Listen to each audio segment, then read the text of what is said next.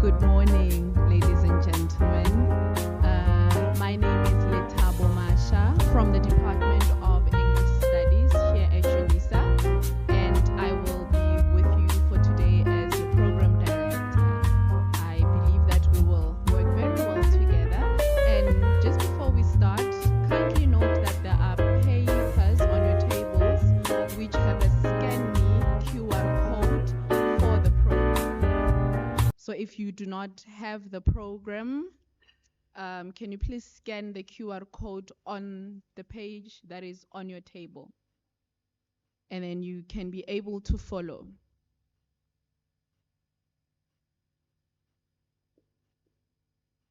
So for the old school hard papers, I'm old school as well. I actually wanted a paper, but they said that I'm against transformation and yeah. So we'll stick to our phones and our laptops for our program. Ladies and gentlemen, the day has arrived, or the days have arrived that we've been looking forward to. I was actually talking to someone yesterday, Kere. Yo, I cannot wait. The feasting that we are going to do will be feasting on content, discourse, and all the nice things.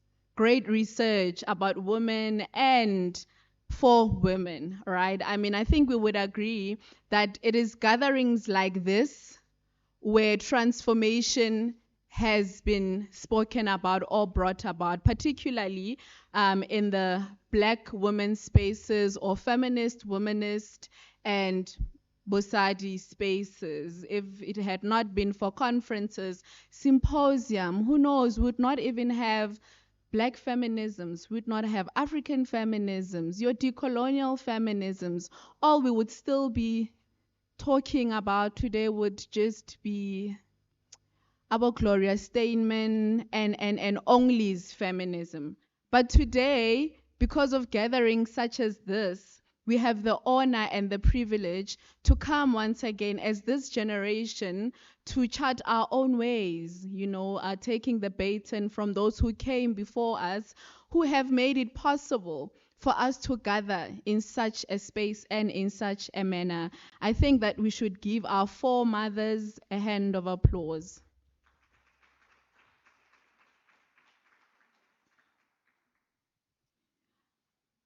Talking and giving speeches is not for me. I am here to just be introducing those who will be giving these speeches and talks. So as we begin, ladies and gentlemen, if you're able to, I kindly request that we have a minute or so of a moment of silence, of meditation, whatever personal meditation form that you have, just a 1 minute moment of silence for meditation.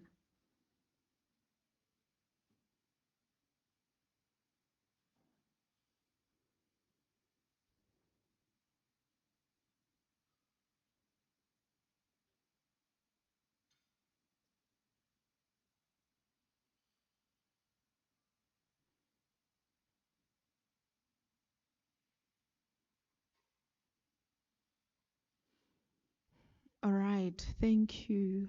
Thank you for that. Ladies and gentlemen, I had prepared that I'd be saying, hello, women in research, but I see we have our Prof. Onyancha and, alliances and compadres in this movement of research and to the women in research. So now I need to get into the state of saying, and gentlemen, and we are very honored to have you here. It would not be if it was only us alone. So, ladies and gentlemen, can you please clap your hands as we welcome for our opening remarks and our welcoming Professor Obi Onyancha, who is the head of Office of the Graduate Studies and Research here at Unisa, and a very reliable, faithful, and as I said, compatriot of the women in research, as well as institutions such as the Young Women in Research. Can you please give him the hand that he deserves?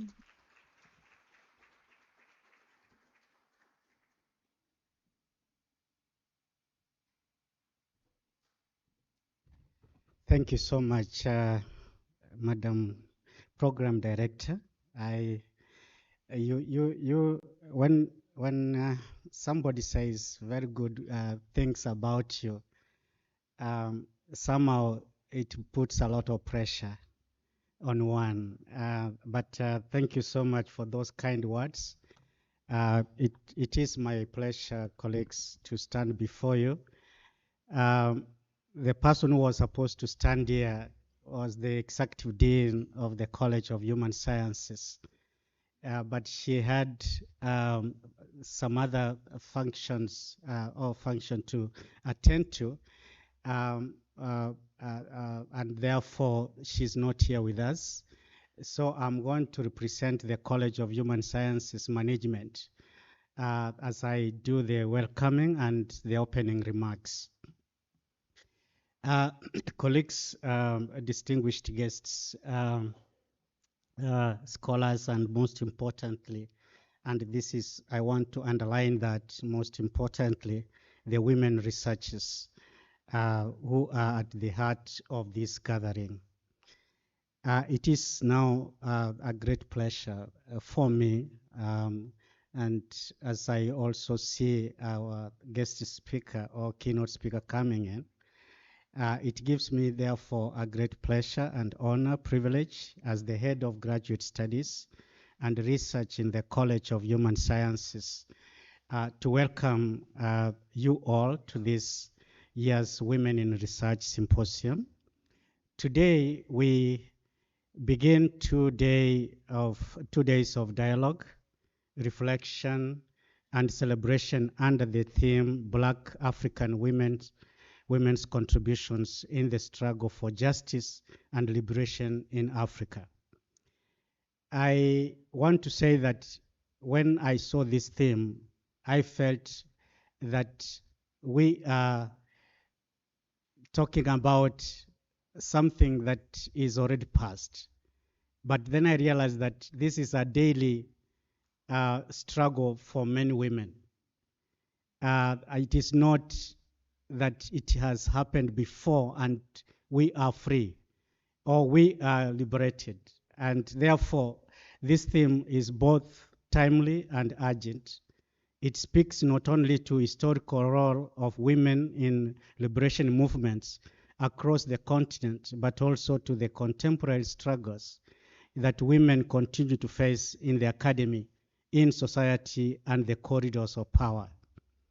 This symposium is not an isolated event, colleagues. It is part of a deliberate strategic journey that the College of Human Sciences has embarked on over the past 2 years.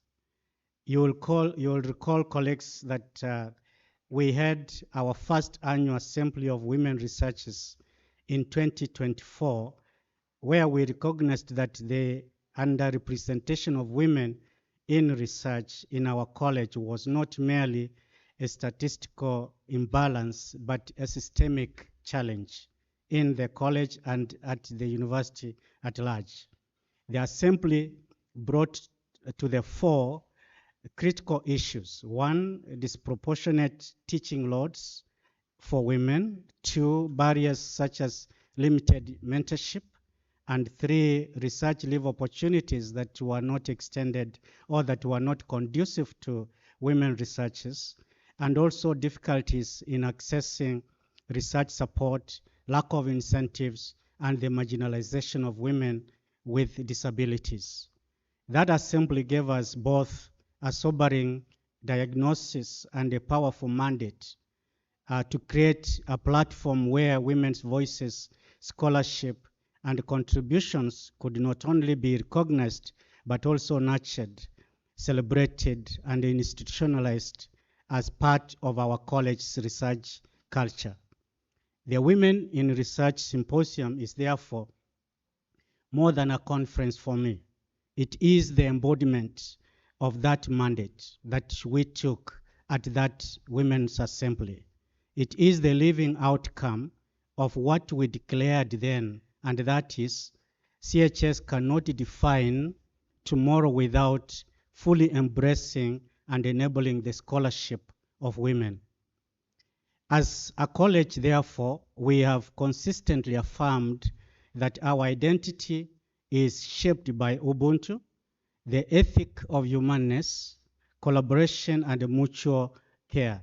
This symposium takes that principle very, very seriously, colleagues, reminding us that research is not merely about outputs and citations, which oftentimes are controversial, but also about humanity, justice, and transformation. The Bosadi catalytic niche area, which is one of the 10 catalytic niche areas, is rooted in African humanist and feminist epistemologies and provides us with an intellectual home for this work that we are doing today. Through Bosadi theorization, we affirm that the lived experiences, intellectual traditions, and liberatory struggles of African women must, and I say must, be placed at the center of our scholarship. Our theme challenges us to honor women such as Queen Nzinga of Angola, Donna Beatrice Kemper Vita, Winnie Madikizela Mandela, Lilian Ngoyi, and many others who have historically persisted or resisted oppression, sustained communities, and envisioned just futures. Yet it also calls us to look beyond history to the present realities where women in academia continue to fight for recognition, equity, and space to thrive. The narratives of exclusion in research, funding, mentorship, and publication reflect systemic injustices that parallel the broader societal struggles for justice and liberation.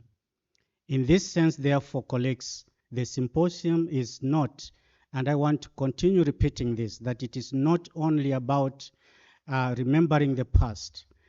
It is about shaping the present and future of academic spaces. It is about reasserting that the liberation of the academy is incomplete without the liberation of women within it. Over the next 2 days, we will engage with a rich program, which is on your table. There is a code on your table, a QR code that you need to scan, and you'll get the program. This program has got keynote addresses by visionary scholars such as Dr. Bibi Bakari Yusuf and Professor Madibone Masinya, voices that embody the intersection of scholarship, activities, and transformation. Second, panels that traverse liberative epistemologies, decoloniality, spirituality, politics, literary arts, and women contributions to education. Third, dialogues that honor the voices of both established and emerging women researchers. These sessions are not just academic exercises, they are interventions, ways of unsettling silences, reclaiming spaces, and affirming that African women's contributions are centered to our collective future.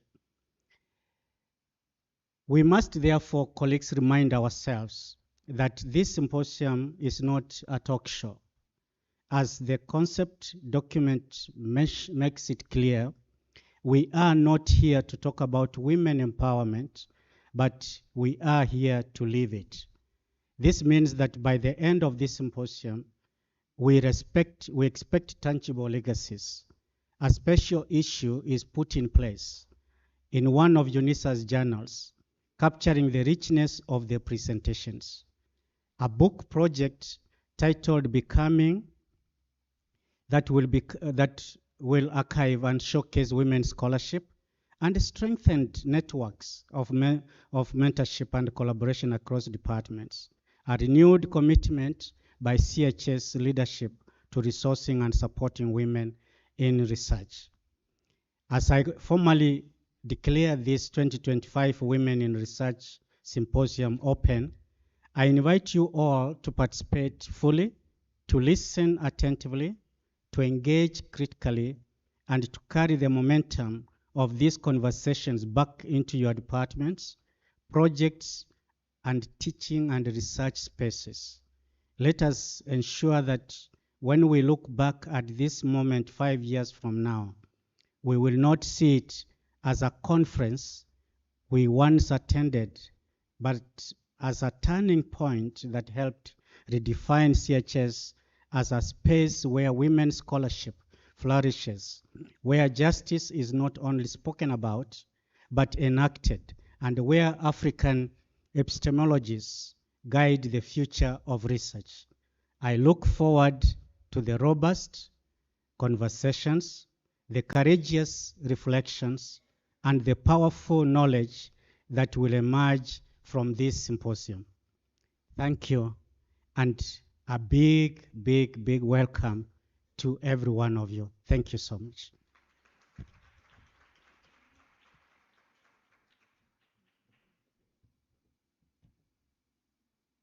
Thank you very much, Prof. In one gathering that we're at, I remember you and I were chatting about carefully choosing words when you're in such spaces. And you know what? You said all the right words. Thank you very much. As women in research, we approve. And thank you to you, Prof. And hopefully you convey our gratitude to the management of the college and the university for providing us such a platform, because it's very much needed. And we are very grateful. And we really hope that the university will see the fruits of this investment in women in research. I'm speaking for all of us, please. So we are bound. I'm binding us to a contract. Thank you very much for that, Prof. And a very warm welcome to you, Dr. Bibi. Uh, Thank you for joining us today. Speaking about the CNA, and the next speaker, who will be Professor Jessica Murray, speaking about theorizations in and wrote her story anyway. Barbara Boswell says that she's intentionally reading South African women's fiction writing as theory making. Why is she doing that? Because historically and to some extent currently, these women have not been sort of given the space or the room to theorize, or their theorizations have not been taken as good enough. So I think in that book, Boswell, sorry, in that book, Barbara Boswell really takes, what is it, a bold decision in a case where when you ask people about African feminisms, for example, they'll tell you in South Africa we do have feminist scholars, but theories we don't know. Well, at least now we know. We are reading South African black women's writing as theory, just for the fact that they have not had the access into spaces of theory making. So Professor Jessica Murray will be coming next and will be representing the College of Graduate Studies.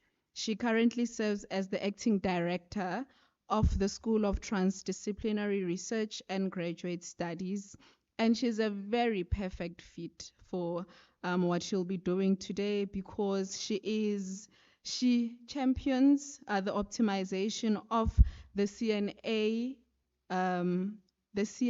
strategies in the college as well as the university. So could we please welcome to the stage Prof. Jessica.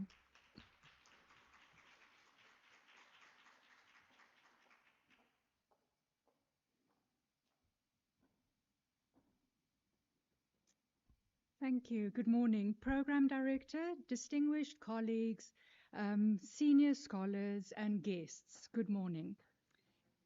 It's a privilege to deliver the opening reflections at this Women in Research Symposium. The symposium format, I think, is important. It signals that this is not merely a ceremonial space, but one of intellectual exchange, for epistemic interrogation, and for collaborative imagining of futures. The theme, Black African Women's Contribution in the Struggle for Justice and Liberation in Africa, positions this gathering both within historical and contemporary terrains. Historically, Black African women have been central to liberation struggles, though often rendered invisible in the dominant narratives and politics of knowledge. Their labor, intellectual, activist, cultural, and reproductive, has always been constitutive of the pursuit of justice and freedom. Contemporarily, the theme reminds us that liberation is an unfinished project, as Prof. Onyansha also mentioned in his remarks. To speak of contribution is to acknowledge that the work of justice continues. It is contested, incomplete, and requires ongoing theoretical and practical engagement. Within the College of Graduate Studies, our mandate rests on three interconnected responsibilities. One, the optimization of the catalytic niche areas to ensure that research aligns with urgent social and intellectual imperatives. Two, support of postgraduate students, recognizing that sustained mentoring, community, and structural resources are crucial for success. And three, pedagogical excellence at postgraduate level, cultivating teaching and supervisory practices that are reflexive, inclusive, and transformative.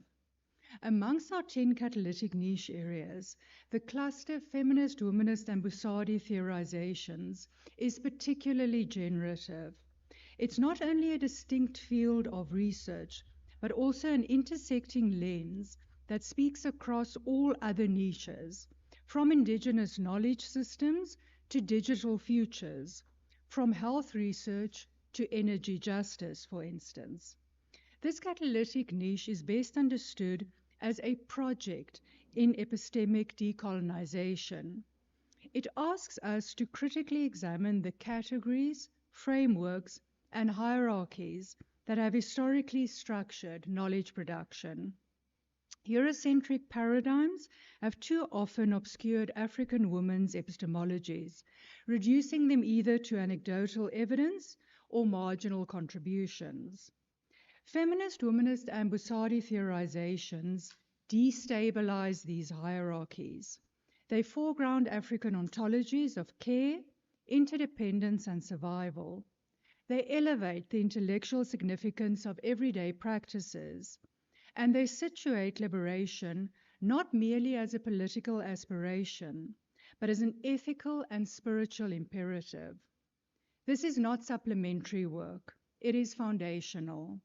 It expands what counts as knowledge, who counts as a knower, and how knowledge is mobilized in struggles for justice. The symposium I regard as in itself a catalytic site. At the level of scholarship, it enables trajectories that refuse the marginalization of African feminist thought and instead positions it as integral to global debates in the humanities and social sciences.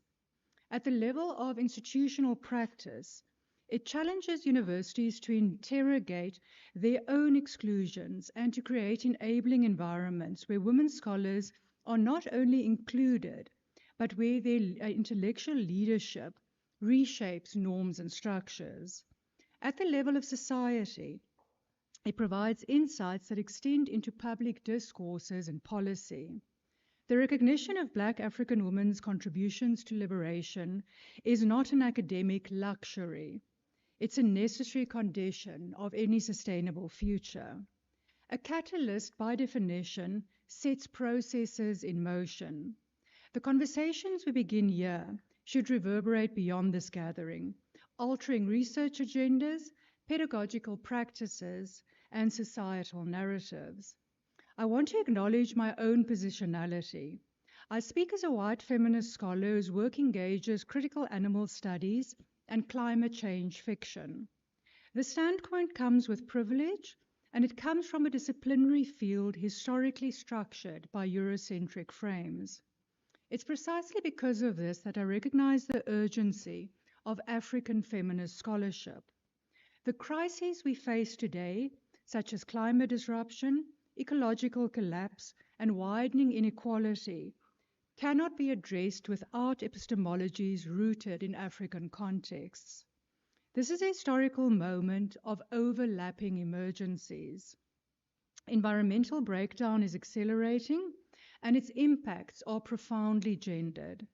Across the continent, Black African women disproportionately carry the labor of sustaining families and communities amidst scarcity of water, energy, and food. These burdens are simultaneously practical and epistemological. They shape how knowledge is produced, what questions are asked, and whose expertise is valued. African feminist scholarship insists that environmental crises are not merely technical problems, but are deeply entangled with colonial histories of extraction and dispossession. It reframes climate change as a question of justice, not only survival. It also underscores the relationality of liberation, that human freedom cannot be divorced from ecological sustainability, that gender justice cannot be separated from economic and environmental justice. This work has profound implications not only for African societies, but for global knowledge systems, which urgently need the theoretical and methodological insights of African feminist thought. The symposium therefore challenges us to move beyond recognition towards transformation, to honor the contributions of Black African women while acknowledging the unfinished nature of liberation, to advance epistemic decolonization by refusing the dominance of Eurocentric categories and centering African frameworks, to create structures of research support that are not assimilationist but transformative, enabling women to shape institutions rather than just adapting to them, and to speak with intellectual clarity into this historical moment of crisis, ensuring that African feminist scholarship is not peripheral but central to the production of knowledge on our continent and beyond. The struggle for justice and liberation in Africa has also been intellectually as well as politically contested terrain. Black African women have shaped this terrain in ways that remain under-acknowledged but indispensable. The symposium is part of that recognition. More importantly, it's part of the work of carrying these contributions forward into new contexts, new challenges, and new futures. It's significant that we do this work here at Unisa. As an open distance and e-learning institution with continental and global reach, Unisa provides a unique intellectual space, one in which diverse voices can converge, where decolonial and feminist epistemologies can be debated, and where new generations of postgraduate scholars can be nurtured. It's spaces like this, made possible by institutions such as Unisa, that we are able to convene across disciplines, identities, and geographies to think collectively about justice, liberation, and futures of knowledge.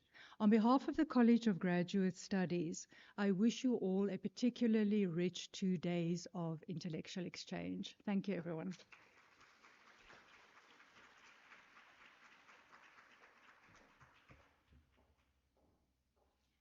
Actually, I think I want to make up a rule to say that after a speaker leaves the podium, let's just keep clapping until they sit down. Until they sit down, and at least when I stand as well, there's still hands, you know. So let's do that. Thank you very much, Prof. Murray, for that background on the CNAs as well as setting some tone and context to the symposium. Thank you very much. Census South Africa statistics. How many are not on social media here? On any form of social media? Do we have people who are not on any form of social media here? Okay, there's only 2. So it means all of us, someone is on X, one is on Facebook, one is on Instagram, Snapchat, and. So I'm asking this because we are asking that we make the symposium visibility, and let's make it trend. Ne? So we have a hashtag for the symposium. I think we all understand the trending business, right? And visibility. We are going to have a hashtag, which is hashtag hash Unisa underscore Women in Research 2025. Academics are such good audiences. People are writing down, and others are on their phones. Others are just looking at me. I'm not sure because I only know there's two people who are not on social media. So let's just note that hashtag down on paper or on our phone, and then you can get a snap. You can take me a picture and snap it with the hashtag. I mean, or if you're not a picture person, you grab a quote here and there from what Prof. Murray says, from what Prof. Onyansha says, from what the guest speakers will be saying, and then provide the hashtag, right? I think that works. Thank you very much. So we are going to do that. Ladies and gentlemen, now we are moving to, of course, we've been in the business of the day, but we are moving into the business of the day, and we are going to have Dr. Lerato Kobe, who will be here to unpack the theme of this symposium. Dr. Lerato is a senior lecturer in the Department of Christian Spirituality, Church History, and Missiology. Every time I have to say departments here at Unisa, except for my department, English Studies, I have to read it because they're just so long. Can you please give a hand to Dr. Lerato?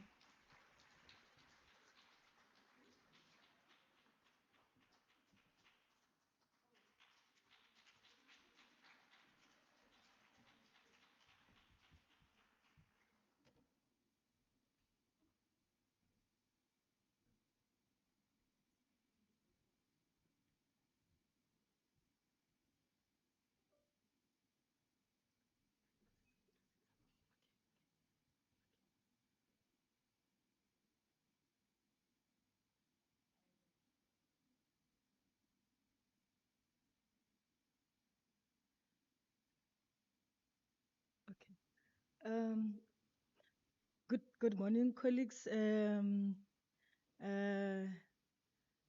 Imbogod. I think that one is important. Basike City. Molweni Zimbogod. Zichafile Imbogod. Good morning. My name is Sandy Swalerato Kobe. I am here to just do a small job to just unpack the theme. The College of Human Science Women in Research Symposium um, is a symposium that focuses on one of the UNISA catalytic niche areas, which is feminism, womanism, and Bosadi theorization. We are having this symposium as a young women. I'm in the group called Young Women in Research that is led by Professor Sekhalo. And so in the discussion of the catalytic niche area, we thought that we should claim this niche area because this niche area is pioneered within the College of, or if you are in another university, the Faculty of Social Sciences or Sciences. Now, going in depth to black feminism, humanism, Bosadi theorization, and here, of course, we say black because the niche area in itself is saying feminism. But as you have read the theme of the conference, we are trying to position black African women in the center of this discourse. Bosadi theorization is pioneered by Professor Madhupane Masinya in 1996 on her dissertation. We used Bosadi to sort of like theorize and unpack the discourse within her PhD. And when we talk about womanism, womanism can be traced to Alice Walker, The Color Purple in 1982, Chikwenye Okonjo Ogunyemi, who wrote a paper on womanism, the dynamics of the contemporary black female novel in English. This was in 1985. Today, scholars like Katie Geneva Cannon, who wrote also her dissertation on womanism in 1988, Professor Sarojini Nada, who wrote also her PhD in 2003 on womanism, and Professor Fundiswa Kobo, who is here with us, who wrote her PhD also on womanism in 2018. These are sort of like your contemporaries of womanist scholarship. We have continued within the tradition. Their works focuses on the African ways of knowing the world, being in the world, where they center the African. Black feminism emerges from Western feminism to center the Black experience, and this can be traced to scholars like Patricia Hill Collins, Learning from the Outside Within, 1986. And recently, we can speak about people like Monica A. Coleman, who actually created a very interesting dialogue between womanism and Black feminism to argue that as a modern, like contemporary scholar within the field, should I still call myself a womanist? And this was a critique to womanism for making womanism a theological discourse. And therefore, she then argues that she likes to call herself a Black feminist to lean towards of the politics of being radical as a woman. Bosadi theorization, womanism, and Black feminism. Womanism, Black feminism thought, Bosadi theorization calls us to a commitment to methodologies rooted in African epistemologies, decolonial 10 approaches. Womanism, Bosadi theorization, Black feminist characteristics are liberative in nature because they seek to find justice for the oppressed and marginalized.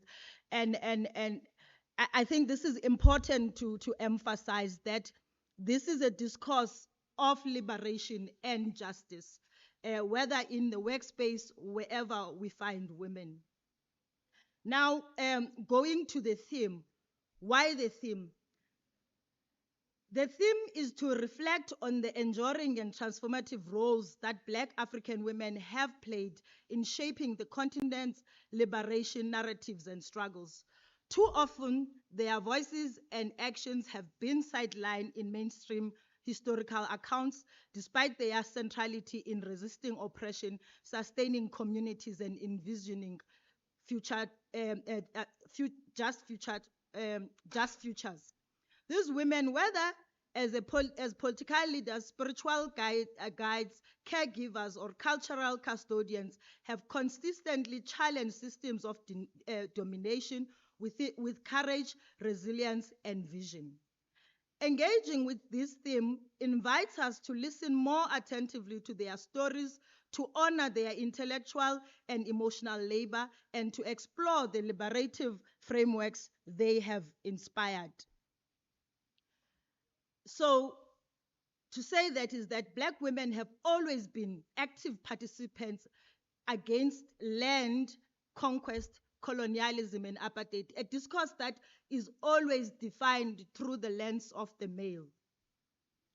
In the continent, Queen Zinga of Angola and Prophet Nyacha has mentioned already, were at the center of resistance against land dispossession, colonial conquest, and subjugation in Africa.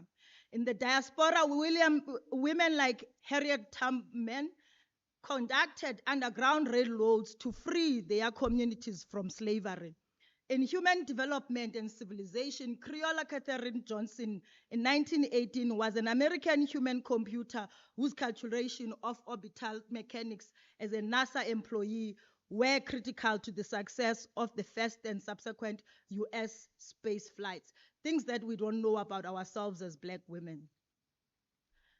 In South Africa, women like Queen Mojaji, or the Rain Queen of the Bapedi Kingdom, women like Nongqawuse, who shaped the politics of land within AmaXhosa, women like Nonteta Nkwenkwe, who have shaped the dialogue on ethics and morals within the Christian tradition and spirituality, centering African culture, ethics, and morals.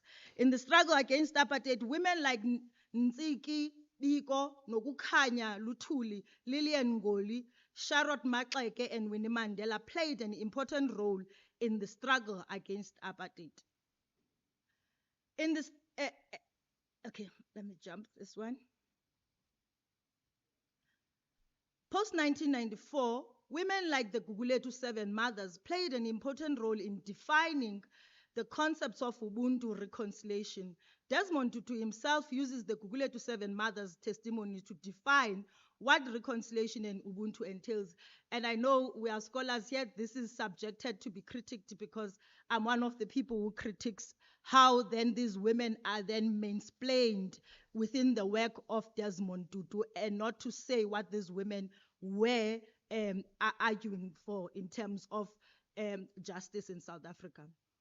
For example, women like Mrs. Konile, who used traditional ways of knowing the world to resist the narrative of the TRC of South Africa that sought to center men's experience of apartheid as if women were not experiencing apartheid at the level that men were. The unnamed mothers and women in our streets selling vegetables and sweets to make means for their families in a country without present fathers. And these women, I call them business women. Unnamed career-driven women who toil in the workspace, making ways for women leaders in corporate communities, education, and other spaces. Therefore, women have always been active participants in the struggle for justice and liberation in their respective communities. Within this symposium today, we are going to explore so many themes that I will not read here. I mean, one of the interesting part for me is music and the arts. The role of women like Miriam Makeba, who went all over the world talking about oppression in South Africa at that time. We still have women right now who sing about the struggles of Black women, women like Simpiwe Dana and others. Therefore, colleagues, to end my exploration of the theme, the symposium will interrogate, preserve, present, and archive the Black African women's experiences and contribution in the struggle for justice and liberation in South Africa. And I'm saying this because for us, for mere being here, we are already making history in a way within this discourse. So I'm not going to read everything that is there because this is what you will experience with this symposium. But when we as the community, as the committee who have worked on this symposium today, we thought to ourselves it is important to center our mothers, to center our heroines that are always within the political discourse in South Africa and in the continent are described on behalf of their husband as wives. At that time, these women were tortured, went to jail, their kids died, everything happened to them, they lost their homes. But every time we speak about them, it's in relationship to Nelson Mandela when we talk about Winnie. Therefore, women today, I say, imbokodo, makuchume kwande, camagu.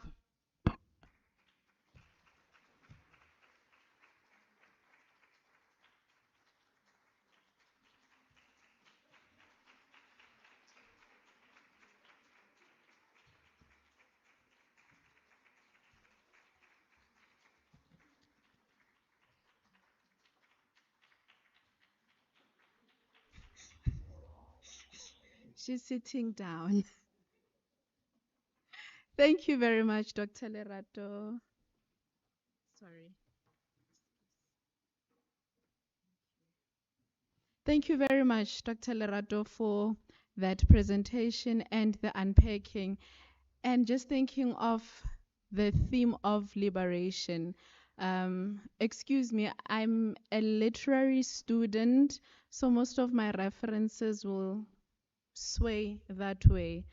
I'm thinking of how when you ask people about the Drum Writers, you know, the Drum magazine, which was a compilation of some prose of the 50s by black writers in the 50s. When you think about the Drum Writers, when you think about protest literature, of the late 50s and the 60s, and somewhat the black consciousness writers.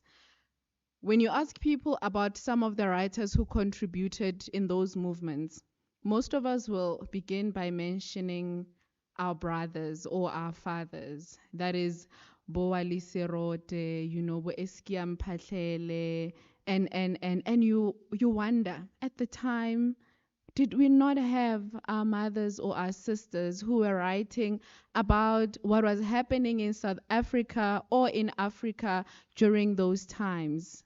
And of course, you'll find out that is not the case. We have so many of them. However, because of empires, be colonial or patriarchal, they've been silenced, subalternized, and marginalized. And like Dr. Lerato is saying, that we are very much grateful for such gatherings because then they help us reflect on writings and teachings of our mothers. The poet Umam Klaba has a poem titled Tongues of Their Mothers, as well as a book where she promotes the importance of narratives that are written in our mother's tongues. Mother tongue, be it, of course, mother tongue, the language, and of course, our mother's perspectives. And I think that is very important because then it brings to the forth some of these stories that were sought to be erased or to be put into the marginal. Ladies and gentlemen, all right, now we are moving to another business of the day. We are going to welcome on stage a scholar of note, you know, being seated around scholars of note, people that sometimes you used to read about, and now they're just here in front of you. We are going to call to the stage Professor Puleng Sekgalo, who is the big sister of the Young Women in Research. And as I said, a scholar of note who has written on gender and social cohesion in South Africa, Black women's experiences of suffering and healing, trauma and gender, and. She is Googleable. You can Google further. Professor Sekgalo is the chair of the Chief Albert Luthuli Research Institute, and she'll be coming here to moderate the session that we will be having. And I will only be coming back after the Q&A. Prof. Sekgalo, can we clap hands for Professor Sekgalo?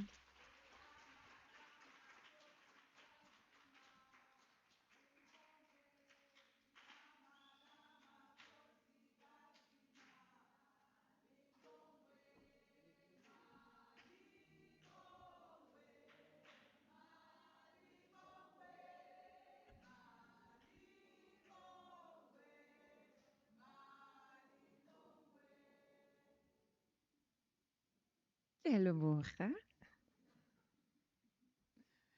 Malibongwe. Igama likamaskosikazi. Colleagues, friends, ladies and gentlemen. Good morning. Whew. Finally, we are here. We are here. Dr. Tuli, we are here. Colleagues, we are here. We're very excited that this day has finally arrived. I'm very delighted and looking forward to the next 2 days. And this morning, I'm not going to be saying much. I I'm going to be sitting and listening and soaking it all in and reflecting. And my duty is to, with great humility and honor, to introduce our keynote speaker for today. I just want to read something as a way to get into my introduction of her. In a village tucked between mountains and memory, women gather each morning by the river. Their hands wash clothes, but also stories passed down from grandmothers, shared through laughter and sorrow, soaked in silence. These stories carry histories that never made it into books. They speak of how the colonizers came not only with guns and crosses, but with ideas. The men ruled and women obeyed. That nature was to be conquered, and that only one way of knowing, Western way of knowing, male way of knowing, white way of knowing, was valid. Before all of that, gender was not what it is now. In many indigenous communities, identities were fluid. Labor was shared, and spiritual leadership often rested with women or those beyond the binary. Colonialism disrupted that. It imposed rigid hierarchies of race, of gender, of worth, who counts as human. And suddenly, the women by the river were not just women, they were subjugated women. In a racialized, colonized system, their knowledge became folklore. Their resistance became silence, and yet they survived. We know many of these women, our great-grandmothers, our mothers, the knowledge keepers.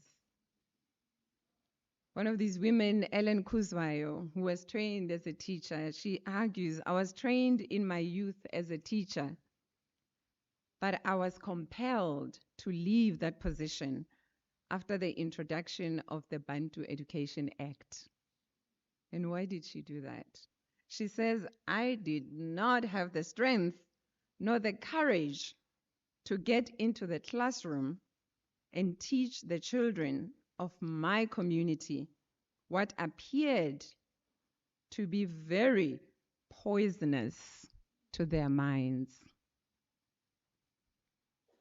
And so, ladies and gentlemen, today we are really honored to have a scholar, a thinker, a writer, someone dedicated to offering space to the Black voice, the voices that have been marginalized for a very long time. I have the honor to introduce my sister, Bibi Bakare Yusuf, who is a scholar, a publisher, and a cultural entrepreneur. She co-founded Cassava Republic Press, one of Africa's most visionary publishing houses, and she holds a PhD in Women and Gender Studies from the University of Warwick. Her work spans publishing, research, and advocacy with a focus on amplifying Black voices and reshaping dominant narratives. She has consulted for organizations including the BBC, UN Women, and the European Union. She is a Yale World Fellow, Desmond Tutu Fellow, and Frankfurt Book Fair Fellow. Her work, spanning publishing, as I've said, research and advocacy, focuses on transforming dominant narratives and amplifying these voices of Black people, as I've indicated.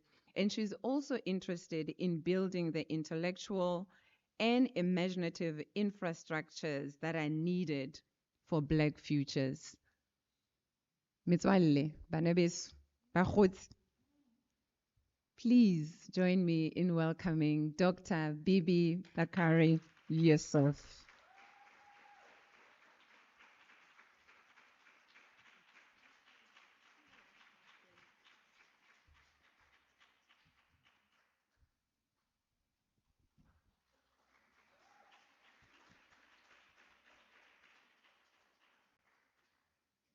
Good morning. Can you hear me? Thank you. Thinking with bones and brains. Black feminists drawing on the tongue of ancestral knowledge. That's the title of my lecture. Can you hear me? Okay, I think it's my voice.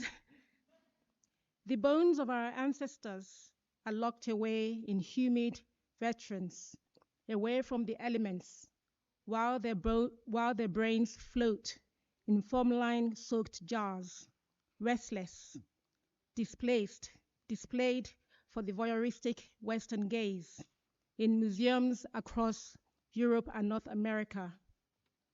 For centuries, our bones and brains have been held captive, silent witnesses to the horrors that made the modern capitalist world system possible, laboring, producing knowledge and industries that built empires and civilization, serving as specimens in other people's claim to humanity and superiority. We want our ancestors' bones and brains back. We're waiting. We want their return so that we too, their descendants, can restore, repair, rest, and feel whole again and benefit from their wisdom. This disquieting image of our ancestors' bones and brains scattered across seas and sand, in museums and laboratories, in universities and private collections, is not merely the stuff of history or biological knowledge, but a philosophical provocation, a provocation that invites us to ask, why are African bones and brains so prized that European conquerors feel the need to steal, strip, mock, transport, and catalog them as curiosities or evidence of inferiority? And what does it mean for African descendants that these ancestral remains have been denied the dignity of return, ritual, and rest? What does it mean for us to demand their return, to rebury and lay their weary bones to rest? Why do our ancestors' bones and brains remain so crucial in our becoming whole and re-embodying our own epistemologies? These are questions we must continually raise as we try to free ancient philosophies trapped beneath our tongues, to help us make sense of existence in an anti-Black world order. In this lecture, I want us to think together with the paired figures of bones and brain, how they offer a powerful framework for understanding and rethinking our search for the archaeology of knowledge, on how Black women's contributions have evolved, are recorded, transformed, and framed in academia, society, and representation over time.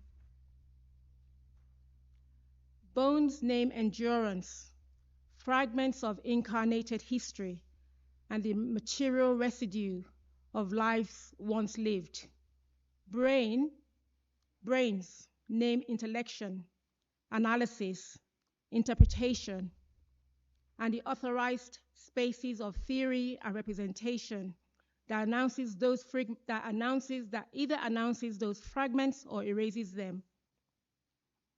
Read together within the long durée of the modern world system that transatlantic slavery, colonialism, and apartheid built, bones and brains underscore the unevenness in which Black women have long supplied the bones of history through songs, testimonies, labor, capital, practice, care, ritual, and insurgency, even as they are denied the brain of capacity for authorship, theory, and canon formation. Instead, we're presented and represented as pure bodies without minds that anchor or animate thinking or authorize theory. Yet, our African historical, spiritual, and philosophical traditions resist this bifurcation and prioritize their codeterminant. It is imperative that we return to this ancient gift of knowing, or what Toni Morrison calls a knowing so deep. Bones and brains, body and mind can never be separated. This is why we demand their return and their reunification to their origins, to their beginnings. In this lecture, I reflect on how that Eurocentric divide between mind and body, bones and brains, mirrors the epistemic violence at the heart of the Cartesian mind-body dualism with its gendered, racial, and class implications. How it has been unmade by the body of feminisms from Africa and her diasporas, whether we want to call it African feminism, Black feminism, womanist, or Bosadi epistemologies. How it is contested by centuries of the guiding spirit of our African cosmologies and philosophies, and what a wholesome practice of theorizing, archiving, and representation might look like. I therefore argue for a holistic remembering of bones and brains in our theorizing, reminding us that knowledge is not a disembodied abstraction, but a corporal communication between the ancestral and the contemporary, engaging in a radical feedback loop, rhythmically codified in our antiphonal musical idioms. Intellectual production is therefore always incarnated, always political, and always contested. And if we truly want to credit Black women's contributions to liberation, archive, and cultural work, we must attend to both the enduring power of bones feeding the creativity of brains. Bones feeding the creativity of brains. Hold on to that thought. I will proceed in two directions. First, I want to situate the bones-brain dynamic within African cosmologies, drawing on the Yoruba concept of egungun, and which means bones, and ori, which is head and brain combined, and set this against Cartesian dualism. This contrast is an invitation for us all to excavate the submerged philosophies and epistemologies carried in our tongues, always present, but sometimes at the tip. Yet we struggle for legibility and coherence. Second, I will show how Black feminist scholars, focusing on two particular feminist scholars, are guiding us back to our own philosophical ground through language and recentering indigenous methodologies that reunite brain and bones, which opens new pathways of theorizing that deepen and expand our scholarship. Philosophies of bones and brains. Earlier, I asked the question, why is Europe so obsessed with African bones and brains? The answer might be found in their ideas about the politics of extraction and the politics of knowledge. These politics have been central to the founding narration of colonial encounter and relationship with Africans. For Europeans, the will to power is tied to the will to know in order to better extract, whether from African soil or our souls, enacted and maintained through violence and subjection. Dead or alive, housing African bones and brains in Euro-American museums or confining them to the hold of a ship is a way to have dominion over our bodies and our very being.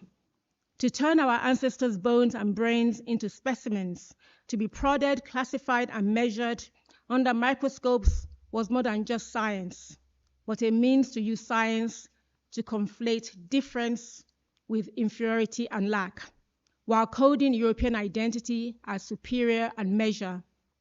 This differentiation is announced through the hierarchical split between the body and mind in Rene Descartes' famous dictum, cogito ergo sum, I think, therefore I am, the founding dictum of modern Western philosophy, which he first proclaimed in 1637. The mind for Descartes is the seat of rationality, intellection, and selfhood, coded and masculine and superior. It is what enables and calls existence into being. The body, which he conceived as distinct and separate from the mind, is reduced to matter and machine, invested with emotions, femininity, inferiority, and always suspect and leaky. It is a distraction that must be tamed by the mind, lest it endangers it. The category of what it means to be human is therefore an elevated, deboned man dwelling in abstraction.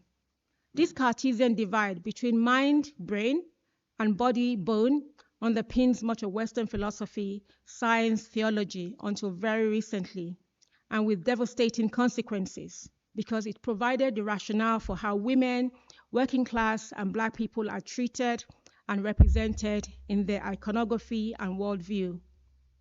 As pure bone without cognition, compared to the pure disembodied brain of the European man, the Black body is presented as ripe for enslavement, colonization, production, and reproduction.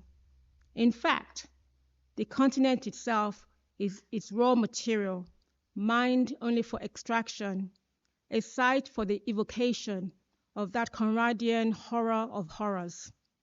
This is why we must take seriously that renegade Caribbean philosopher, Sylvia Wynter, who asked us to reject the historical category of the human with a capital H, because that categorization is based on a Eurocentric logic, which universalizes itself and reduces others to mere data points and specimens. Our bones in veterans and brains in formalin, our skulls measured and catalogued, merely provided evidence of Europe's assertion to humanity and supremacy. As transmitters of memory, our remains locked in vaults in the service of others produce knowledge of us, for them, and against us. This is why we must never stop demanding for the return of our bones and brains, why we must resist the allure of disembodied knowledge. We need these memory machines, these signatures stamped into our bones and DNA as epigenetics that have carried us for millennia, before and through enslavement, colonialism, apartheid, genocide, and the long afterlife of conquest. So, unlike Europe, in many African cosmologies and thought, whether it's Yoruba, Akan, Shona, etc., bones and brains were not separated, but complementary and devoid of hierarchy. They signify more than the ghoulish European imagination that seeks to reduce Black people to corporality. Our bones and brains are communication systems more ancient than Cartesianism, mutually constitutive, refusing the split of body from mind. This is because they know that bones do not just hold us, they literally feed the brain through proteins such as osteocalcin, the most abundant non-collagenous protein in bone tissue, which regulates our metabolism, our reproduction, and cognition. The bone secretes and the brain receives. In Yoruba thought, as in other African world sense, to borrow Oyerinke Oyewumi's term, the body is not mere flesh and blood. It is the vessel that carries Ashe, the life force or power that animates existence itself. But after the flesh has decayed and emptied of blood, what endures as its trace element of a person's spiritual presence is the mineralized bone, what Yoruba calls egungun. Bones, egungun is another word for bone in Yoruba. Bones are not inert matter, but the strongest and most durable part of the body, our most important retentive device, connecting the living to the ancestors, who are called egun. So hold that. Long after the last breath is drawn, the bone is the material and metaphysics of our existence as a people, a palimpsest, leaving its name across the earth as evidence of our being. Our bones are the carrier of power, continuity, memory, and ancestral presence. Metaphor for bone truth, grounding the depth that outlasts the surface forms of flesh. It is therefore not a coincidence that the word for bones and ancestors is linguistically linked and built into Yoruba language. Long before osteoarchaeology, our ancestors recognized that the material remains of bones are conduit to the immaterial presence of the ancestors, Egun, and lives once lived, coding the relationship between death and rebirth in material form. This is why bones are sometimes used in divination, as talisman and communicating instruments to speak to the ancestors, revealing hidden truths, and why bones and brains cannot be separated in our cosmology without bloodletting, without violence, fracture, or sacrifice. If Africans recognize that bones speak to endurance and memory lines, they see the brain as the domain of cognition, intellect, interpretation, and the authorized work of theory, crafted in our philosophies, academia, and cultural production. Biomedically, the brain is the command center, sending billions of neurons and synapses throughout the body to create movement and memory, language, and thought. If bone is sturdy, the brain is plastic, shape-shifting, malleable, and responsible for a collection of experiences, whether for learning, responding to injury, trauma, or other affective sensations. Evolving and adaptive, the brain is crucial for creativity and transformation. In Yoruba word sense, the brain is cosmologically aligned to the head, Ori, in an expansive way. So Ori is not just simply the head, it is more than that. It's both the brain and the head. And this is why they talk about the Ori Inu, the inner head, which is chosen before our entry into the physical world, which holds our destiny, Ayanmo, while the Ori Ode, the outer head, is the physical, visible head that we see. The head and the brain are both aligned. They're both physical and metaphysical, and it is not only the seat of cognition and consciousness, but a vessel of spiritual agency, destiny, and character. To have a good head, Orirere, means to have the combination of intellect, that is brain and mind, character, in alignment with our chosen destiny. The semantic and physical bifurcation between the head and the brain, mind and body in English, does not exist in Yoruba. They simply fold into each other. This unity is best expressed in the Yoruba dictum, Ori nieni, ara nieni, emi nieni. The head is the person, the body is the person, the breath is the person, forming an integrative triangle. This is why we say it is the head, Ori, we must honor before we honor the deities. As brain, consciousness, and destiny, the head is sacred, but it is not alone. It doesn't move alone. To honor the head is to align with the bones of the ancestors, the breath of spirit, Emi, the character, Iwa, of the person, and the communal horizon which supports them. The bone, the ancestors, the spirit, The character of the person cannot exist without community. We are always already in community and relation to and with community. To be a person is not to have an abstracted mind, as in Descartes, differentiated from the body.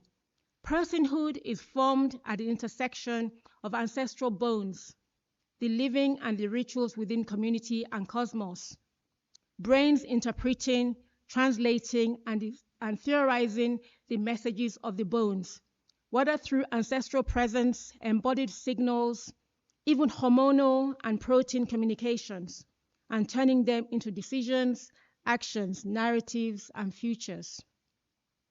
This is why to detach body from mind, to separate bones from brains, and to scatter them across foreign vaults at the bottom of the sea, whether through colonial plunder or diasporic dispersal through slavery, is to cause injury, to fracture one's destiny, to create rupture of epic proportion that we are yet to come to terms with, to sever continuity between past, near present, and future past, to cause disequilibrium and dis-ease in the land, straining the relationship between the living and the ancestors.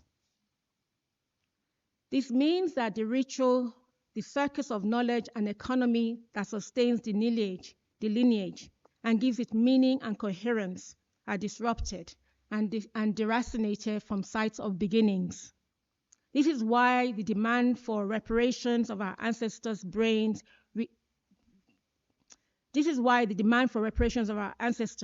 remains from foreign land is not just a matter of justice or cultural claim. It is about repairing and restoring wholeness, relations, and meaning making to the body politic, reuniting soma and mind, bones and brains, dignity and destiny in community. African cosmology and thought demand that bones and brains must not be separated. They are Siamese twins, oxygenating each other. As the bones hold the endurance of the past, the brain charts the future of possibility and plenitude. This is why when Descartes declares, "I think, therefore I am," Yoruba counter cogito is, "I exist because I have a head, a destiny, a brain, a body, a spirit, and I belong among people."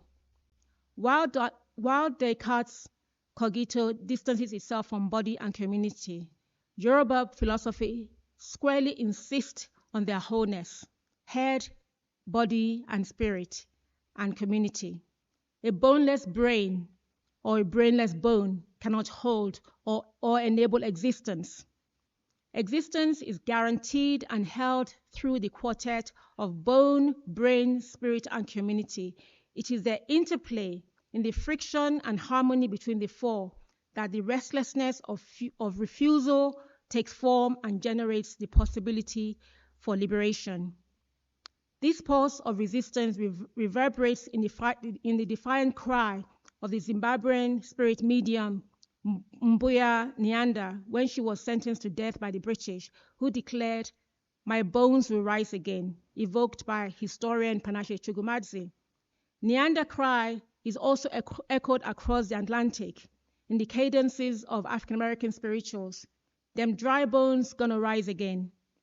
Or when, and excuse my pronunciation, when Modipani Masanya calls us to return to indigenous philosophies through her Busadi hermeneutics as a way to theorize women's existence and reinterpret biblical text on our terms. Black feminist interventions, reuniting bones and brains in knowledge production. Drawing on African cosmology, particularly Yoruba thought, we are reminded that bones are not inert or mute. They are the living archives of collective memory, holding the sediment of generations, while brains are not just biology. They're tools for interpreting and theorizing that memory. Language, in turn, is the medium that makes dialogue between brain and bone possible, carrying meaning to be sustained and transmitted across generations. If language binds bones to brain, then our task is not only to just resist Cartesian thought, we must also interrogate the very language of theory itself. To continue to theorize or use concepts drawn solely from colonial tongues risks skeletizing African philosophies, depriving ourselves of the vital concepts that spring from our linguistic wells. While English can gesture, it cannot reach the expansive insights from our own world sense needed to articulate a theory of existence grounded in the deep worlds that African philosophies make available, and Yoruba, in this instance, drawing the link between Egungun bones and Egun ancestors. To reunite bones and brains, we must return to source, to African languages as primordial sites of theory making. In so doing, we refresh and re-energize our knowledge and the concept we think and breathe with. In Yoruba, for example, like I've noted, the head or brain is not merely an anatomy, but destiny, consciousness, and spiritual agency. These terms reject Cartesian dualism, not simply because of their meaning, but because of the world sense they encode. So whether we're working with and through Yoruba, Akan, Shona, Setswana, Kiswahili, or any other African languages, their terms, dictums, proverbs, and concepts hold philosophical grammars that are waiting for our theorization without splitting mind from body or individual collective. Black feminist theories and scholars are already doing the work of extending and reframing this dynamic in their interventions in knowledge production, often drawing on the richness of African linguistic universe for theory making. They remind us that women's contributions are both somatic and intellectual, even if they are often skeletized and hidden, appearing as fragments of labor, survival, or cultural residue, without crediting the intellectual brainwork involved. Their interventions seek to reunite bones and brains, body and thought, reading and rereading, by recentering African and diasporic philosophical methodologies that refuses such splits. I want to illustrate this interventionist strategy by drawing on the work of two feminist scholars that I found useful to think with. First, with Oyeronke Oyewumi. In her seminal 1997 book, The Intervention of Woman, Making an African Sense of Western Gender Discourses, Oyeronke Oyewumi offers a stunning critique of Western somacentric worldview, the obsession with the body as a defining category of personhood. She demonstrates how colonial epistemology, shaped by Cartesian dualism, imposed rigid gender categories, gender binaries, man as mind and brain, woman as body or bone, onto Yoruba social structures, where such distinctions were neither primary nor organizing. For the Yoruba, personhood was relational, social, and not reducible to a sexed body. The central thesis of the intervention of woman is to deny that gender is a universal social category. Drawing on the Oyo Yoruba of Western Nigeria, Oyewumi shows that biology was not historically used to explain or order social relations, subjectivity, or hierarchy.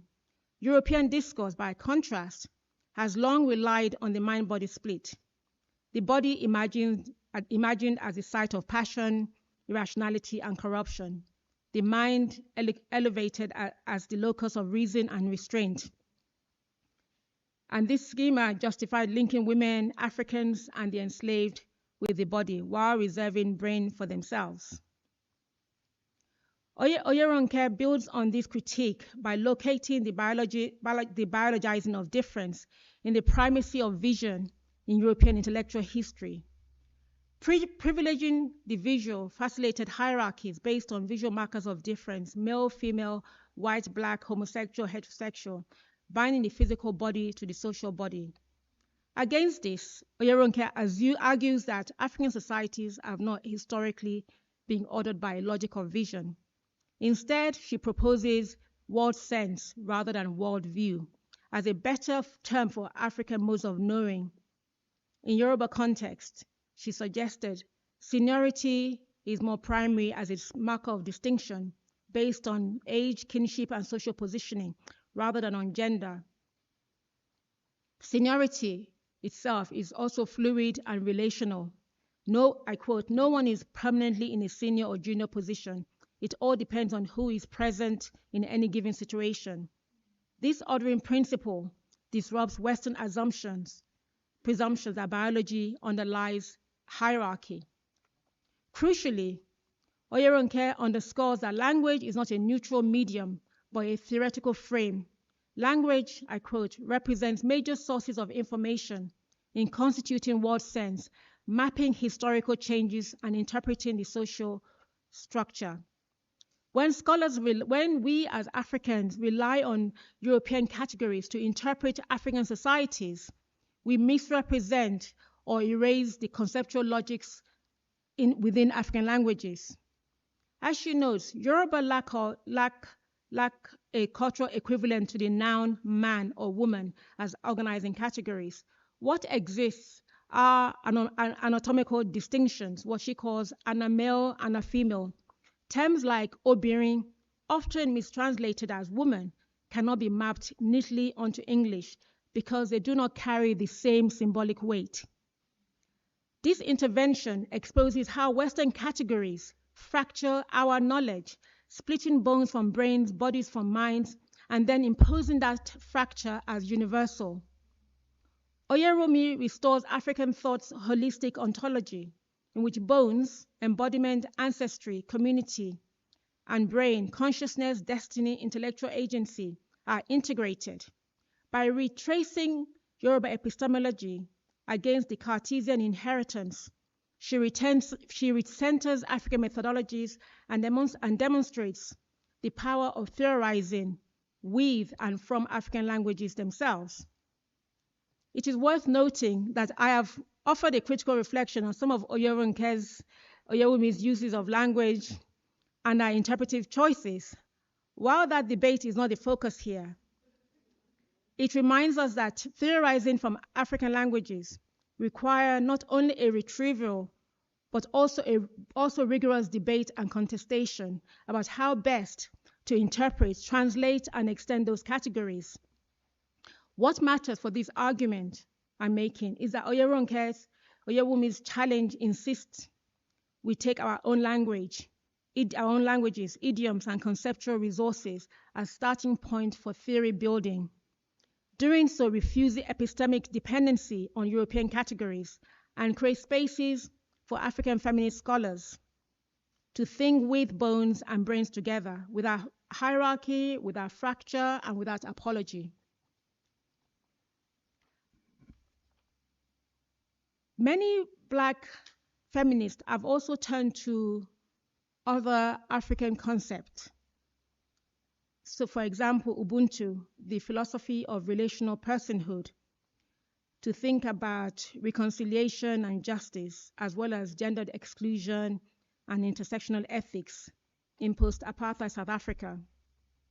Ghanaian theologian Mercy Amba Oduyoye draws on Ubuntu to articulate African ethics of solidarity and caregiving. Thus, South African psychologist Pumla Gbado Madi Kizala pushes us to move beyond Ubuntu as an ethic of reconciliation, reframing it instead as an ethic of care and repair. Across these interventions, Ubuntu's relational ethics, grounded in community and mutual obligation, is an antidote to the individuated subject of Cartesianism and provide rich resources for feminist thought.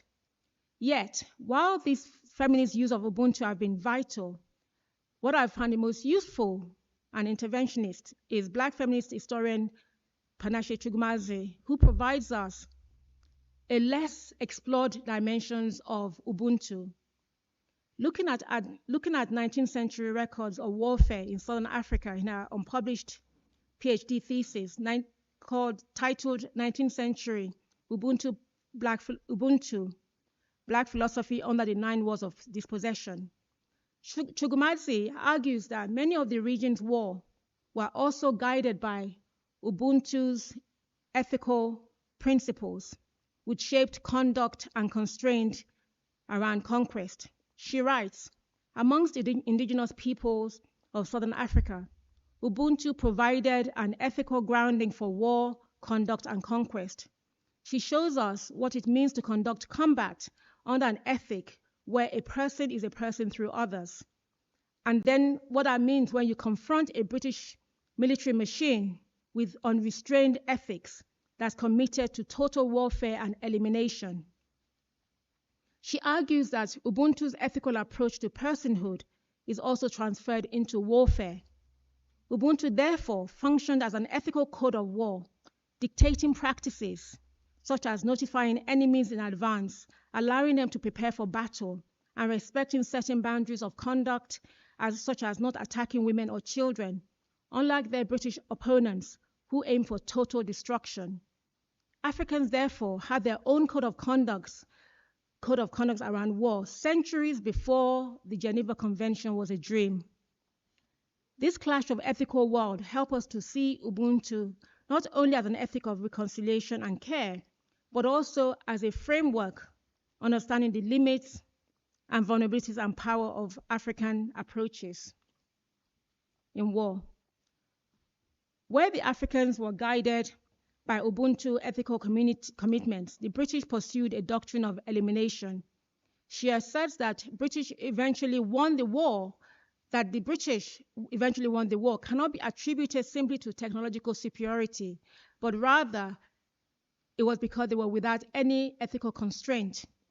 The loss and devastation therefore highlights the asymmetry between war conduct that is guided by ethics of relationality and independence versus one guided by an ideology of domination and elimination.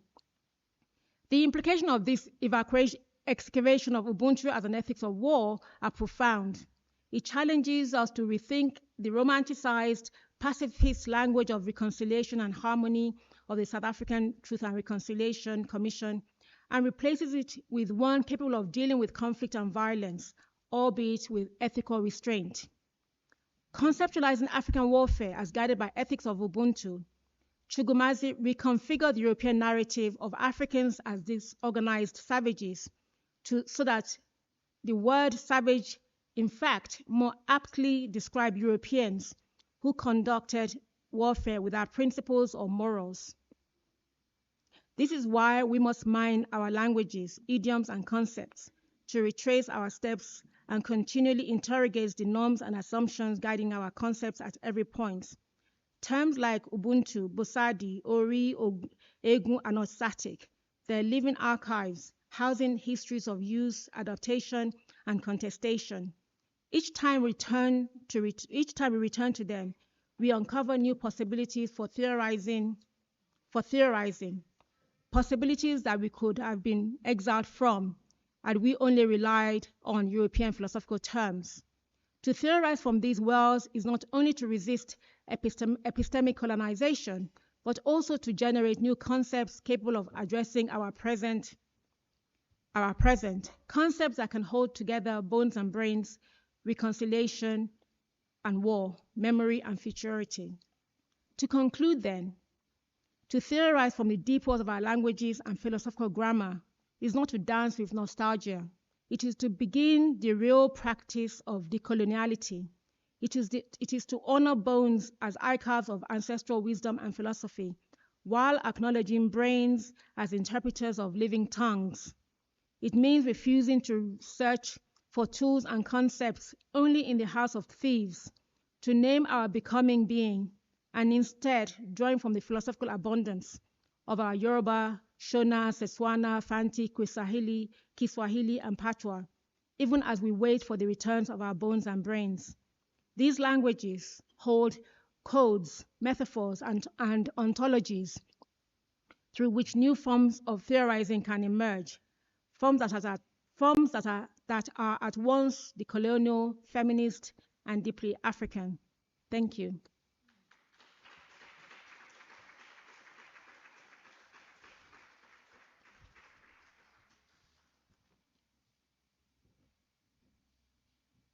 Please, another round of applause. Proper one.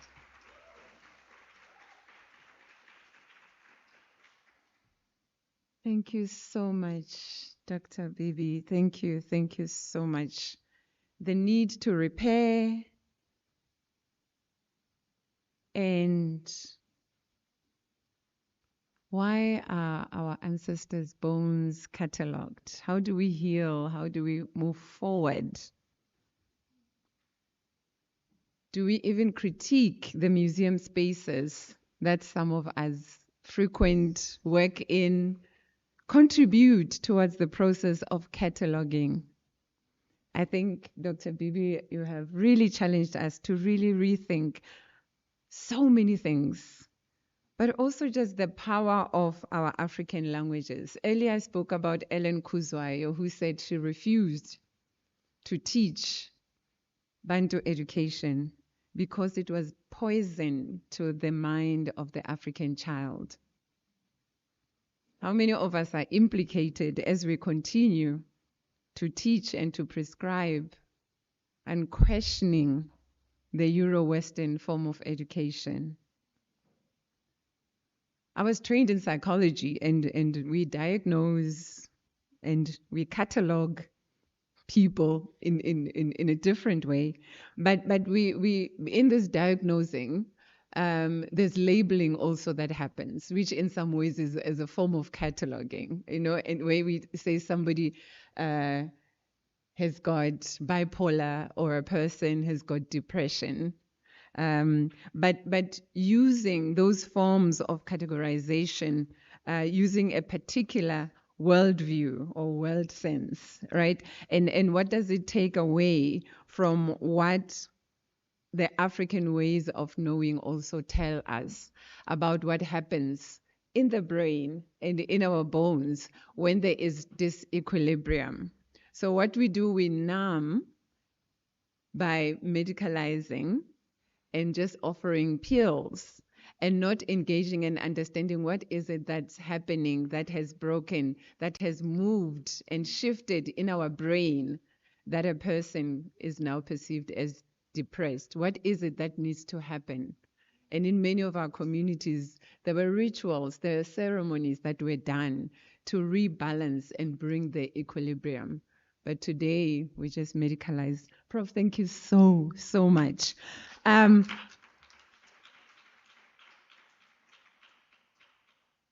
Mine was just to really just offer a quick reflection, but we are, again, honored to have our colleague, our sister, our comrade scholar, our mentor, Professor Grace Kuno, who is the Executive Director in the Directorate of Leadership and Transformation in the Office of the Principal and Vice Chancellor here at Unisa. And she is going to unpack and respond and comment to Dr. Bibi's talk. Ladies and gentlemen, please join me in welcoming Professor Kuno.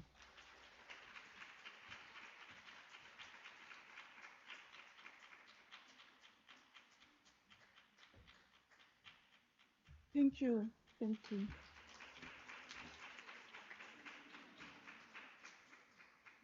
Dumelang colleagues.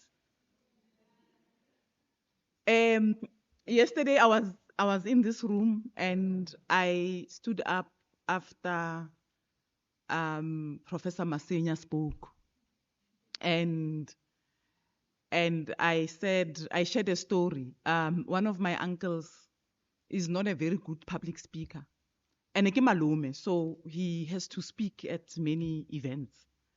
And I remember one day he stood up and he said, "Ke lame leo." So I'm sharing this story again because I almost want to say, "Ke lame leo."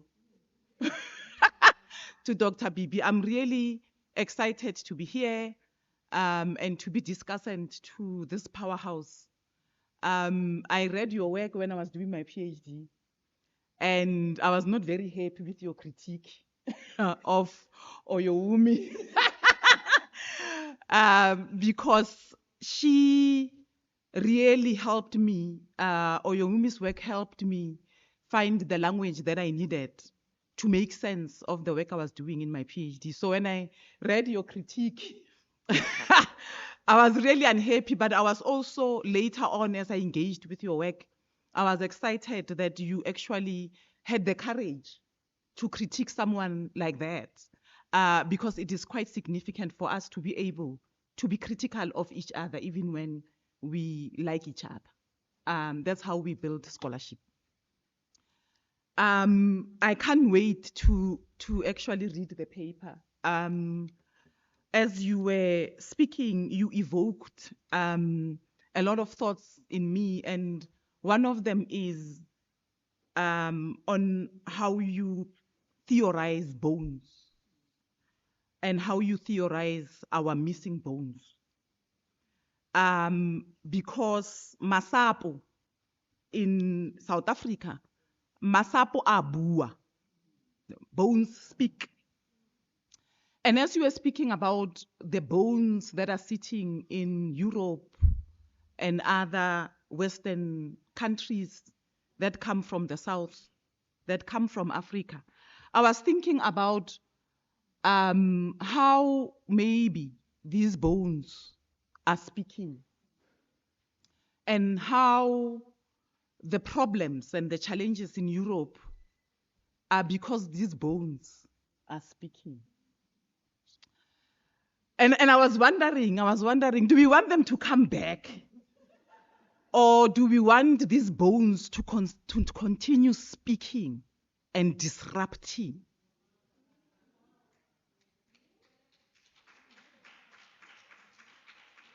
Masapo a bua.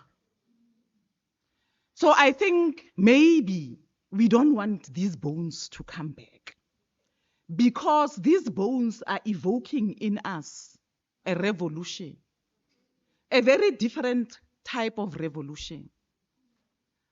Europe is aging. Africa is young. What does that mean? I just wanted to say that.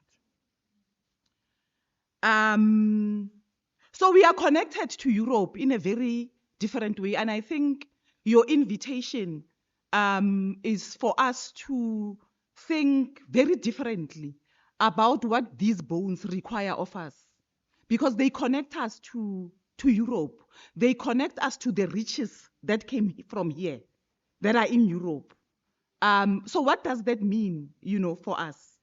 I think that is also one of the questions. As we think about remembering the ruptures that are caused by this separation of the bones from the body, we need to think very differently. I always say to my students that when you, especially now, in the past 10 years, when you do research, on Black people, you have to be very nuanced in how you ask your questions. Because for us to remember, to heal from these fractures, we can't be simplistic in the questions that we ask. We have to be very nuanced. We have to invite spirit for us to ask the difficult questions, because it is easy to ask very simple questions. And I think these ruptures that you are talking about demand that we slow down when we do research. Because if we don't slow down enough, we will ask very useless questions, and we will repeat the cycle of actually, doing research and creating the same knowledges that has dispossessed us. So as you were speaking, I was also thinking about what real liberation work of our mothers really looked like. What did it look like? And I remembered that one of my grandmothers, my father's aunt, Manua Brabingo, my father. Mani was a comrade. She was a rebellious woman. Kukuputuna. She was a rebellious woman, and she had a child, and she left my aunt, Jane Nunu Kuno. She left her with my grandmother, Mewa, my dad, Mewa Brabingo, Makuno. And Makuno took care of Rachadi. And Rachadi, actually, when her birth was registered, she was registered as Makuno's child. Because apartheid did not allow Mani, to be rebellious and fight apartheid and still be seen as human. But what happened was that because Makuno was very different, Makuno was not a rebellious woman. She was, a home builder. She cared. She raised Rachadi. By doing that, she allowed Mani to be rebellious. Mani was there at the Gaul with all the other women who were fighting apartheid. But then these women were able, the ones we talk about mostly, were able to do that because there were women like Makuno who were taking care of children. These women, Makuno, they were expanding the circle of care. That's what liberation meant for black women. And that is what it still means now. Justice work demands that we take accountability, that we expand the circle of care. I'm here today excited to be in a room full of young black women. When I was doing my PhD, when I was in early career, this was not possible because there were very few of us. So when you were speaking, Dr. Bibi, I was also thinking about the work of Magodwana. Magodwana is doing this work. Magodwana goes back to African knowledges, to African languages, as centers of theory making. Her recent book on Indlela Ibuzwagu, Kwabaphambili, she does this work. She theorizes using those black women who came before us. And she centers African languages in reimagining, in excavating these theories because they are there. What is theory? So if you think about theory from a Western lens, then the work that we do, the work that Makuno did in opening, and her peers who were doing this work in opening the circle of care, how do you theorize from that? If we think about theory as defined from the Western lens, then it's not theory, and you can't theorize from that. But when you think about theory as political, and you think about what we learn from decolonial scholars, that the intention of extraction that you talk about, the intention of extraction, the intention of separating the brain from the body, of separating our bones from our land, was to reduce us. So when you think about that, then it becomes very clear that the reason that was done is because explaining what it means to live in a society, explaining why things are the way they are, it's political.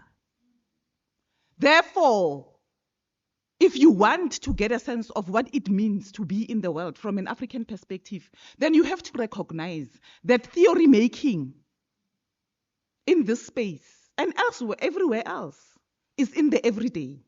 And what really centers our everyday is our languages. So when you think about, and I was evoking the story of Makuno Limmani, because if you think about what does it mean, gore motho ke mane, mane ke eng? Mane ke mme. Ke mme o monyane, mara ke mme.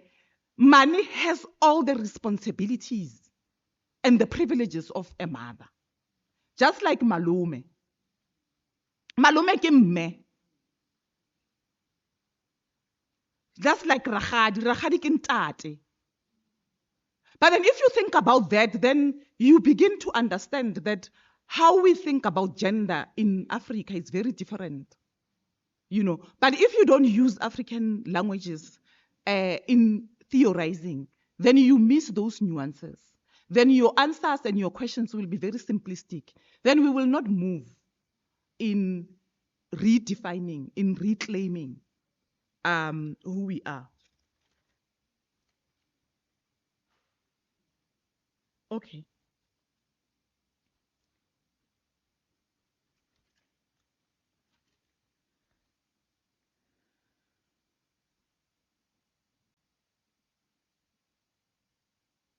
Okay, I also wanted to mention briefly some of the work that has been done on thinking about Black women and liberation in Africa. I just wanted to go back to some of my research and mention.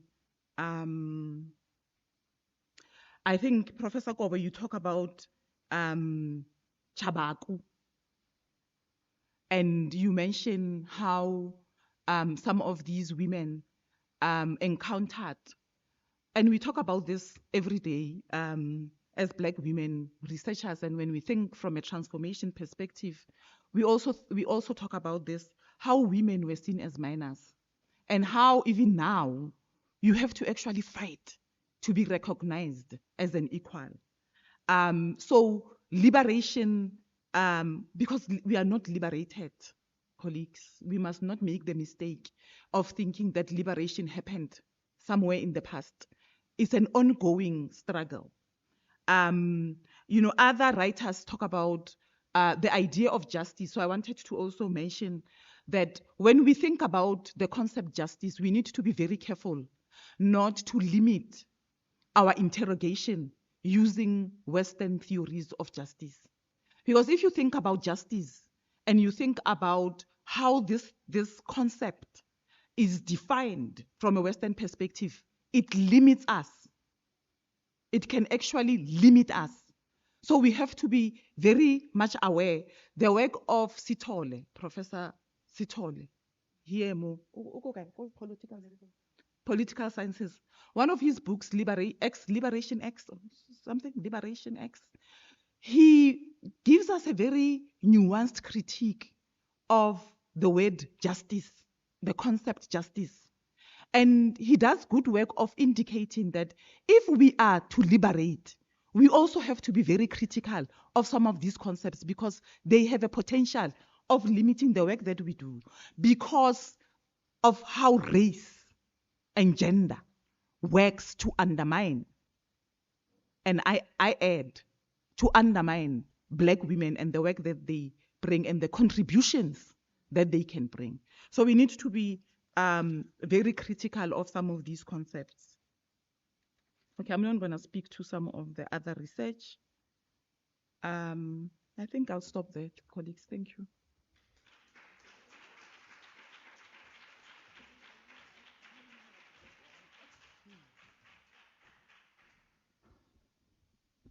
Why did you stop clapping? I get we agreed. How? Madam Program Director directed and told us. So let's keep up the momentum. Now is your time. We're going to now offer you the opportunity to offer your own reflections, the questions that you might want to ask to our panelists in front here, or any reflections that you might want to share. I'd like to believe we have roving mics, and I'm also going to need one for here for my panel.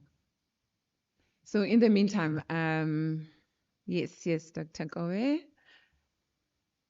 I'll take a round of 3 reflections, comments, questions. Okay. All right, so we do have our 3. So if we can start with Dr. Kobe, go back. Oh, okay.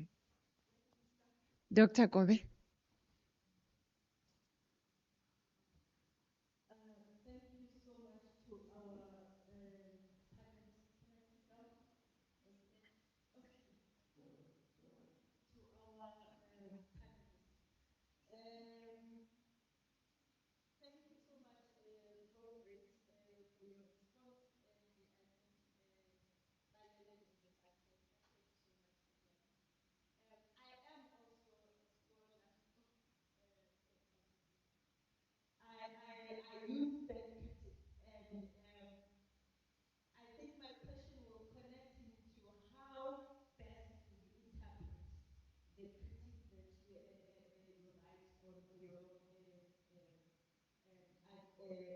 invention of women.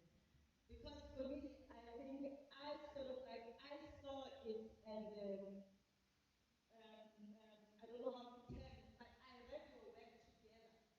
So when I use Oyoronke, I usually use Oyoronke together with that critique because I'm a theologian. I think the way in that critique you have sort of like explored Oyoronke's work helped me actually explain Ubuntu better. Because I try to link Ubuntu to justice and liberation, as Prof. Grace has said now. And then when we talk about how the plural relation with the spiritual worlds of the God is polytheistic. Therefore, it helps us not to linear think Ubuntu, because Ubuntu in South Africa has been taught in a linear way, which is a Western way, but it's not nuanced.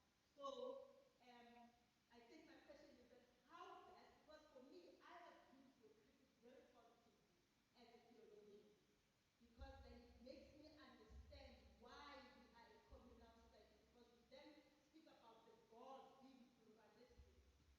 And so, while I agree with Oyoroge's argument, but I agree also with what you say in that critique. Enkosi zinto-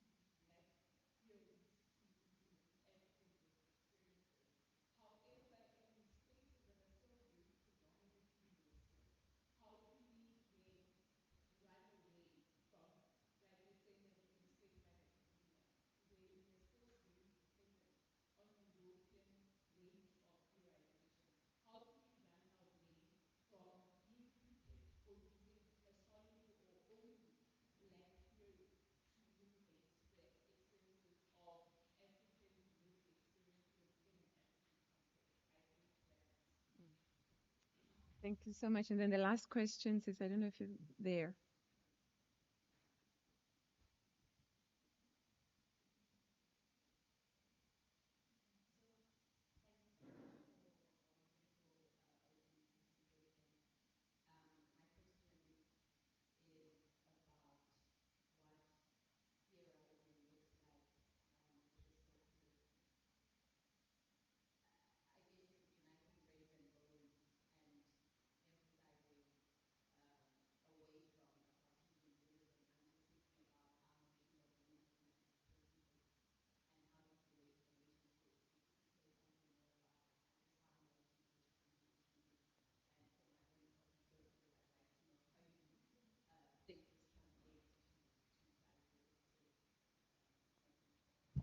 Thank you very much. And over to you, my panel.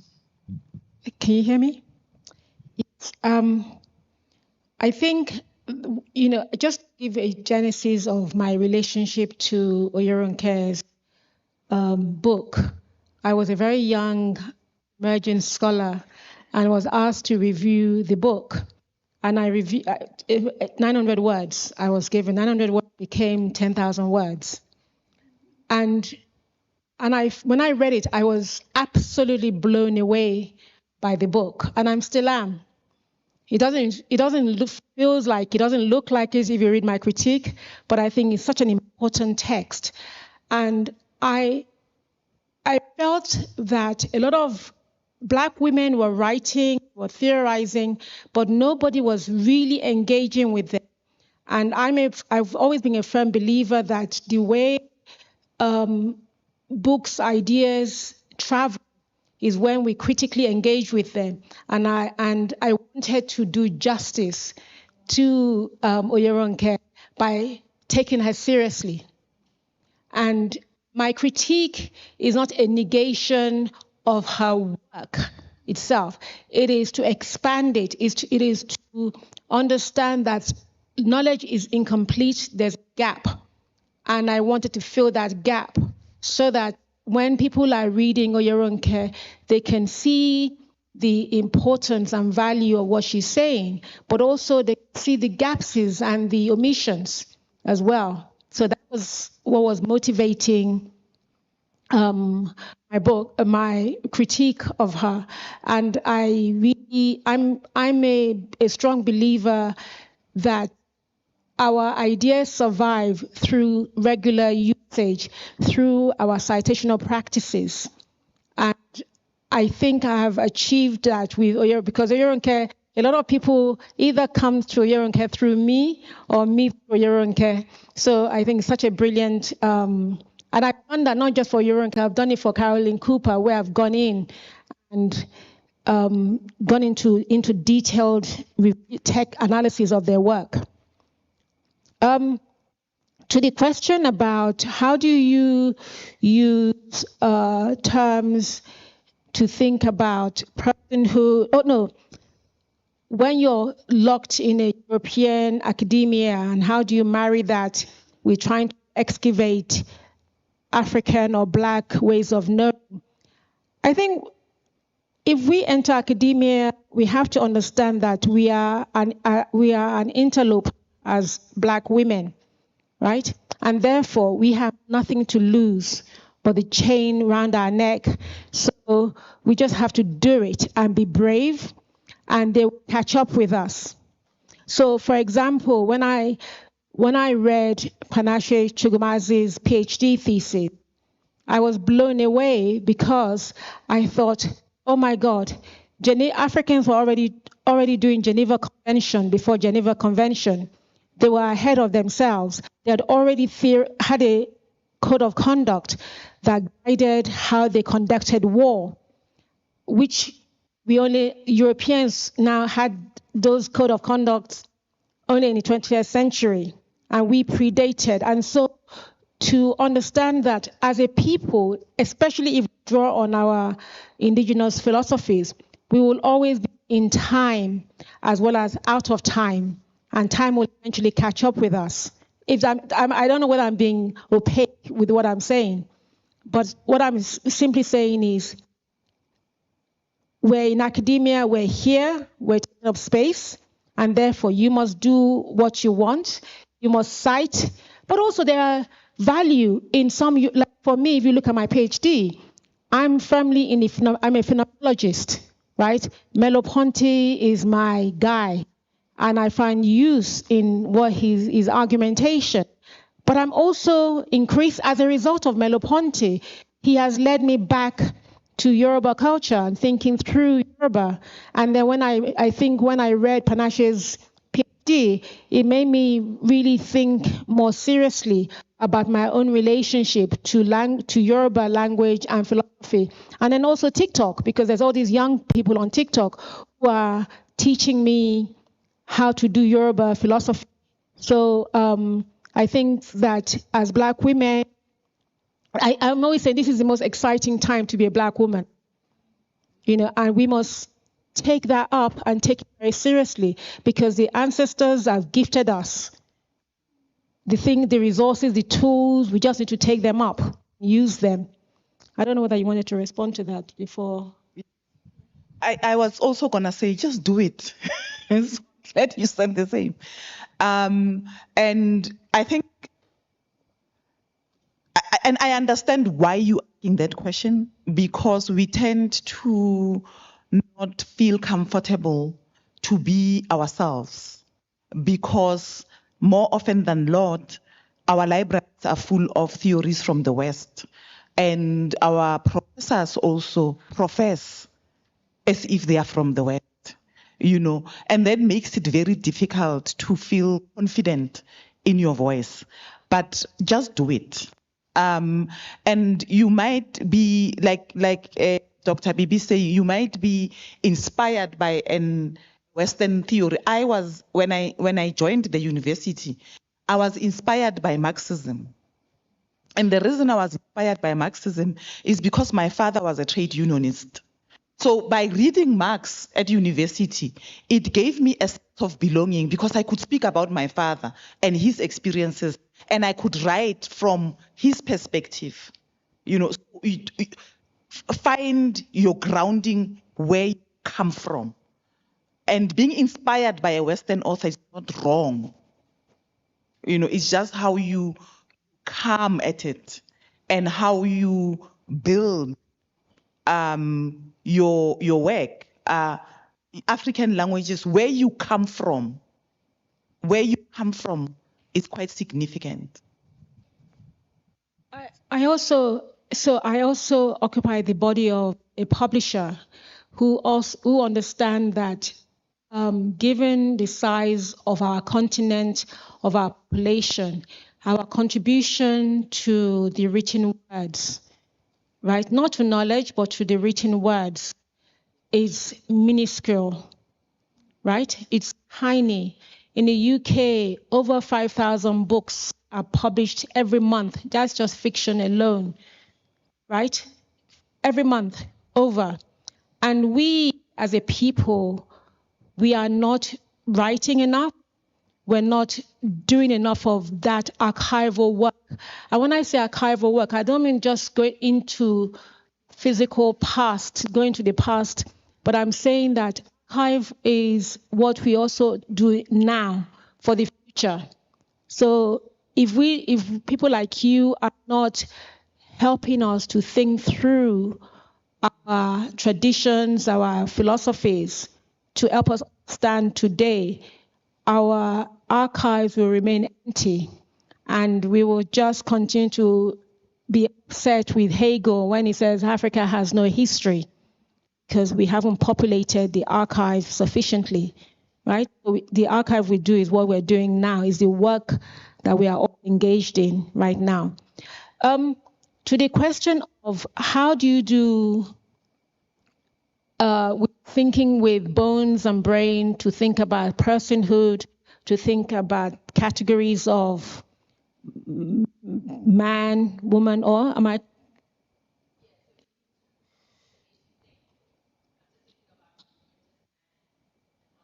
What? Yeah. Mhm. Right. Yeah.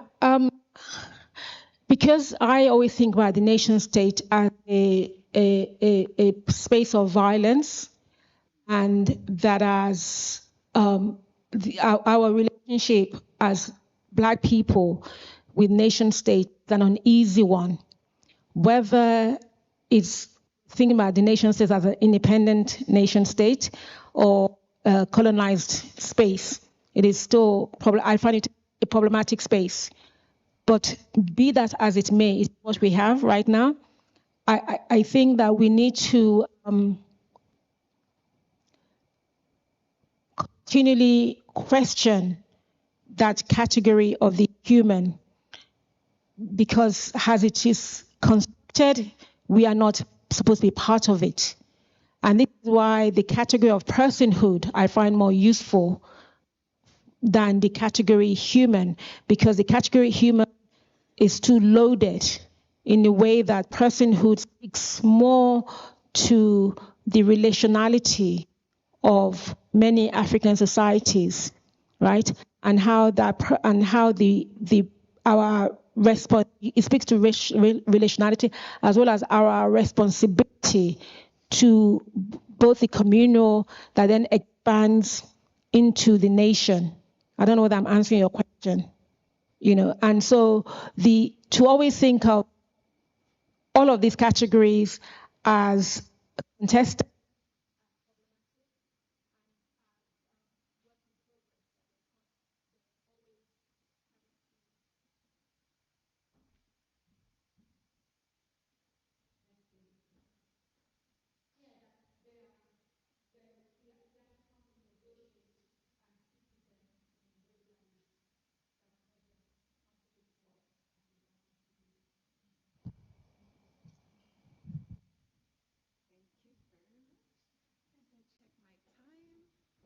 All right, so we still have 5 minutes, so I think we can take maybe two more questions. Dr. Bibi, you mentioned something about the publication of books, and you said 5,000, 5,000 books per month, right? And okay, so Prof. Onyancha is out. I was saying at the risk of getting into trouble with Professor Onyancha, who oversees the research and research outputs. I think that is something also worth reflecting on, particularly in South Africa, where we find ourselves in a context where journal articles are rewarded more and encouraged more than publishing books.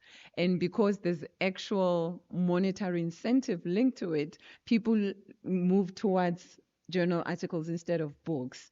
And as you're talking about the building of archives, how do we do that when we don't publish and write books that can form part of the archival body that we want the next generation to be able to engage with, to critique, and to be in conversation with?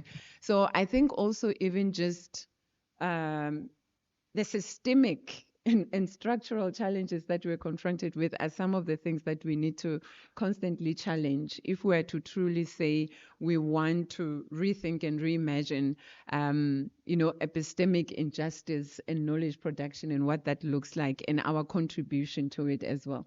So thank you for that. I think it's a very important point for us to note and reflect on. So colleagues, is there anybody who would like to share a reflection, a comment, a question?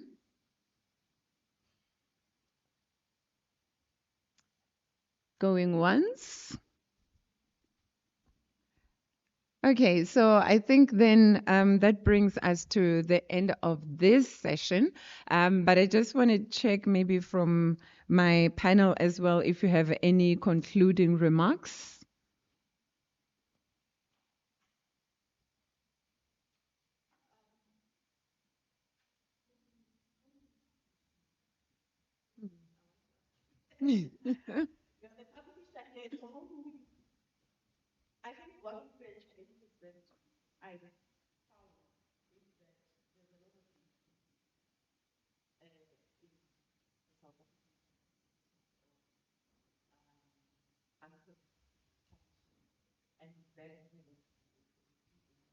Yes, yes.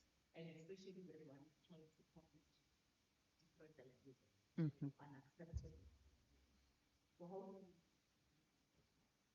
Mm.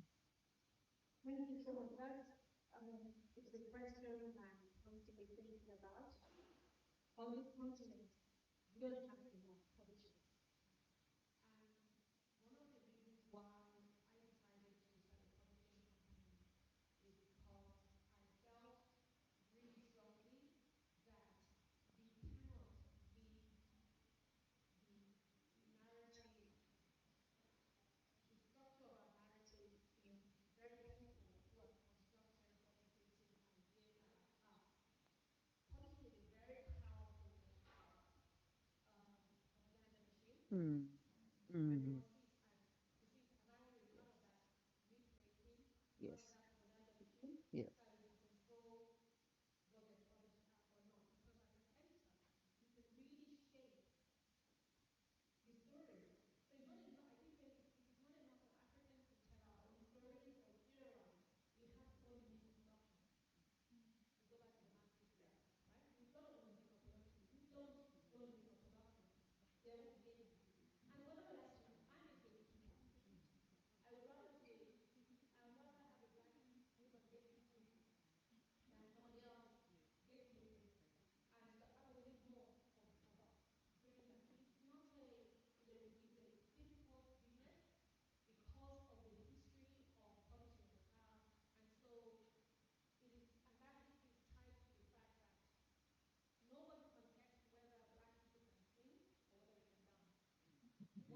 Yeah. Yeah. Mm. Mm. Yes. Yes.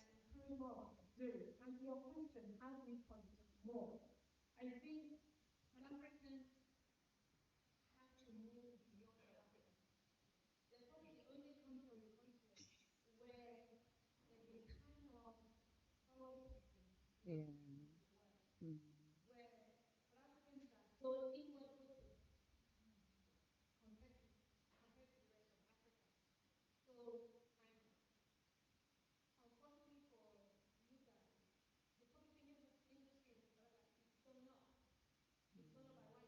Yes.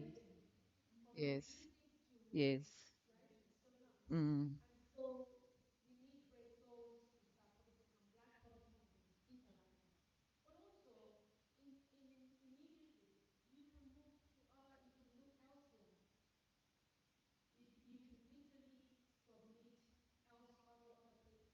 Mm.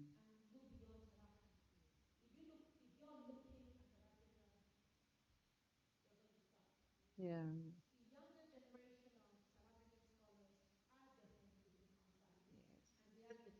Yes.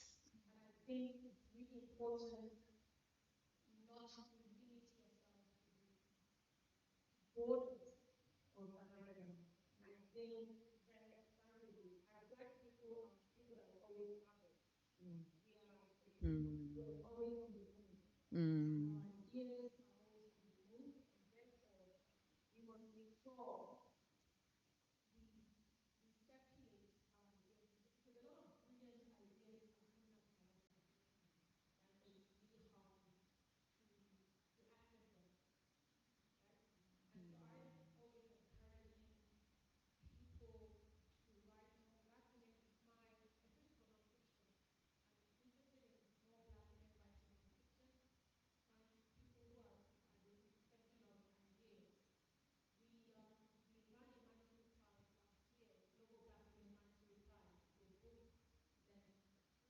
Mm.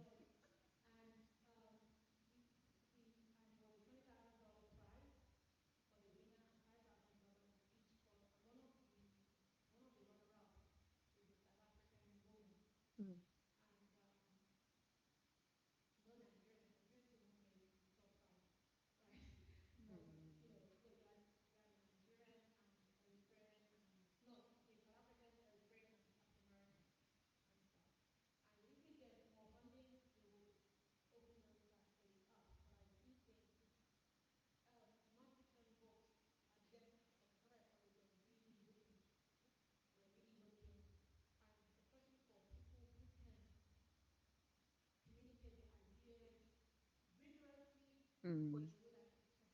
Mhm. Mhm. Mm.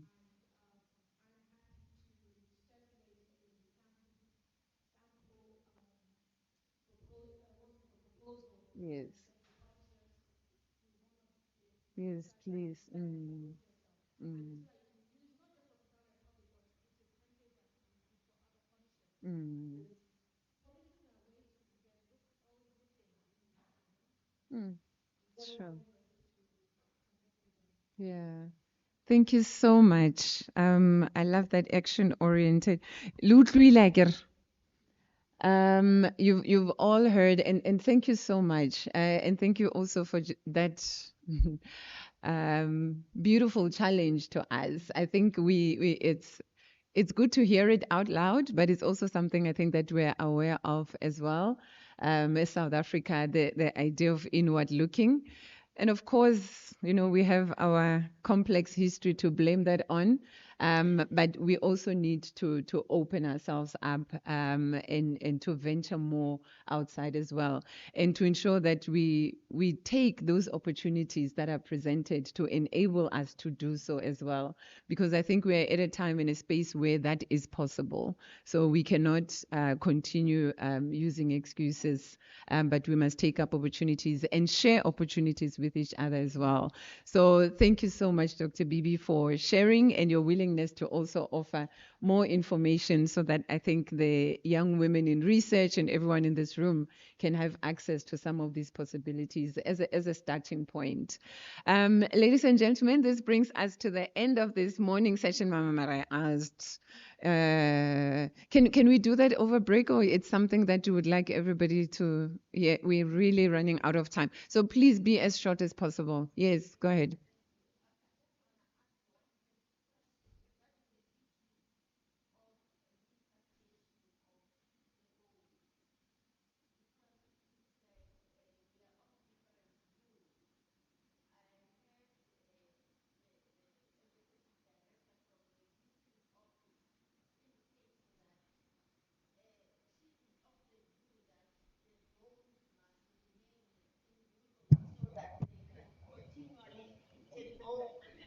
Disruption in that side.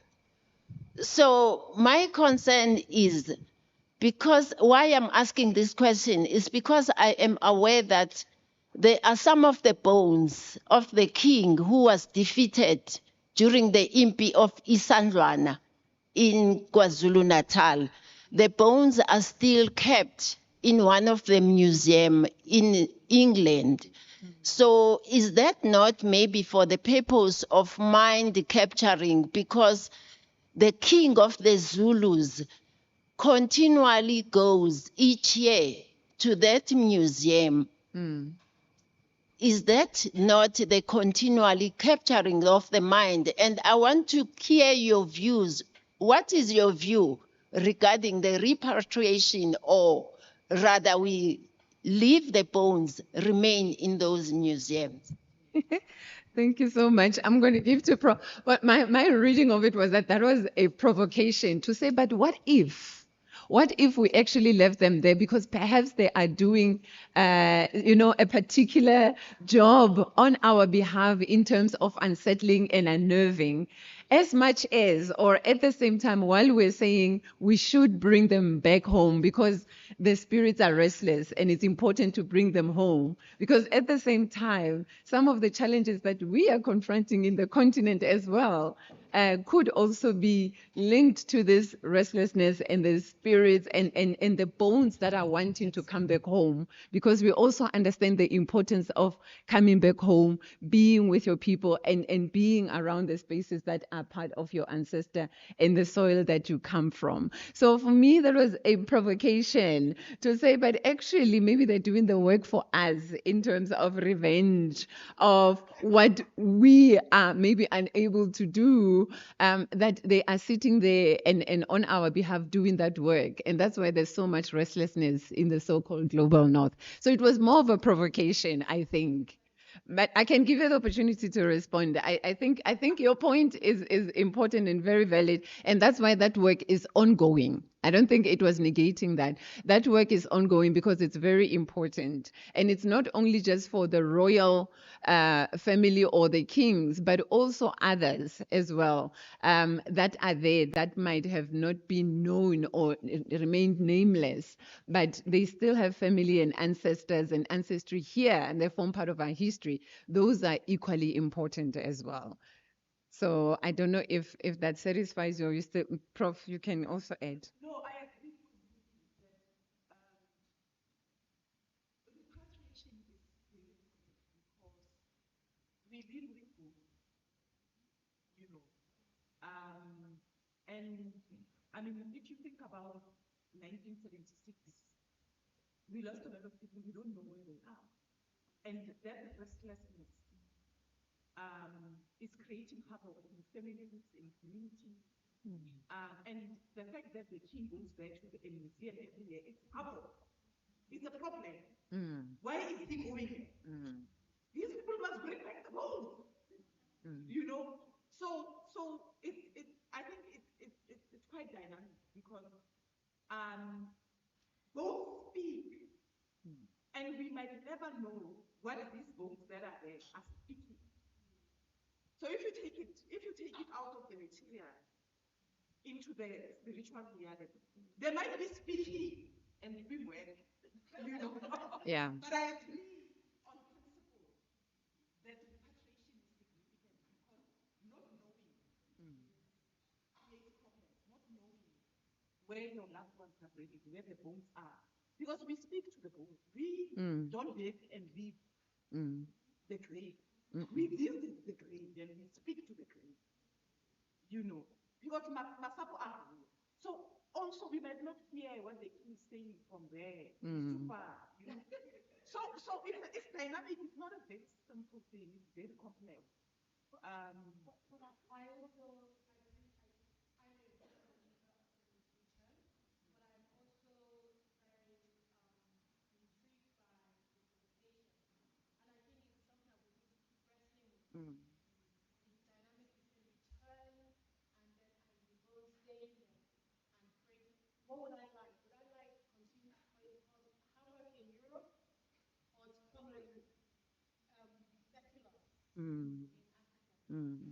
Complex.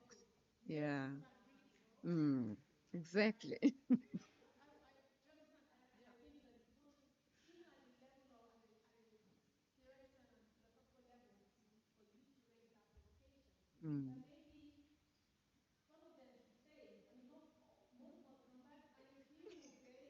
How do we decide who stays?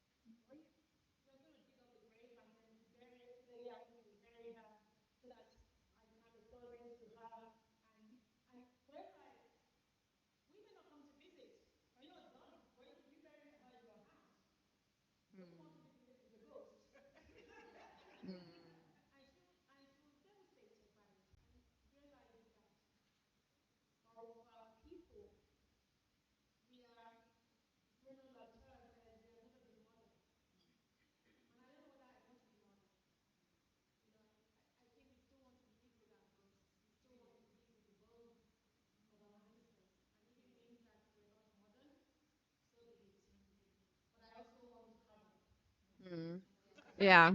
I think we're at that point. How do we do both? And then there are those of a few of you or us who are gifted in that process of also of communicating and listening. And maybe that's also part of the resolution. Because as we were saying that the bones speak, the spirits also speak. So who do we decide comes back and who doesn't? Sometimes they tell us that they want to come back. So they make that decision, and it's for us to listen because they do visit and they tell us that I want to come home.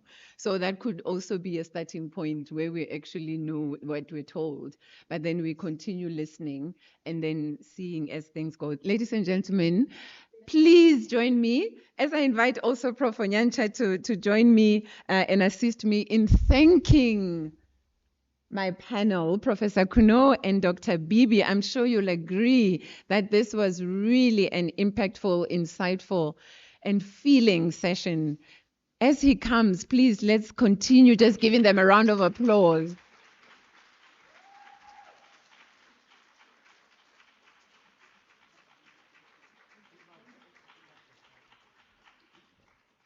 If we can come here, photo op.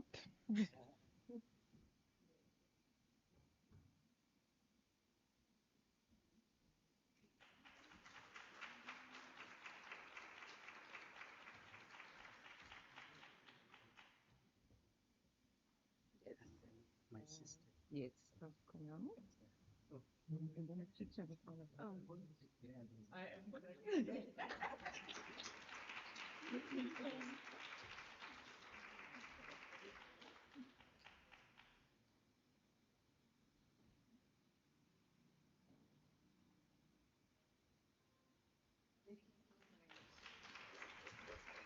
Thank you so much. Thank you so much, colleagues. And I'm now handing back the fort to my program director to give us next steps. Thank you so much.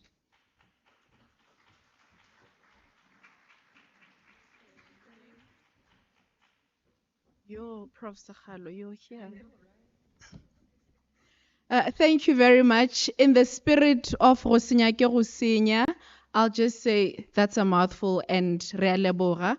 So what we are going to do now is going to have a comfort break, a very short comfort break to stretch our legs, steadily gazi, and grab some hot water or tea there just before we enter into panel 1, which is happening here.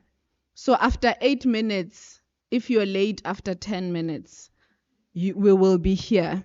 And can I ask that after that 10 minutes or within the 10 minutes, Dr. Julia Simango, Dr. Sarah Sitlaelo, Bitumelo Kembo, Dr. Tinyiko Chauke, as well as Dumam Mhlongo be seated here when we come back. So can the band do its things?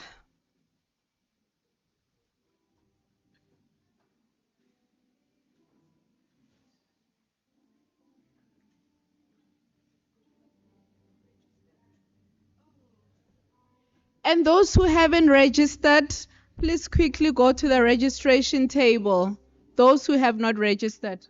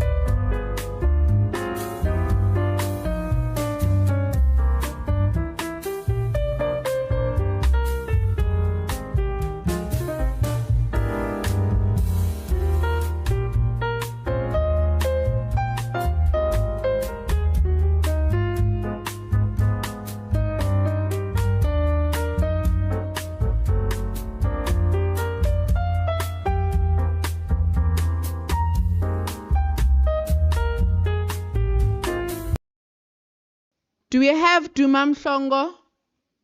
No. All right. Do we have Nokwanda Sihlali? Nokwanda Sihlali? Okay.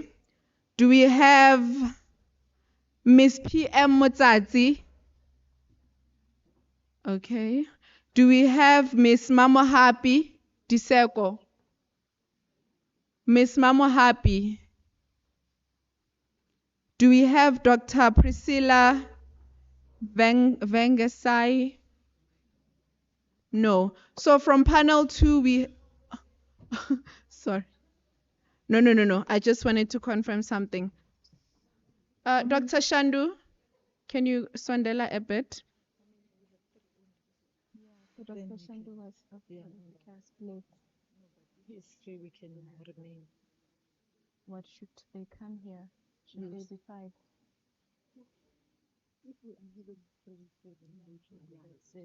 Okay. Yes. We have about 3 as well. All right, ladies and gentlemen, can we settle back in? Can we settle back in as we're about to begin with panel 1? Are we settled? Okay. So panel 1 is on liberative and decolonial epistemologies.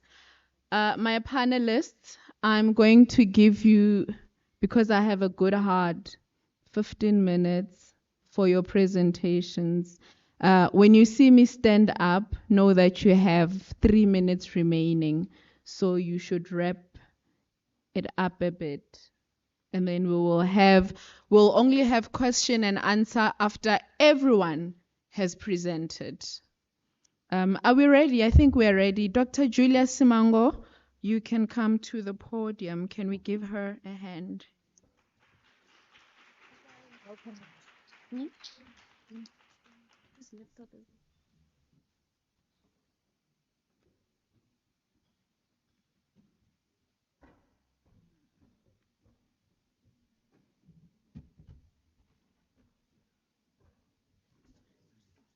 Can you plug for me?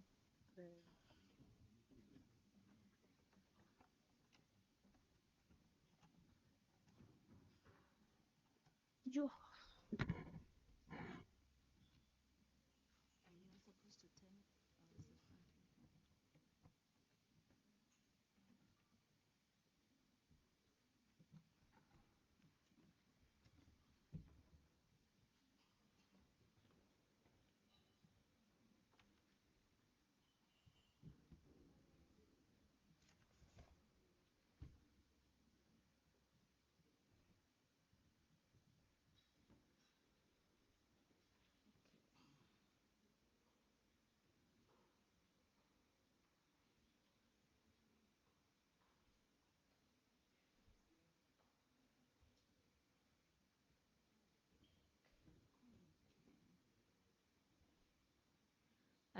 Good afternoon, colleagues. Today, I'm planning to speak about women who were exiled. That is one of the work of women, especially women who fought. Okay. I'm mostly interested in the narratives of women who were fighting during apartheid, but women who did it in conditions that are very, very difficult. But I'm also interested in understanding how they recreate themselves into existence, but also looking at how they think about liberation and also embodying it and practicing it. So my presentation mostly reflects on the life of exiled women, but mainly pointing out what is their liberation practices. When we think of exile, we normally think that people just go to exile to hide or run away from the police just to be safe. But we never think about what exactly is happening in exile. I think most of us are not really aware that there were activities that were taking place. and we are not really aware how women were involved in those type of settings. So if we think about a woman who's exiled, we need to understand how a woman is positioned in this world. And in the context of apartheid, women were considered minors. You know, they were far from the category of being human. They were not even thought of human being who are able to think and exist on their own in the world. But we're also thinking of women who were stripped of all their powers. We are thinking of them as people who are supposed to nurture and care for people around them. So when we think of an exiled woman, they are stateless. They do not have a country in which they belong to. In most cases, they cross the border without the government knowing. They don't have the right papers. They don't have the passport to travel the world. It's just themselves and their comrades or people who are assisting them to escape South Africa. So in their quest for safety, they risk being banned from their own country. They can be arrested. Some of them are tortured. Some of them even die on their way to exile. They do not have proper documents to go anywhere that they want to be. They have to rely on what their parties or movements have organized for them in order for them to navigate the world. But we can think of them as people who are also vulnerable to a lot of injustices that they may encounter where they are going. They have to live precarious lives. They have to receive and be content with what they receive out there. They have to not only contend with colonial violence, they have to contend with patriarchy and other forms of violence that in the world in which we exist in. But out of everything, they're still mothers. They still move to other countries with their kids. In most cases, they do leave their kids behind and they come back to get their children. They are wives. Some of them, they follow their husbands when they are exiled, so they follow them to be with them and nurture their husbands. But some of them are still siblings. They still have their brothers and sisters that they have left at home and their parents. But most of the women who go in exile are also comrades. They are involved in the political struggles. They don't just follow, but these are the women who were actively involved, organizing and fighting for liberation. And most of them go there with a profession. Some of them are teachers and some of them are nurses. So when they get there, they have to rely on their profession. So in most cases, they go because they are political activists and their activities were found out by the apartheid government. And sometimes they follow their husbands. So for me to understand what these women were doing, I relied on the book by Loretta Ngobo, who's also a woman who's been in exile. And she compiled autobiographies of women who were in exile. And the book is called Prodigal Daughters, Stories of South African Women in Exile. So in the book, we have stories of Nomvo Boy, Balakambete, Brigalia, Hlophe. There's quite a lot of women who were involved in the political struggle, and she documented their stories. So I used a method called critical fabulation, which is a method that is done by Sadiya Hartman. And I love this method because she looks at archives of women who were enslaved and look at how these women document their own struggles and how they write for themselves and how they are able to speak about their navigation into the world. But I also use her work to understand how these women are thinking about resistance, about embodying their way of being. And I like her theory of waywardness, where she basically show us the type of behavior, the type of thought, the type of activities that embodies somebody when they want to resist. So in case waywardness is related to terms such as being rebellious, being troublesome, but also being willful. And these are some of the words that we can describe women who have gone into exile.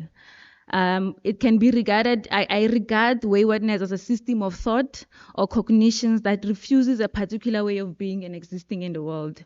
They symbolize a behavior that expresses discomfort with the system of being and existing, which their bodies and mind reject.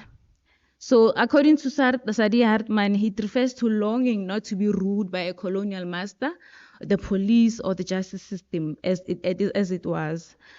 So waywardness is an unregulated movement of drifting and wandering. So when I'm thinking of somebody who's in exile, they're not in a place that they are familiar with.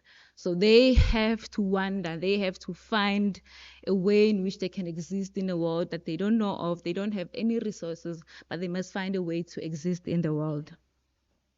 So women who refuse to be oppressed and allow their loved ones to endure oppression. It describes women who are in unfamiliar territories, in foreign lands, with no families, and also with the lack of resources. So being wayward, women rely on their poetic or autopoetic nature to create, to escape confinement, to flight or flee captivity. When you wander, you rave, you ramble, and you seek what is in front of you to create something out of nothing. So when you are in exile, you do not have much. You have yourself and your comrades, and you need to find resources that are around you so that you can continue to live, but also continue to fight for the cause of the people that you have left behind. So this is a search for humanity in exile. So Black women improvise what they have been dictated to them. They try to breathe when there's no space to breathe, and when they are sentenced to servitude when they go to exile. But they continue to serve their people in those spaces as well. They are sent in those lands to be trapped and die there. But what we see them do is to nurture the lands and occupy the lands in which they left behind. So when we see these stories, we see women who go to exile to not only fight for the freedom of people in South Africa, but when they get there, they nurture the communities that they arrived in. They become teachers. They become people that teaches people in those areas, not just about apartheid, but also teaching children and everyday things that they need to know. When you look at liberation and what is the liberation practices, most of the work of Paulo Freire speaks about what is liberation. And in this case, he speaks about liberation as an act, but it's an act that comes from a critical reflection of viewing, of reflecting of the world that you live in. So in this way, you have a form of critical consciousness. You're able to conscientize people. So you move away from just knowing what the colonial system is about, but you also put what you know into action in terms of you to liberate and to transform. So it is about political change and social change, but it's also about relationality as a praxis as well, which means that solidarity becomes important if we want to liberate individuals. But also he speaks about the importance also of maintaining and sustaining culture. And for him, liberation is action and reflection in order for us to be able to transform what we deem as oppressive. So when we think about this praxis, we can now think about how do women live and practice liberation, and how do they really embody it in those places? How do they practice it and rationalize it in the spaces that they live in? But then how do they really ontologize liberation? Because if as we go, you will see how women live it. It's not something that they leave behind, but when they get to those exile places, they look for spaces in which they can continue their work that they left at home. So one of the themes that when I was reading some of the stories from the book is that you see women who are not afraid to organize in colonial spaces. We see women who are able to move and organize workshops and conferences in foreign countries with no resources, but they're able to say that we do not like what is happening in South Africa. We do not like what is happening to women all over the world. And they put themselves in a position where they are going to organize for other people and be able to have a dialogue with other people.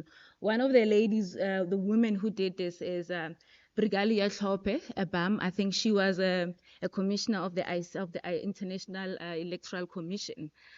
She went to Geneva. She was working as a member of the World Council of Churches. And she was, I think, around in her 20s, I think 28 or 26. And when she got there, she was able to see what was happening in the world, but able to make connections between the apartheid system and the colonial system all over the world.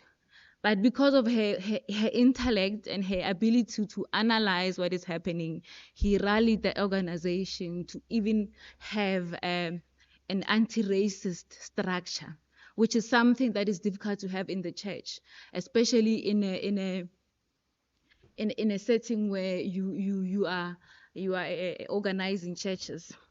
Okay. So in this case, she rallied the organization to have an anti-racist movement.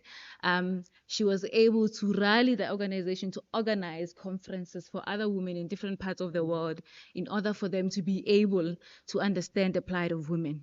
We have women such as Nomvo Boy, who is so involved and so in tune with the struggle that even when she went to exile, she was still a very important member of the PAC, organizing a lot of rallies even when she was not in the country.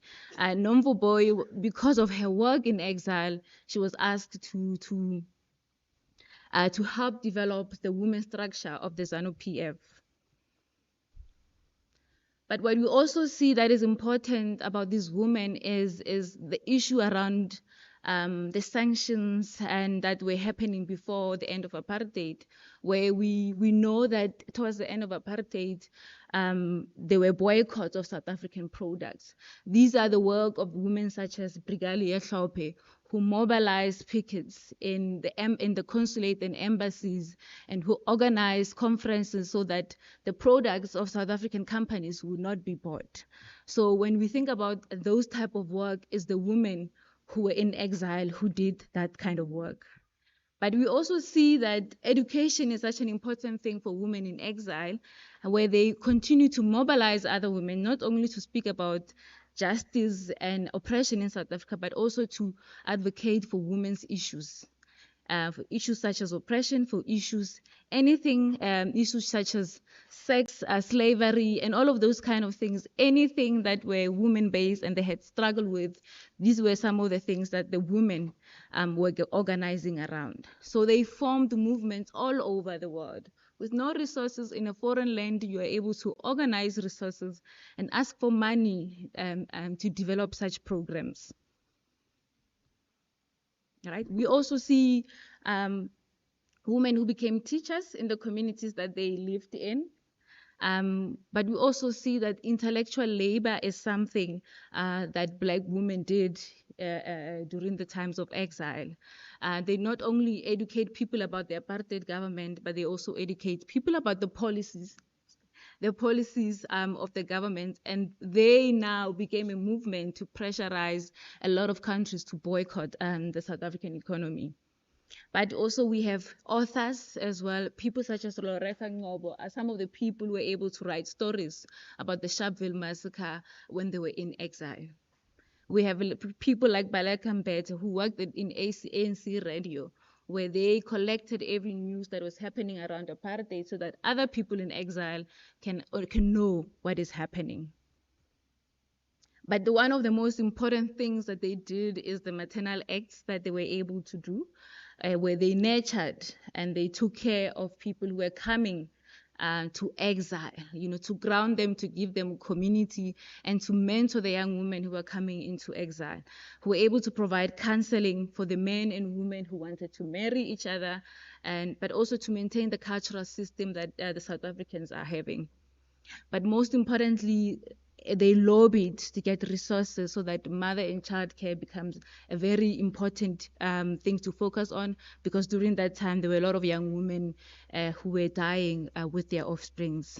But most importantly, they provided community for people who were leaving their country for another country seeking safety. To conclude, I would say a liberatory practice for Black women is to show bravery and waywardness to navigate foreign spaces, to rely on their intelligence to educate people in unfamiliar territories, to understand all corners of oppression and to mobilize with intentionality for a specific goal, which is to eradicate oppression. But also the ability to mobilize in foreign lands and work with people who have also infantilized them. For Brigalia to work with the World Council of Churches, people already saw her as a woman, as somebody who's a non-being in a way, but able to influence them, to see them as human, and to chant them to do things that they never thought that they're going to do. To challenge hostility in colonial places. If you're in the UK and you are saying you're going to do a conference on this, and they're able to see it, but also to show the oppressors how other people are oppressing them. But mostly is to become strategic as well, from the point of nothingness and understanding oppression in the context of exile, and the opportunity to take advantage of what is in exile in furthering their cause of liberation. So in conclusion, that means that liberation for Black women is an ontological thing. It's a way of being. It's a way of knowing, and you cannot get it out of their system. Is who they are, because they know what it means to be human, and they also want to humanize themselves and to humanize others. Thank you.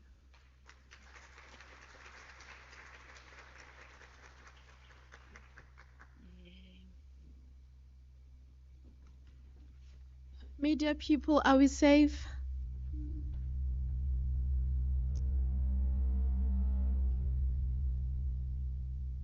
Okay, should we just proceed? We are safe, I'm assuming. The meditations that we did in the morning. To avoid the temptation of wanting to reflect, I'm going to ask that I do not come back here after doctor is done, and then the next presenter shoots straight up here, and I'll only come back after Mr. Duma has spoken.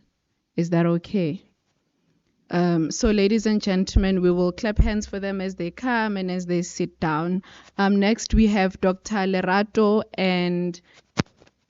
No, it's not Dr. Lerato. Is it not? I'm sorry. Oh. Dr. Sarah. After Dr. Sarah is done, then the other colleagues will proceed and do as they should.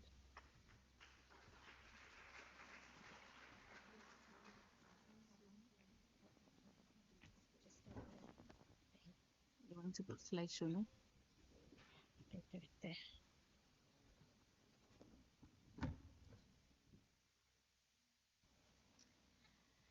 Good afternoon, everybody. It's so good to be here.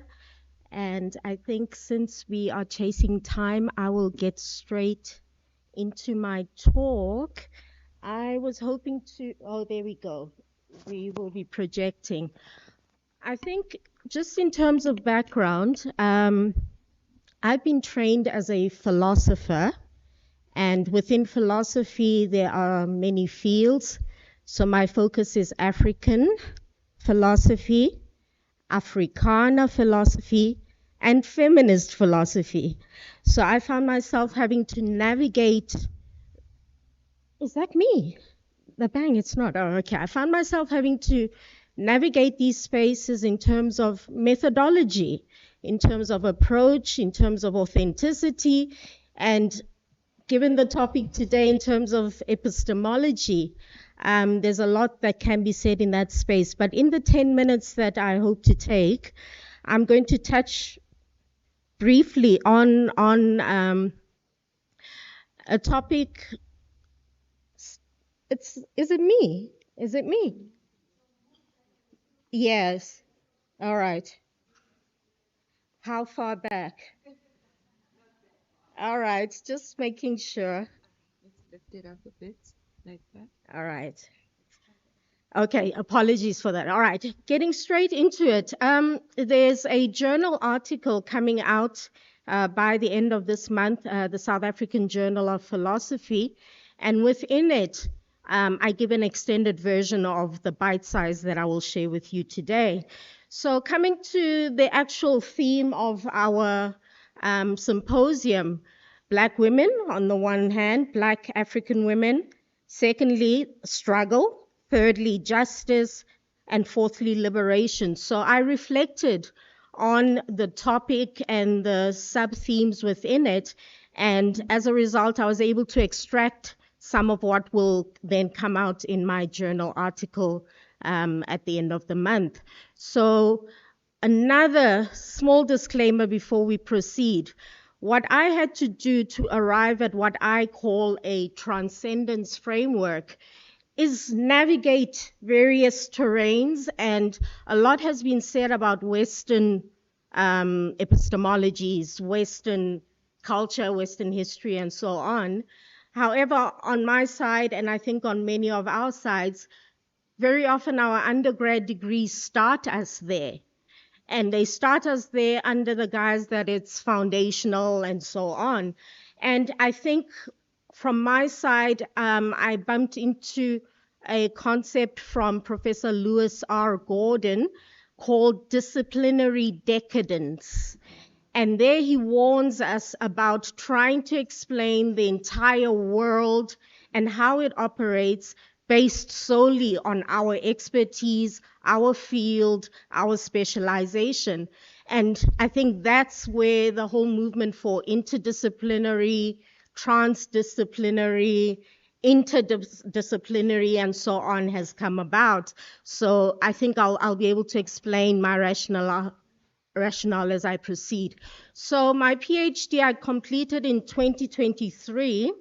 And what I did, again, in avoiding disciplinary decadence, it was a PhD that was supposed to produce my suggestion or proposal of a framework, a Black feminist framework that takes you from what is to what ought to be, that takes you from ontology, meaning human being in its various manifestations, and moves you into the political and ethical arena and so on. So towards trying to arrive at something like that, I studied the entire body of work of South African philosopher Maboko Percy More. And it was the first attempt, that I'm aware of to do so. But what I came across throughout all his work, starting from the 1970s and leading us all the way up to the 2020s, was what I then termed a transcendence framework that he wasn't aware of, but he kept repeating.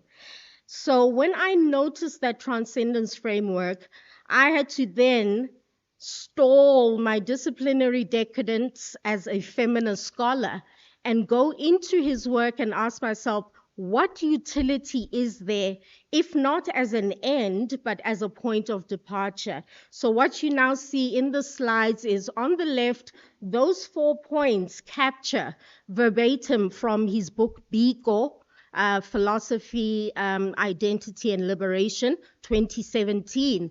And the framework basically can be divided into 4 components or 4 phases, one being taking us from what is, which is alienation, moving us on to consciousness, helping us navigate identity, and eventually takes us to what ought to be or what we desire, which in this case I found is the theme of freedom.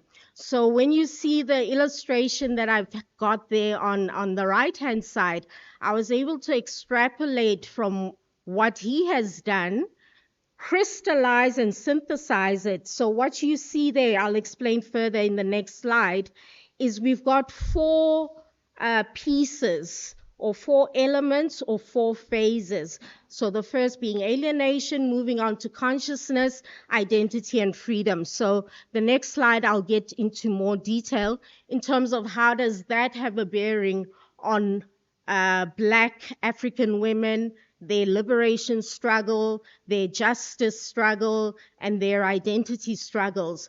So what I crystallized there, as you see now, is we have the illustration on the left. And what you might notice, it's very small there, but in the first block under alienation, can you all see symptomatic? You can see that number 1 is symptomatic. So my theorizing or explanation of this concept of alienation draws from Marx, it draws from Jean-Paul Sartre, it draws even from Hegel, but moves on to what Professor Moret does, moves into Black existentialism, and eventually touches on Black feminism, especially the work of scholars such as Phumlani Nyagola, Catherine Sophia Bell, or Yoronke Oyumi, and so on. But anyway, the point being that the first step of this progression from what is to what ought to be is symptomatic. So we are studying what the problem actually is. It's funny, I always make the joke that when I decided to study my PhD, I took my vocation very seriously to become a doctor. So as a doctor, I developed a diagnostic methodology. So that's basically it. I literally went straight into diagnostics, and that's why point 1 is symptomatic, point 2 or step 2 is diagnostic, step 3 is consultative, and the final one being prescriptive. Very often, those very basic principles offer us such a leap or a point of departure to then move on to more complex stuff, as I will demonstrate. So when we speak about epistemology, which is my topic today, we take that same framework and now we customize it for the epistemological terrain. So when we speak about alienation, as far as epistemology, our knowledge production, knowledge creation, knowledge transmission, we are ascertaining a symptom. There's something not quite right there. So what do we do in stage 1? We describe what it is. It's a descriptive process that we undertake. And one example, I'll explain how I'm using these theories that are in the orange. One example of analyzing the alienation aspect is the theory of social construction. And for example, I cite Yoronke Oyumi, where she speaks about if we're saying certain things are socially constructed, it means there was a time before they were constructed. So when we speak about gender as well being socially constructed, it means there was a time before that when gender was not constructed. So social construction is problematic.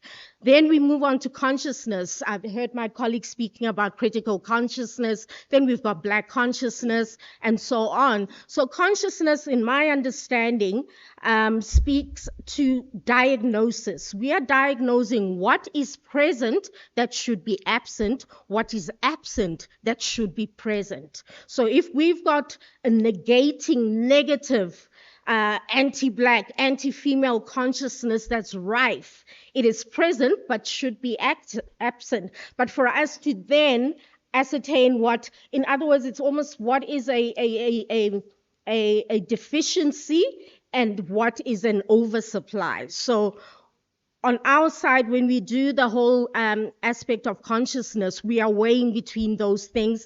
And the Black consciousness movement, I delve quite a lot into that. I even delve into Phumlani Nyagola's critique of the Black consciousness movement in that process. Identity, consultative, in terms of contexts, comparative. Even though I know woman, Black, African, and so on, Zulu, Tswana, Sotho, yours is different from mine. Theirs is different from ours. Us here in South Africa is different from another country. So that's where in the diagnostic process one would look for a second opinion. As in, I have diagnosed what is present that should be absent, absent that should be present, but now within my context in relation to another, particular versus perhaps universal. What is my identity and what is the identity of others? So the concept of or theory of intersectionality, I delve into that towards that. Finally, the fourth step in the model, which is prescriptive, in terms of trying to suggest and propose now a new way of being. If you remember the previous slide, step number 4 says the system can be transcended towards other systems which are not yet clearly perceived. That's very important to remember there, that even as we strive for freedom, We all know that freedom is an ongoing project. Freedom is never free. Freedom requires trade-offs and so on. So what happens with my model is when you get to number 4, even though it's supposed to prescribe, when your doctor gives you medication for a flu or whatever it is you went there for, what do they say? Come back to me in a few days. Let me know in a few days whether it's worked. So sometimes you find what is prescribed alleviates a percentage or a fraction of the problem, but not the entire problem. And then sometimes you find what is prescribed, you react negatively and whatever, and then it leads you back to starting the process from alienation and working your way back again. So finally, in conclusion, what I'm saying here, and I've really tried to pull it together, but as I say, more of this is available later in the month, is that this transcendence framework, to transcend, meaning here it is, we go over and above and beyond it. This transcendence framework is designed as a tool to navigate from the source of whatever the problem may be to the envisaged solution. So this is my humble contribution to feminist and Black and African and gender and race theorizing after pulling together all these different domains. So the analytical pillars, as you see, I've mentioned them all. Alienation being a descriptive process, consciousness being an explanatory process, identity comparative, and freedom resolutory. And if things are not resolved, we come back again to number 1 and keep refining it as we do. And of course, time as well needs to be factored in. And then the methodology there being the doctor in me, prescribing this process of symptomatic, diagnostic, consultative, and prescriptive. And thus, when we now apply it into epistemology, epistemic injustice towards decoloniality as a potential solution, for this particular topic today, this epistemological transcendence framework is an example of how the framework that I developed is adapted and employed within the context of epistemology. Thus, when I tap into the theories of social construction, standpoint theory or epistemology, intersectionality and decoloniality, in this case, they are placeholders to demonstrate how to use the framework. But from the feedback I've received from other colleagues when I presented this on different platforms, some could even see its utility for public policy. Some could see its utility within civil society, some within culture, and so on. So the theories become placeholders that can be substituted for what you are studying specifically. But also, very importantly, then it brings you back to your discipline. It brings you back to your industry. It brings you back to your context and ultimately puts you in a place where you can now take the next leap, which is what I'm working on, to give it an African pedigree, to give it a Black pedigree, to give it a Black African feminist pedigree. And that basically is something I hope to share with you in another year. Thank you.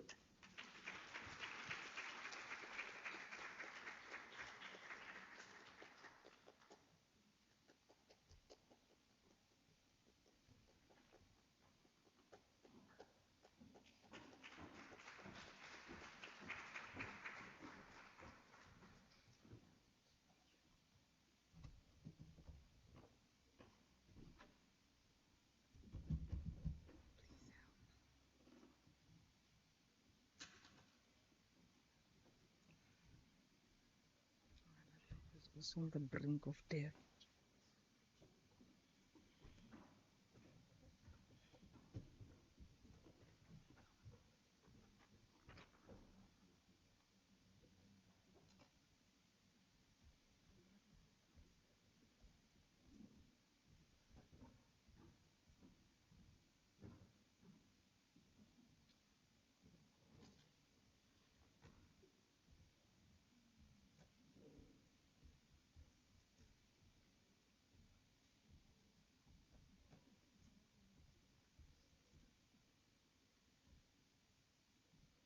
Sorry, colleagues. I've been connected to the Unisa Wi-Fi since this morning, and the minute I stand here, it says it's time to change my password.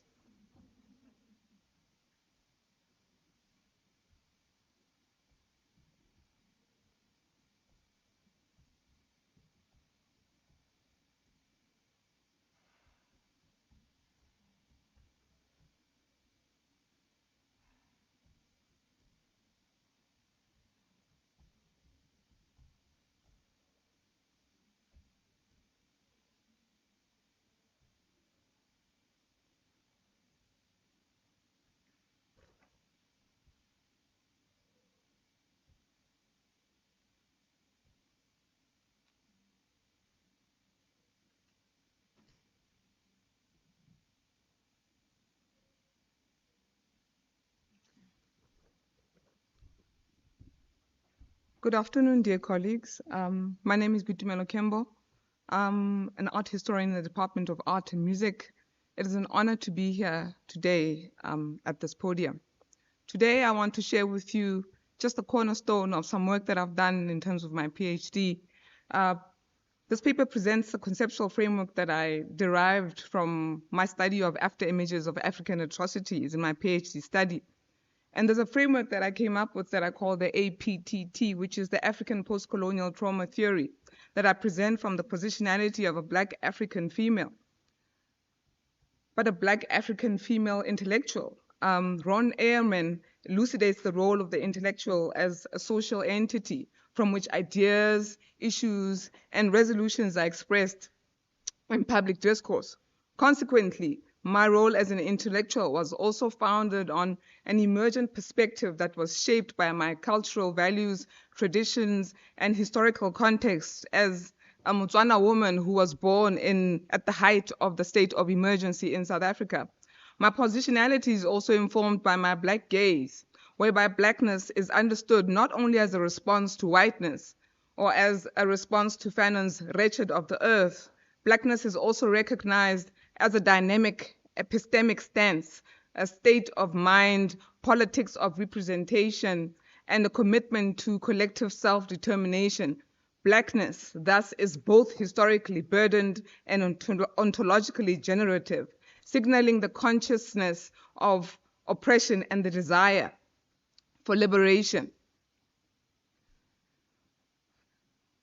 During the course of my studies, I read the genealogy of trauma theory. And throughout my examination of Freud and other historians and other literature, which I saw was sort of solemnly based on the notion or concept of belatedness and Holocaust studies, while all of this literature is foundational, such frameworks inadequately theorize or acknowledge the trauma which has been inflicted upon African societies.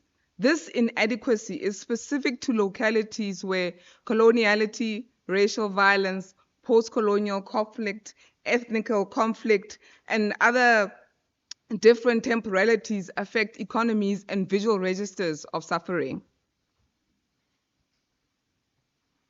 What is an after image of atrocity? An after image of atrocity is dual in nature. It's literal, it's metaphorical, it's visceral, it's emotional. It has a persistent impact that transcends its physical form. Ball posits that the after image connects trauma to visual memory, suggesting that those images are not only a representation of suffering, but also reverberate through the viewer's mind. Visual art throughout the continent and diaspora has always functioned as a repository of cultural memory and a means of political resistance. In post-colonial Africa, the creative depiction of atrocity serves not only as an illustration, but as an ontology of assertion of existence, following epistemic erasure and historical brutality. Cultural memory in African visual culture operates through ritual, symbolism, and the aesthetics of return and collective healing. Thus, time is non-linear. Trauma is then carried across generations through visual and oral transmissions. The after image thus captures this layered temporality and offers a critical tool for theorizing African trauma. this is an example of some of the after images that I've studied in my PhD dissertation. You look at that image and the essence of the thingification of the African body, you know, the way in which the dead are just picked up with that bulldozer and piled in a public space and left there to rot. And you see how these often Western and white artists come into third world countries and excavate and use these incidents as content. This content is then showcased on social media, on Facebook, and other sort of online exhibitions. It goes on, colleagues. There's also staging, whereby remains of Africans are found in those forests.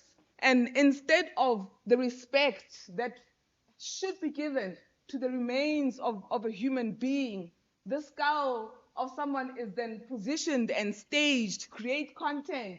And thereafter, the aestheticization of that trauma, you know, whereby there's a very specific visual method that's used here in terms of technique. There's a special film that is used here to get this pink, exotic sort of visual sign text that draws you in.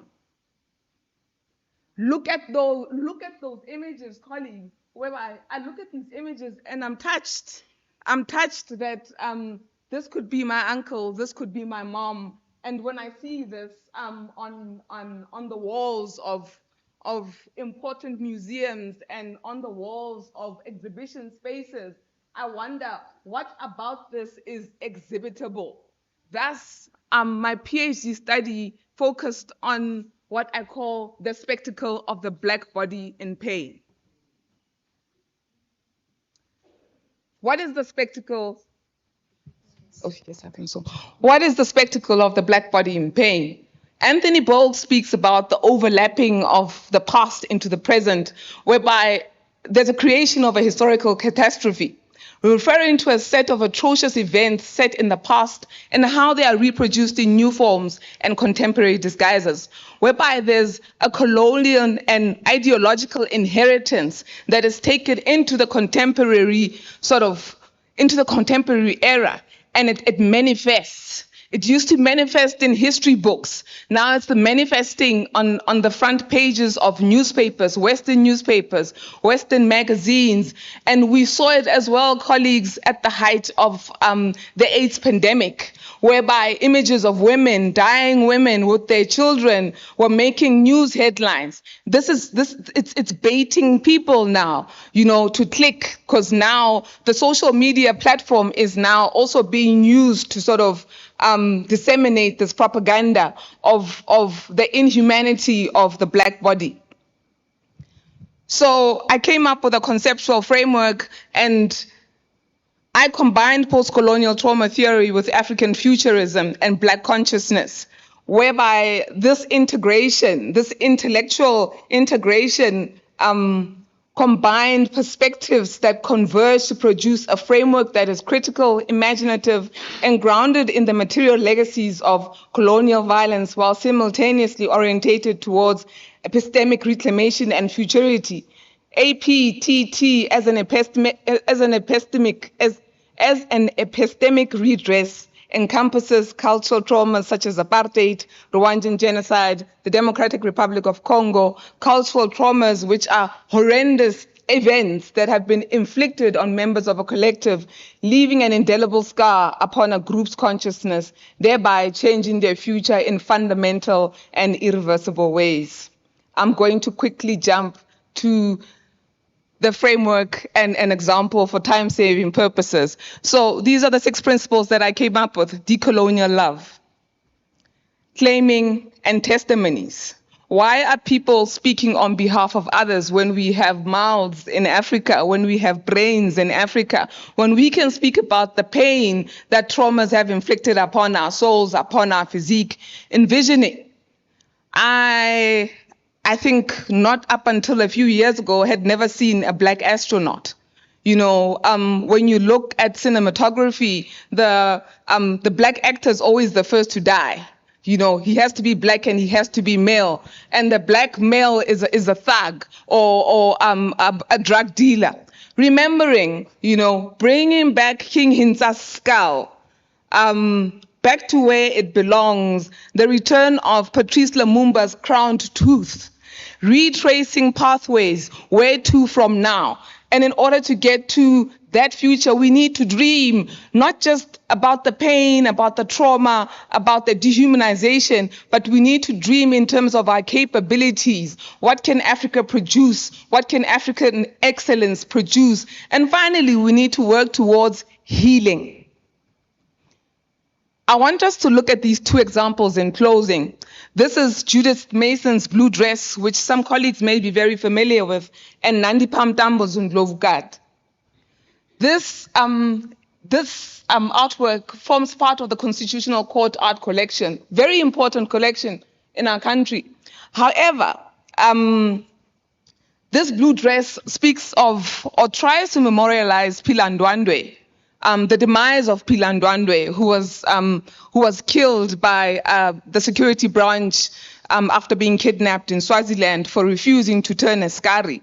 And here, if you read Mason's narrative of Ndwandwe's demise, she suggests that Ndwandwe was sexually assaulted. You know, she talks about plastic panties. Since when do we talk about our panties in public? And Phila had a son. And I often wonder what her son must feel like when his mother is spoken about in that way in public, that she was stripped. And then she picked up a piece of plastic to protect her modesty. She made blue plastic panties to protect her modesty. However, that was just the story that Anya Kroch came up with together with Judith Mason. When you look at the TRC records, there is no such thing. In the applications of amnesty, there is no suggestion that Phila Ndwandwe was tortured, she was stripped naked, and she was sexually assaulted. And then you look at Nandi Pamtambo's Ndlovukat. In comparison, look at that sculpture. It is made out of cowhide, which has a cultural resonance with us as black people. And just the mere mention of Ndlovukat, you know, the Queen Mother, you know. And when you talk about the Queen Mother, you also invoke a sense of the matriarchal elephant. The minute you talk about the elephant, you talk about time travel. You talk about memory. You talk about motherhood. You talk about forgiveness. You talk about how elephants always know the way back home. And while Judith Mason renders Phila Ndwandwe as a pathological victim in all of history, what Ndwandwe does is she then elevates Phila from that victim pathology and frames her as a queen, as a warrior that she was. And she's not remembered as the woman who was stripped naked and had to pick up a piece of blue plastic to protect her modesty.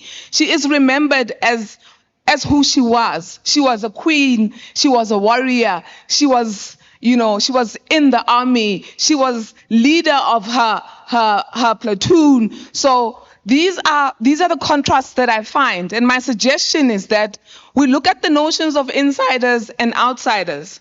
Why are we allowing outsiders to tell insider stories about our people, about our experiences? Why are outsiders not asking permission to talk to us, to hear what we have to say about our experiences, so we can tell them, we can represent ourselves, and we can give our voices in terms of what we experienced, how we experienced it, and also the sense of empathetic engagement with trauma. You know, this is someone's mother, this is someone's wife, this is someone's daughter. Thank you very much, colleagues.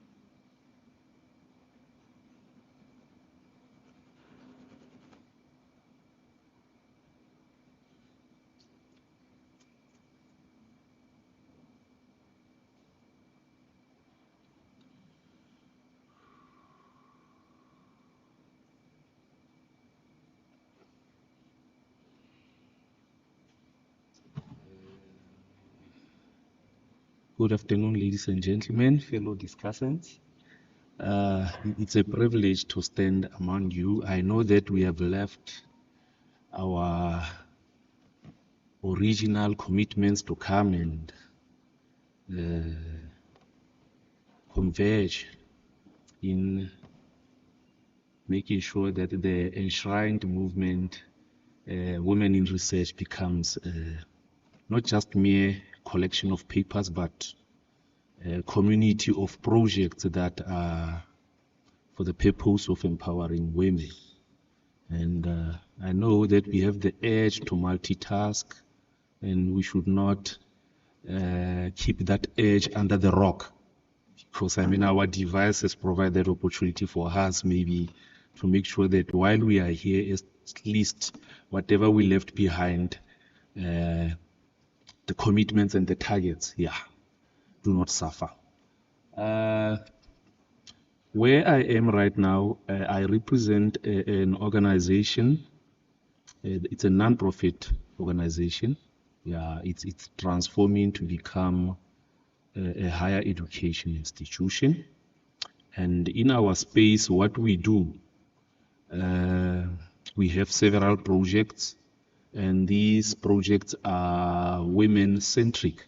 Yes, the name of the organization is Zawadi. Zawadi, it's Swahili noun. It means gift. Yes. And we've been around since 2020. And it's an offshoot of a working group that I am part of since the year 2005. It's called SULE, S-U-L-E, Sustainable Learning Ecologies or Learning Environments. And today, our permanent member institutions include the University of Malmö in Sweden, University of Limpopo, University of Mpumalanga. It's hosted by the Central University of Technology in Bloemfontein. And we also have our member institution, University of West Indies, that has campuses in Barbados and Jamaica. So it's very, very much important to know that what we have here is something that we should protect. We know when we talk about a struggle, we know what can happen to a struggle that's resolute, that's resilient. Yes. The struggle can be captured. It's easy, meaning that it can lose its true meaning.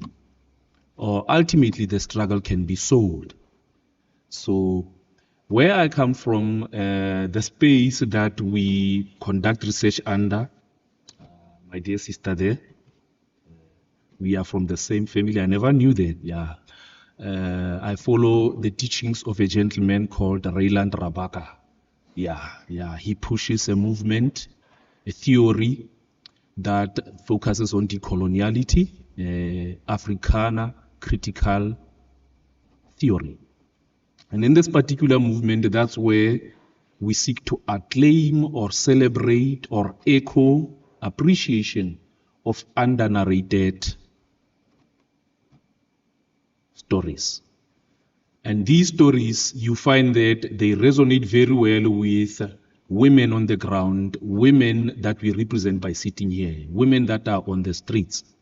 And the movement that I represent here, Zawadi community-based training programs, it works in agricultural spaces. Imagine a school. Let us just take a simple case study. A school, what makes a school to be an economic entity? We would say teacher salaries, and also we would look at, I would like to see my slides there. I don't know if maybe, because here I can see them, but I don't know who will come around to assist me.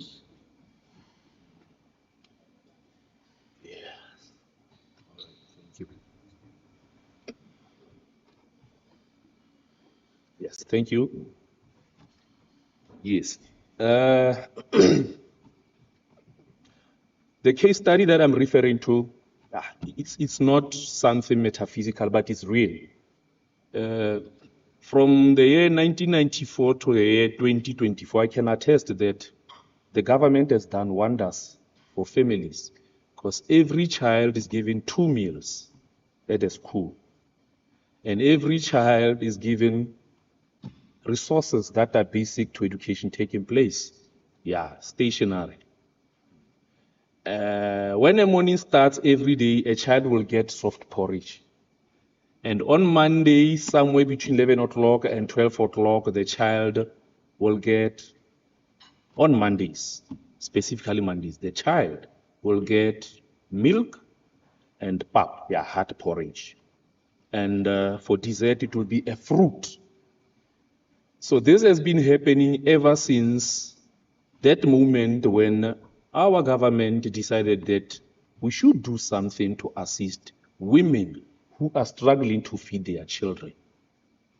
That's why you'd find that our movement, what we are focusing on for research, that is the year 2025 to the year 2030, is to check what exactly happens to the children who, when the schools are closed, they are struggling with getting a decent meal. You'll hear stories from mothers, from women, of the anguish of hunger when the schools are closed. We come from a space of corporal punishment. When the schools are closed, we would be happy. Right now, when the schools are closed, children get traumatized because they know that at their homes, it would be difficult to eat. So the leaf that you see there on the top left-hand corner, it's a project, we call it the Soil Project. The Soil Project has been in existence since 2020, and it came into full force in the year 2023. That's when now we formed partnerships with schools where local women would form cooperatives and they would feed children by providing vegetables. And what I love about these vegetables is that they are non-vet. Therefore, there's no sad story between you and SARS or the taxman. But the most important thing that I have seen is that local women still struggle because you'd see your local ShopRite or your local Spar or your local school being supplied by corporate conglomerates, big companies like Clover, to supply that milk for Monday. And we will still complain that there's poverty. And I just want to say, on the African continent, specifically South Africa, there's no poverty where there's a school. Because if a school is an economic entity, there'll be an average budget of 1.5 million just for textbooks. And there'll be an average budget of another 1.5 million for stationery. And then be an average budget of 2 million rands for food. So it's an average of 5 million rands per school. So imagine the ecosystem or the network or the cluster of schools in that particular township area.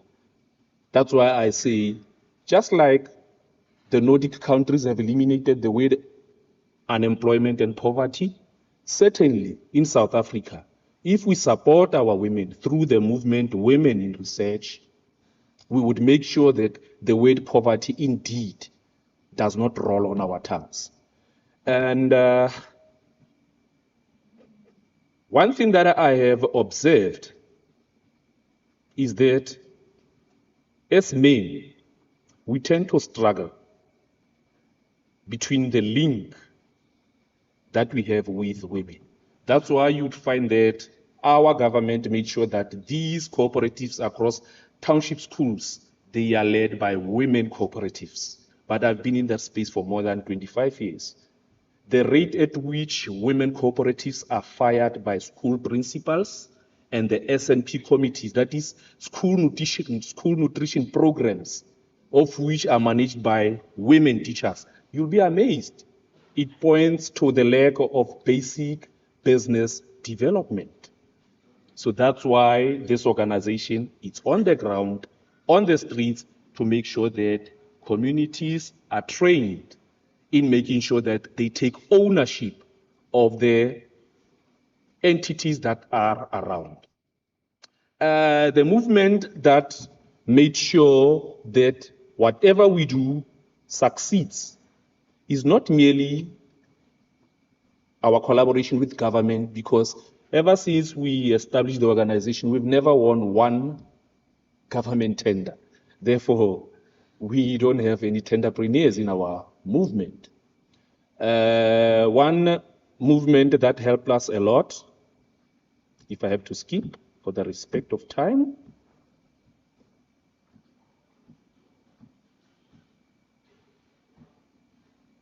Yeah, one movement that helped us a lot is the Bill Gates and Melinda French Foundation. From the year 2020 to the year 2030, we received a grant of $50,000 per year. Yeah, but it's secured up until the year 2030. Yeah, meaning whatever we do in the space of training, we can train anybody anywhere across South Africa. So whatever you see as a software platform at ABSA, the premium level Microsoft Office, we have it for free. So the most important thing again that I heard one of our colleagues mentioned, our honorable publisher, Searchmore Community Trust, it's a publishing organization. From the sales of textbooks, it's a profit-based company. From the sales of textbooks, we feed the funds to our non-profit, that is Zawadi.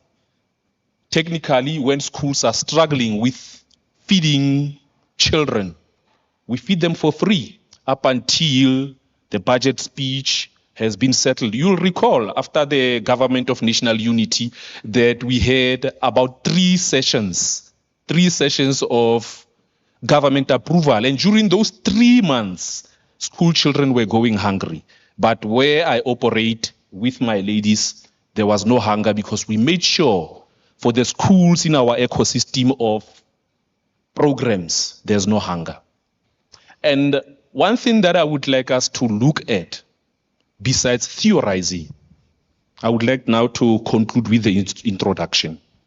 When we look at the concept of theorizing, you'd see that sometimes we tend to politicize community problems.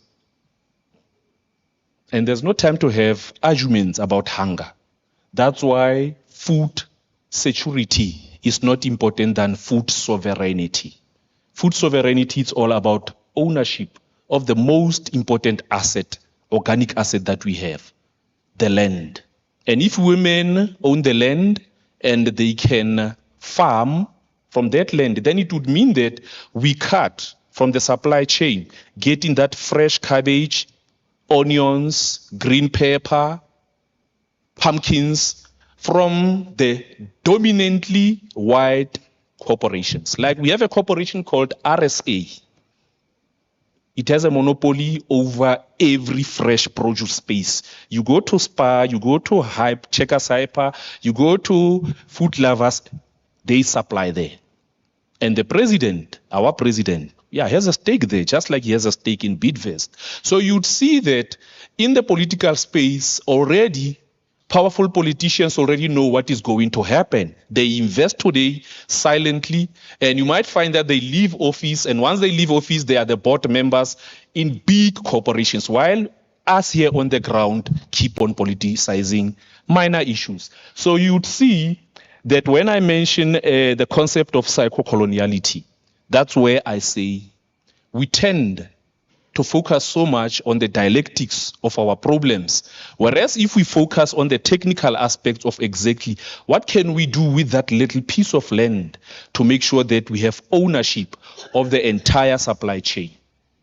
So from the movement called Women in Research, I would like to say for the journal that's about to publish our papers, the pledge that I make from Zawadi is that whatever will be input in there would be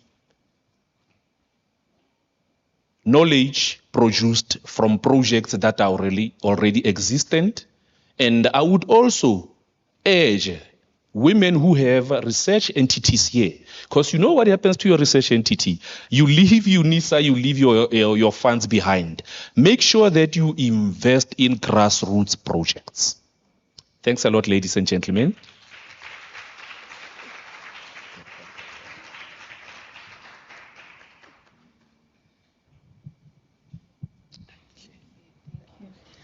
Can we have the hands again?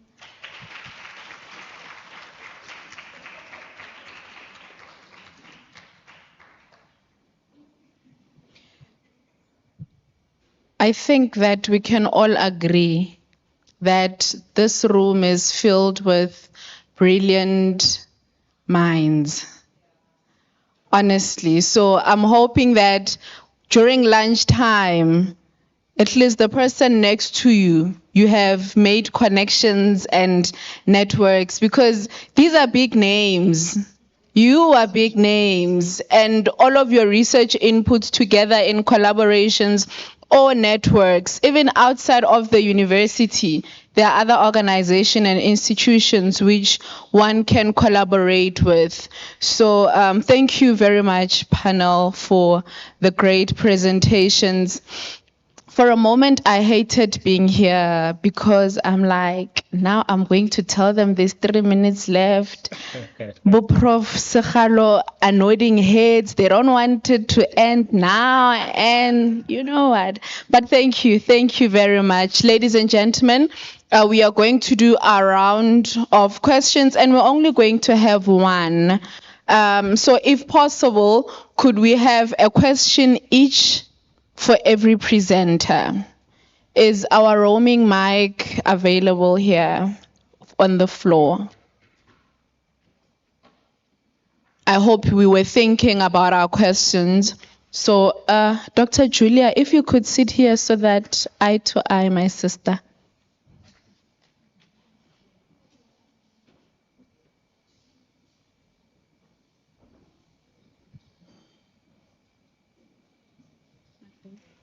We are a one mic nation. Okay, I saw Dr. Lerato, I saw Dr. Bibi. Is there other questions? We have 2 hands for now. Okay, we have a comment from Prof. Kuno. A comment or a question, one last one. Thank you so much to the panelists. I just wanted to ask the question around food sovereignty, and how do you square up thinking about food sovereignty with funding from the Gates Foundation, given that they are the very antithesis of food sovereignty in Africa, and funding all kinds of food issues that are really against food sovereignty. If we look at it across the continent, they're doing this. So I would really like to understand how you are working with or through that question. Thank you.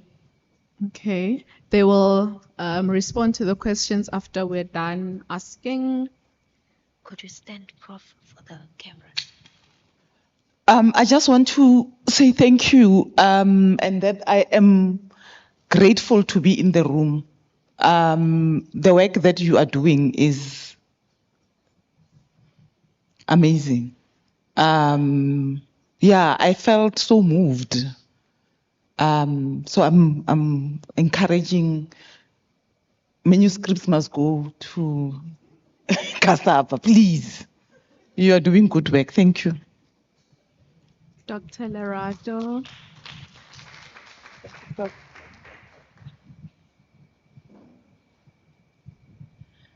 I think, well, I don't know whether it's a question or a comment, because the third paper, I mean, I'm shocked because L.B. Sachs has a book on that also. And then Antje Krog. I was a student of Antje Krog.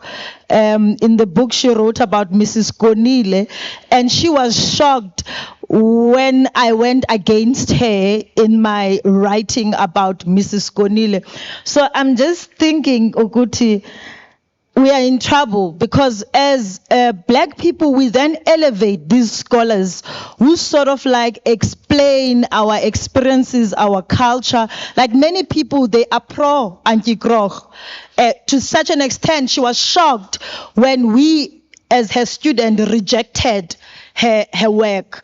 So now to say this, and a judge wrote a book about this, which is, I think I just want clarity on that. Like, I still can't believe it. I don't know if you can talk to that again. This is quite shocking. I just wanted to say, as the first speaker, so I'm interested in how you present your paper. You're saying that you diagnose and stuff, because I don't know if you've read Frantz Fanon, the second presenter. Frantz Fanon, yes. We tend to critique Frantz Fanon in the white skin, black mask. I forgot how it goes now, because we don't take into consideration that Frantz Fanon wrote that book as a psychiatrist. So, in fact, he theorized from consulting with black people dealing with death and dying within the black community. So how would you engage that kind of question that around Frantz Fanon? Thank you. All right, thank you. Any last comment or question? Okay, Prof. Thank you so much. I think mine is also a word of appreciation for the excellent work that I think colleagues are doing. I just wanted to zoom in particularly to your work around trauma and how we think about trauma and the need to reimagine, but also the spectacle of the black body and how it's always like that. How is it okay that a black body can be presented in the way that it does, and what does that do in terms of the idea of personhood, and belonging, that black bodies can do that, and how in the art space that seems to be okay, because there's an assumption that anything goes, but it's the work of art and its interpretation. But I like your take on it, linking to Bibi's work around the need to return, and how, again, the one who tells the story will always control the narrative. So you're challenging us to say we need to reclaim, to challenge, but to also tell the story differently. And the example of Indlovukazi does that for us. And so I'm just interested again in your reflection in how we can use that to reflect even on the current moments of restlessness that we have with the genocides that are happening, and how we can draw from the arts, because I believe there's so much power in the arts and aesthetics, but how do we do that in a way that carries space, right, for the trauma, leading us to the healing that you speak about. So, but overall, thank you so much for your work.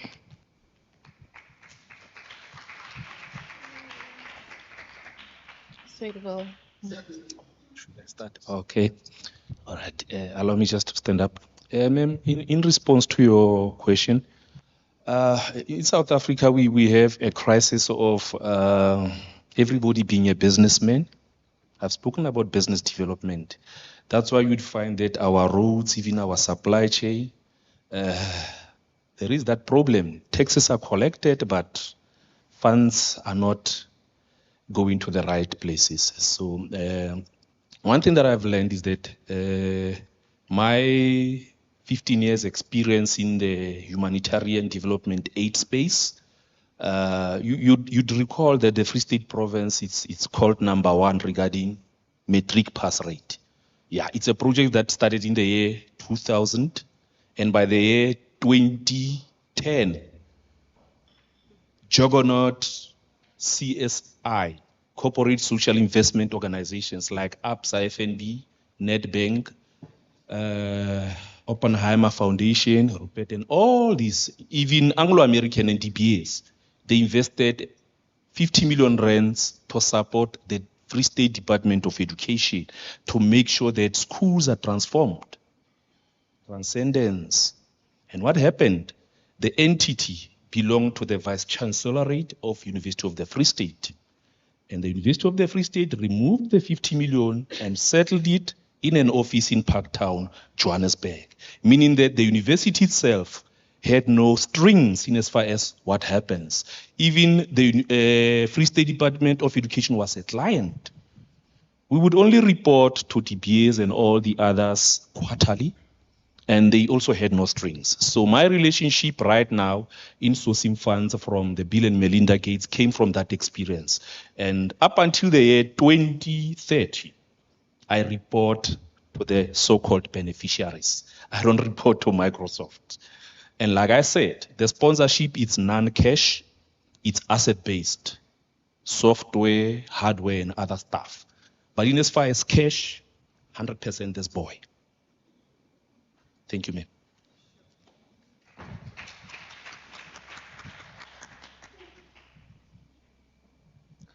Thank you, colleagues. I'd like to respond to the question with regards to Anya Groch. She covered the TRC hearings extensively in terms of the television broadcast and the radio broadcast. And at that time, rainbowism was a thing.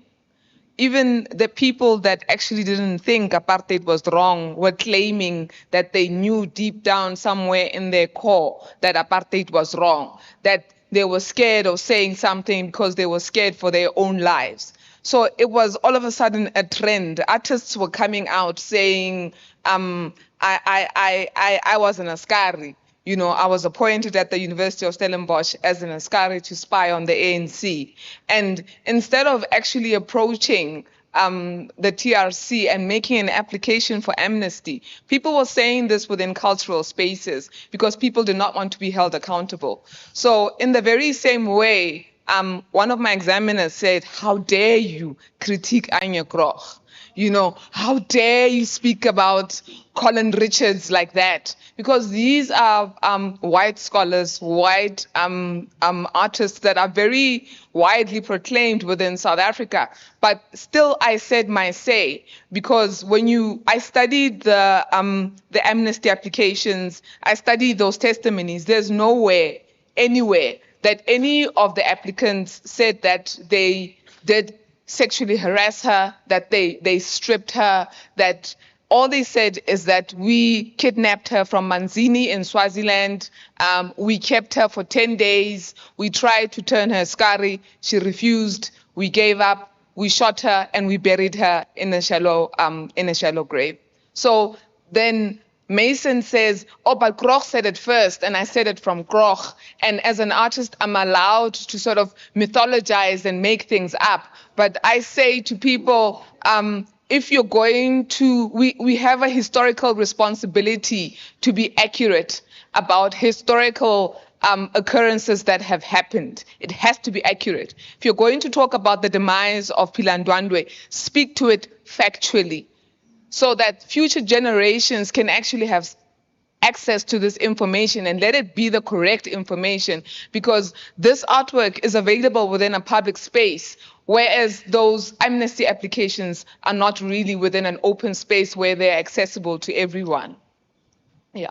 And then in response to what Prof. Sekgalo said, I spoke about empathetic unsettlement, in that when you're an outsider, and you are coming into a community, for instance, you want to cover the Rwandan genocide, and you're coming into post-genocide Rwanda. You cannot be talking about the Rwandan genocide without actually having an understanding of how it happened and how people who were in Rwanda at that time felt. So you need to have that's why I talk about testimonies. You need the insider's knowledge, the group of knowers. You need to talk to the group of knowers. And you need to ask, is it ethically, culturally responsible for me to say this? So that we may tell you, we do not talk about our mother's panties in public. We do not talk about our grandmother's panties in public. So, and without doing that, the position of, or rather, the concept of empathetic unsettlement, it means being aware of your positionality as an outsider, knowing that you feel for the insider but you can never in any way claim to feel the way that they have felt the trauma. And it's in acknowledging that positionality that it will allow us to then, in a more ethical and more compassionate way, engage and create after images of African atrocities. Thank you.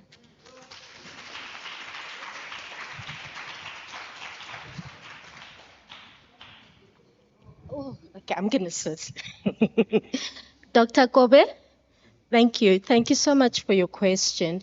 I guess what I shared today was a snippet to try and tie it to the theme of our symposium, as well as my specific topic on epistemology. However, your question, I'm very excited about it because I think I can actually... Okay, someone's pointing. Okay. All right. Okay.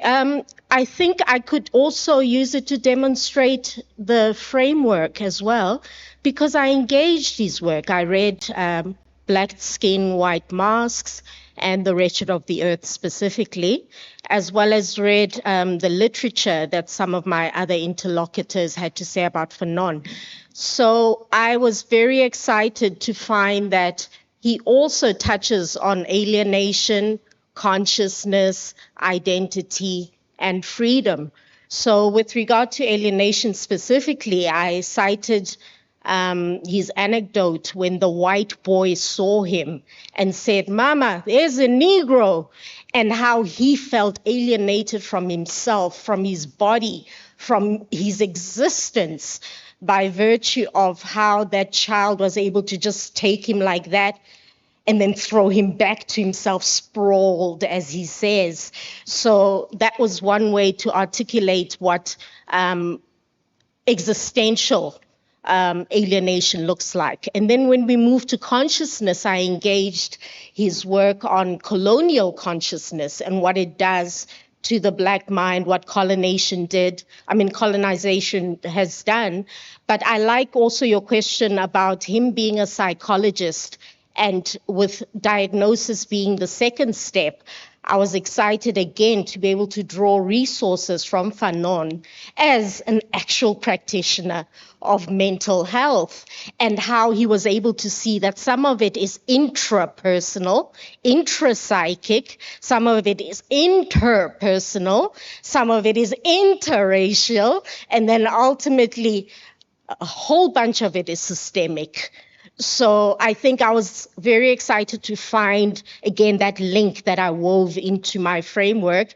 But also another important aspect that came out of Frantz Fanon being a psychologist and me studying him in a philosophical project and context is that I argue that he's actually a philosopher. And in many respects, in the Black literary tradition, historically and theoretically and practically, activism as well as academia, he's considered a philosopher, a thinker, and a practitioner.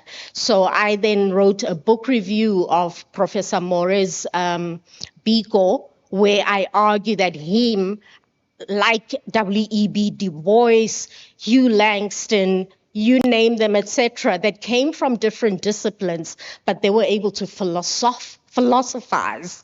And then speaking about that, just a quick one, Dr. Bakari Yusuf, I also cited your 2003 Beyond Determinism in Alienation, drew out something from there, consciousness, identity, and the fact that it was a phenomenological study, which was, the article is called Beyond Determinism, Phenomenology of African Women Existence. You're the only African feminist scholar that I found that was able to sustainably give me resources in phenomenology, specifically as it's practiced in philosophy. So thank you for that. So coming back finally to identity and freedom, again, I spoke or engaged Fanon's work regarding how our identity, the example he gives about chemically straightening his hair, and how Black people but white masks and how colonization, racism, and so on causes us to have this identity crisis. And even him, he went and admitted that he chemically straightened his hair because he believed that's how it should be. And of course, over time, he was able to problematize that within himself. And then finally, when it comes to freedom, the Wretched of the Earth, again, gave the tools in terms of what does freedom look like. So Fanon's critique of flag freedom versus psychological freedom and collective liberation. So I think I engaged that as well within the context of South Africa, the Rainbow Nation. So again, I was able to draw. So coming ultimately to your question, there's a lot of scholars that I use that same framework to navigate their works. Like I said, Professor Bakari Yusuf, Professor Pumla Kola, Fanon, W.E.B. Du Bois, Chavani Manganye, Professor Moret, of course, but very importantly, as a bridge from Western philosophy to feminist philosophy, I use Simone de Beauvoir. And that's why I was so excited to find her again in Professor Bakari Yusuf's work as well. That there's so many things one can weave and navigate. It gets messy sometimes, and that's why I'm saying that it's probably going to take me another year or so to try and refine this framework in a way that has an actual African Black and Black feminist pedigree, and African American Black feminist philosophers like Catherine Sophia Bell, formerly known as Catherine Giles, Patricia Hill Collins as a sociologist. They're all tapping into various aspects of this. So the interesting thing, though, my critique there is that even though they are Black and with an African heritage, they're still based in the Western context. So there's some critique that needs to come in there too. So lots of winding roads ahead, but very exciting terrain. And thank you to my fellow panelists as well.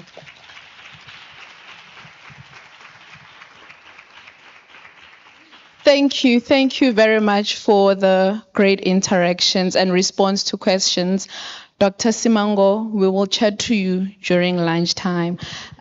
Ladies and gentlemen, it gives me the honor and the privilege to acknowledge the presence of our Vice Chancellor and Principal, Professor, yes.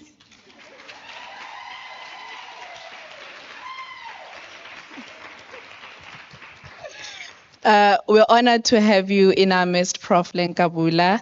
And on that note, may I humbly ask that you, Prof, just a greeting. The people want to see you. Just a hi.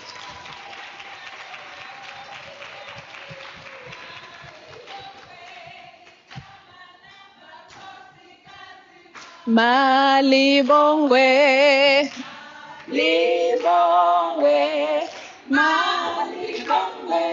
Hi, Prof. Do you prefer the point or this? I think.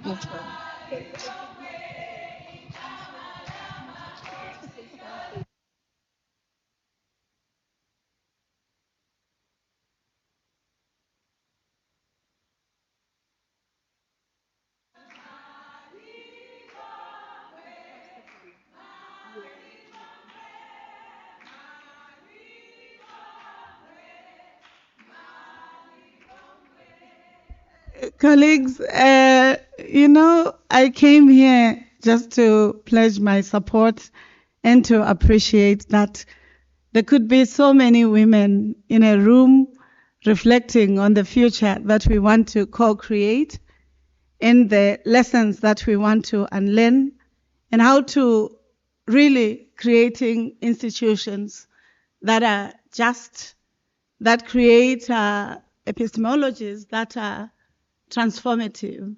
So I didn't plan to speak. I was here just to say you cannot hide yourselves. If I know that there's a sitting like this, I'd come and be part of it. So I'm Professor Sgalo, Professor Onyansha, and Professor Huno. They are the West espionage they didn't tell me that they were negotiating that I should speak. So I'm still afraid. So let me just breathe and then share. Maybe that song. Then maybe I'll put my ideas together and share my message of support. Yes. Maybe that song will help for all of us.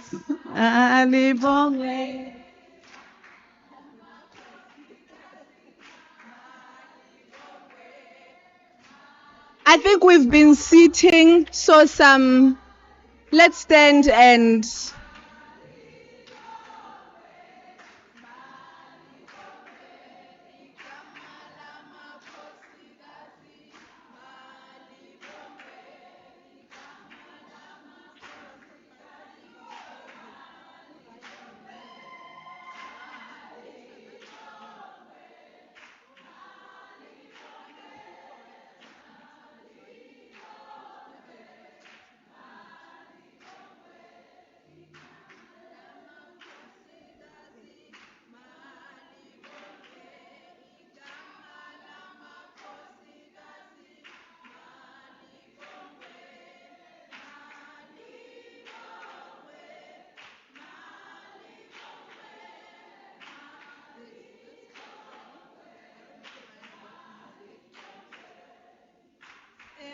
Thank you.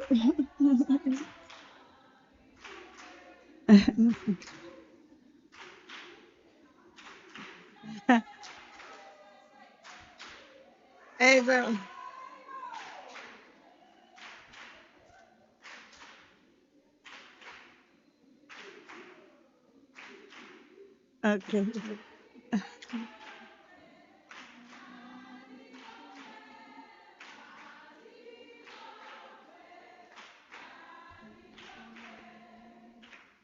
Thank you. Thank you very much. I think we say that if your head cannot lift you up, your heart must do something. So thank you very much for the song, because I think it's an invitation for that idea that cognitive justice pursuance can never be as transformative as Odora Hopers invites us to thinking around how we build, how we co-create knowledge, how we hold one another's hand in creating knowledge, in affirming our ontologies, in looking at the resources that promote social, economic, and ecological justice in our time.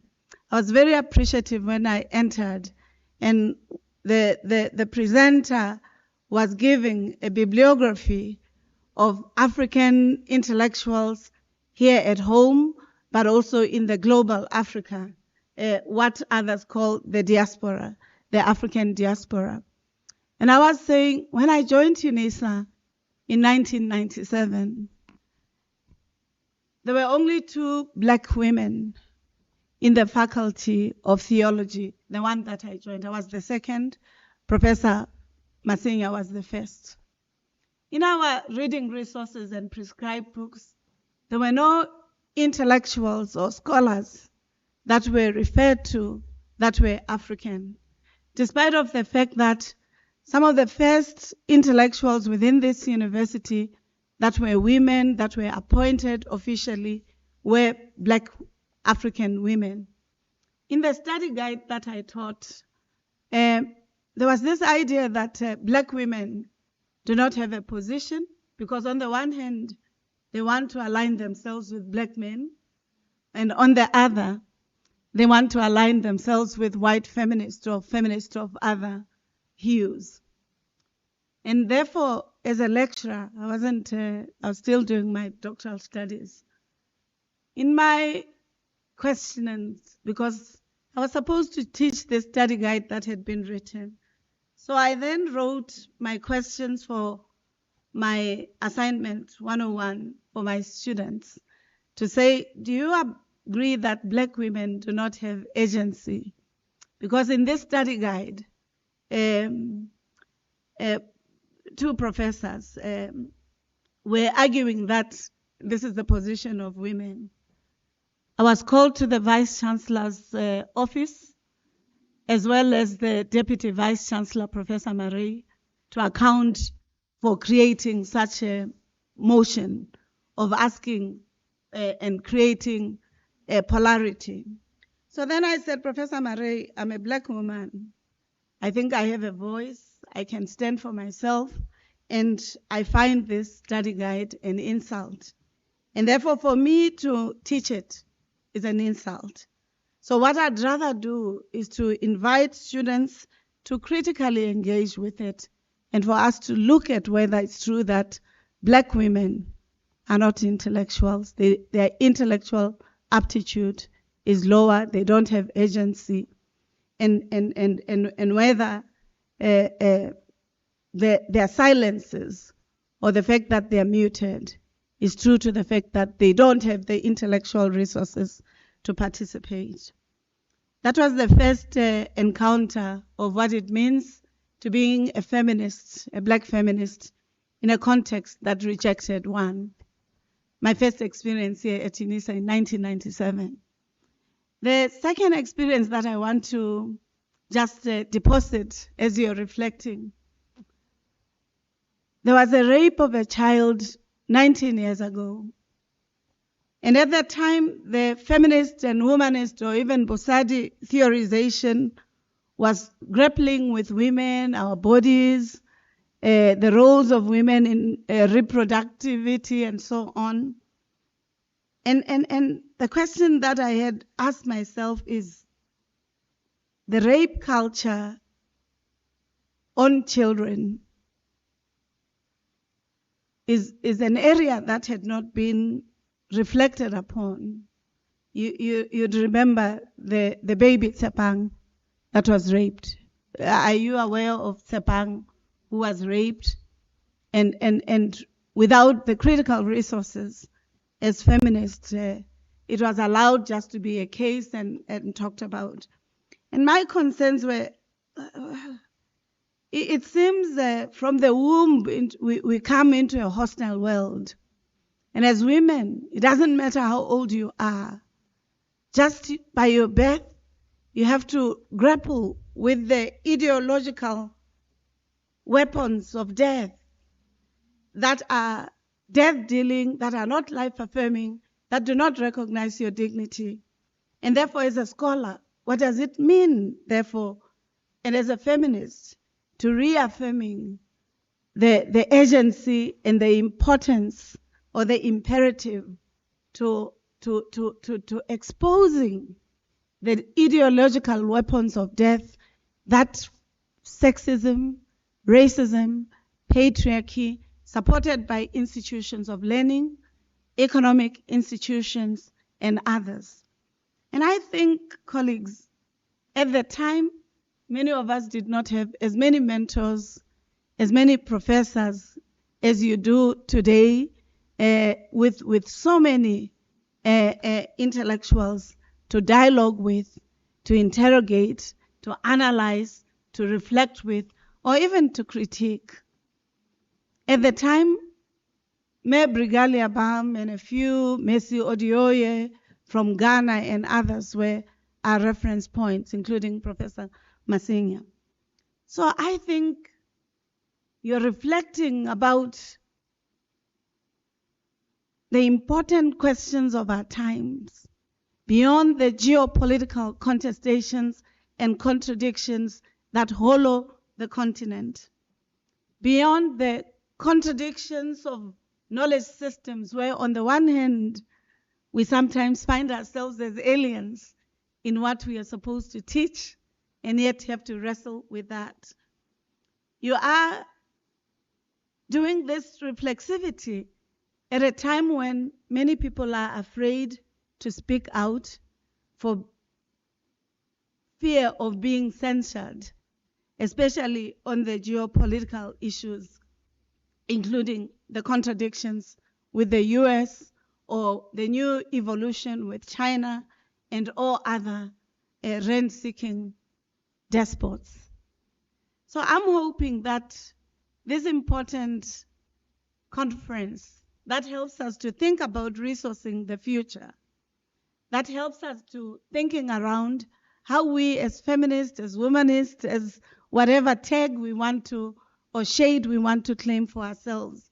I think you should know that you have the requisite support from our office and from the university, and it is only when you speak out through your scholarship, when you engage in research, in engaged scholarship, when you make yourself available for leadership so that we can work together to build a successful university that is locally attentive, globally resonant, and yet at the same time creating humanizing knowledge systems that ensure that no one's dignity is trampled upon.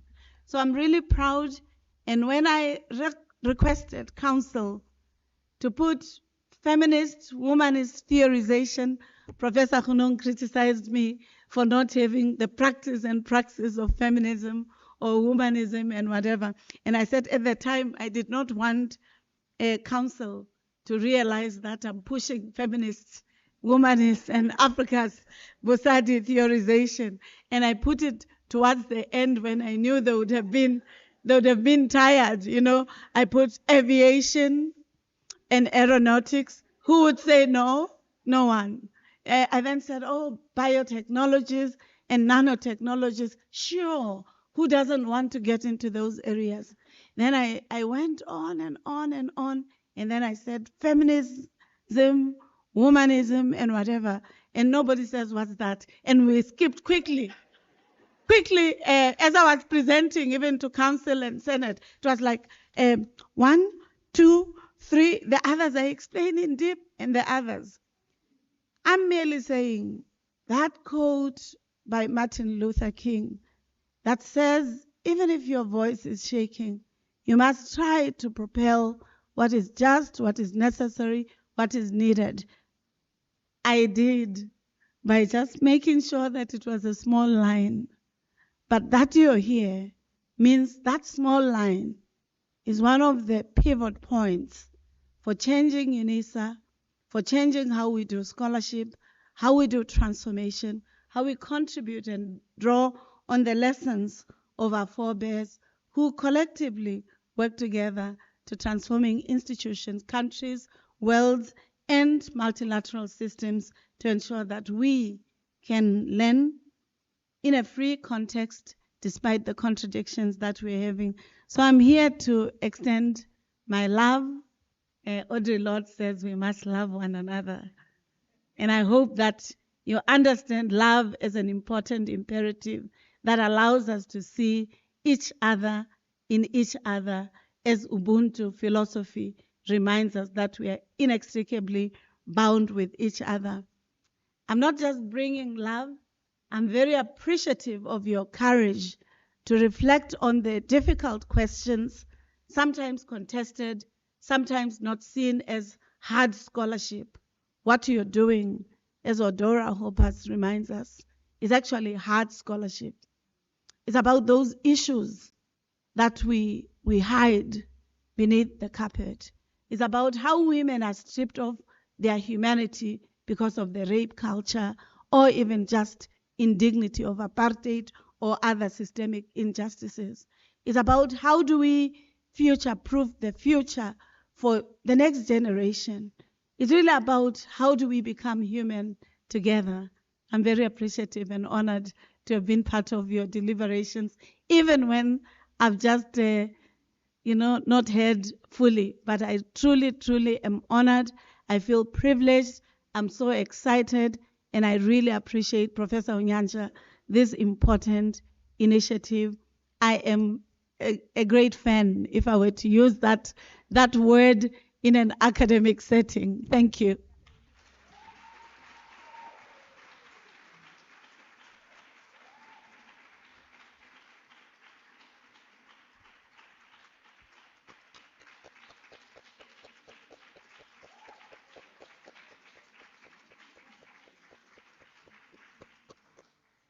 I think it's only right to be addressed by the best woman vice chancellor in the world.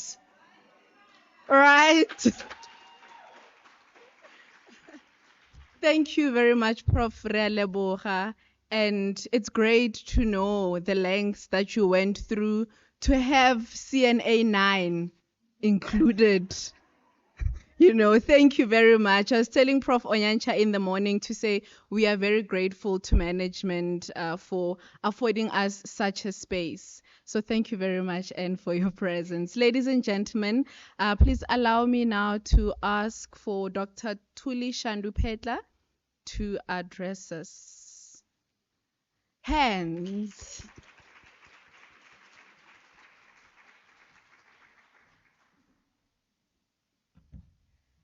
Mawetu, Prof. Lenkabula, we are also honored to have you in our midst. You should see us in Zulu, we say, that is yaqhelika.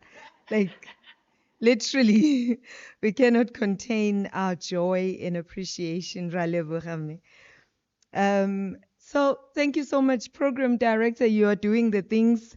We appreciate you. I am taking CNA 9ing in my strategy going forward. # we are resourcing the future. Ladies and gentlemen, so what will happen is if you check your programs, we do have another session panel that is supposed to take place before lunch. But because we are who we are, we will break and have lunch. And then when we come back, we will have 2 sessions running parallel so that we make up for time. One session will be here, one panel will be here, and another panel will be at the Bamboo Hall. It's just 1 floor down. This is just to make sure that we don't miss anything, because what we don't want to do is to rush our panelists and they end up spending 3 minutes and we don't have time to engage. I mean, we would have missed all of this if we had to rush. So panel 2 will be here. Panel 3 will be at Bamboo. You will see Bamboo. If you've never seen it, you will see that it's worth just 1 flight of stairs going down. All right. And then after panel 2 and 3 running parallel, we will come back here for panel 4 so that we converge and have that last panel together, have our announcements for tomorrow. Is that all right, ladies and gentlemen? Thank you very, very much. During lunch, please have your food. What time is it? Okay, so we will be back at 2:30. Please, I know we are rushing you somewhat, but I think we'll be okay. 2:30, the panels will begin. So during lunch, please enjoy a bit of music, good food, good music. The band will be here. Grab your plates and your drink and dance as you eat. We also have exhibitions that side of the room. Please go and visit them. We have lit culture, and they have books available for sale. They have books on women empowerment. I've been there, so go and check them out. Bring your wallet, your purse, and your tapping phone. We also have Unisa Press. Unisa Press is available. They also have books for sale. Prof. Sechalo, one of your books is there. So go and get it. Bring your wallets, your purses, and everything.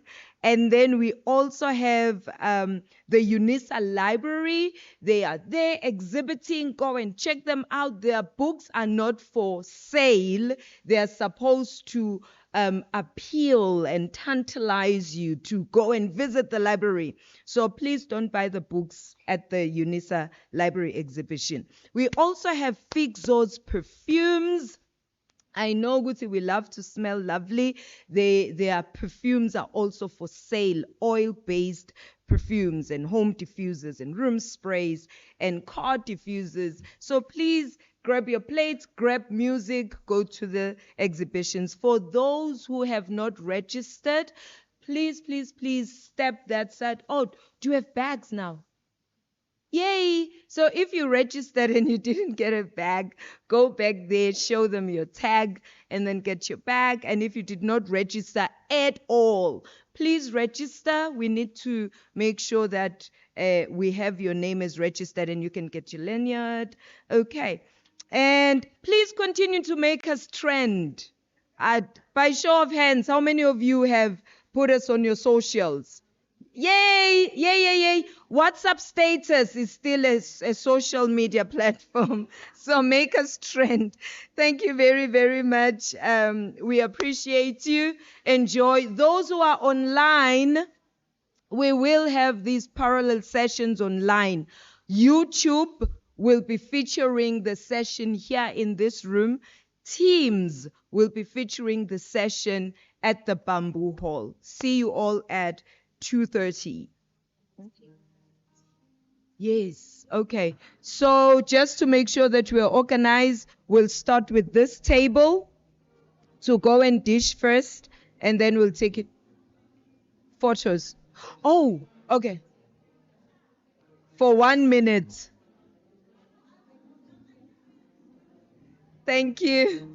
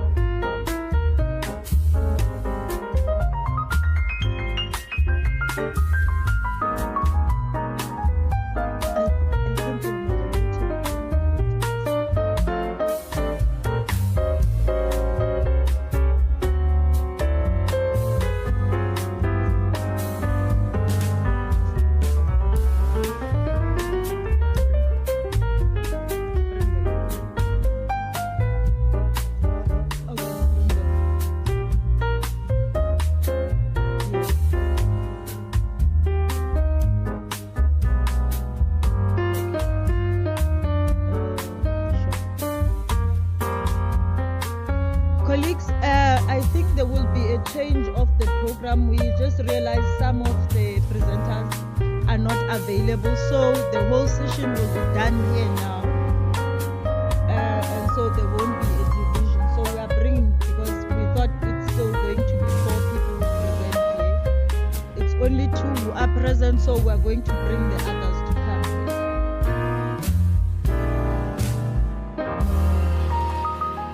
Yes. Okay, then that's good. They must come.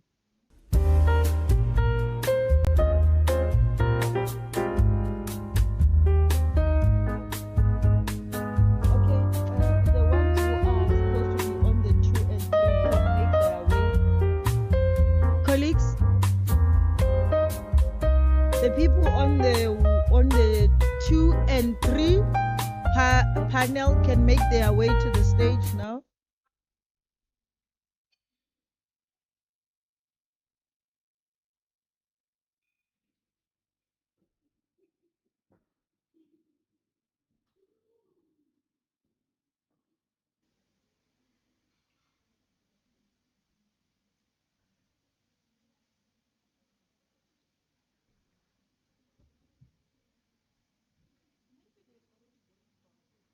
No, they are coming. They called just now. Yeah, they called.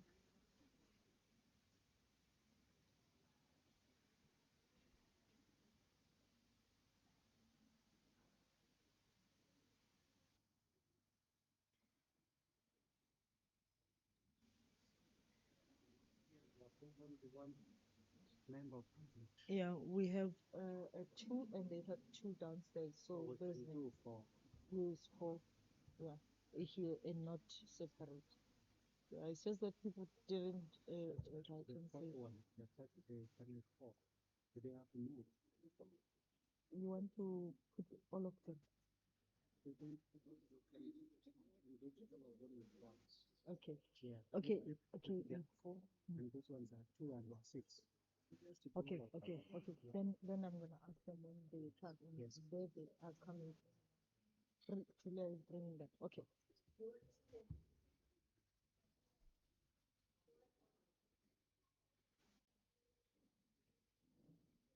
You see?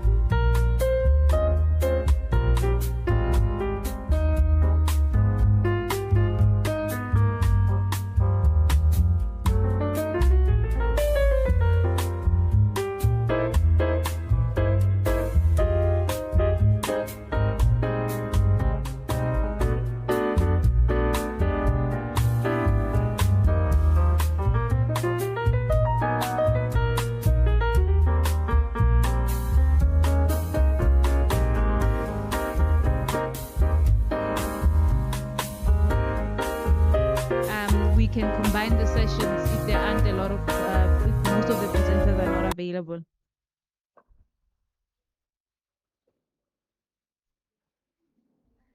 So can I have panel 2, 3, 4 present speakers?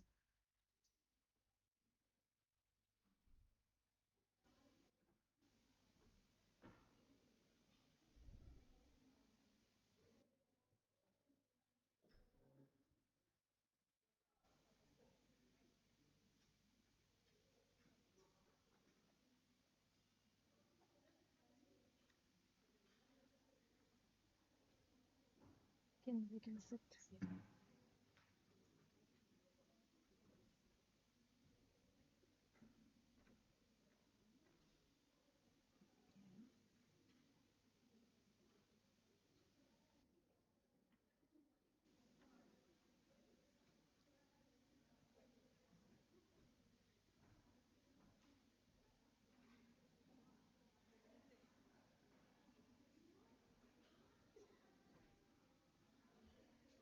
Okay. Come inside. Yes. You can sit here.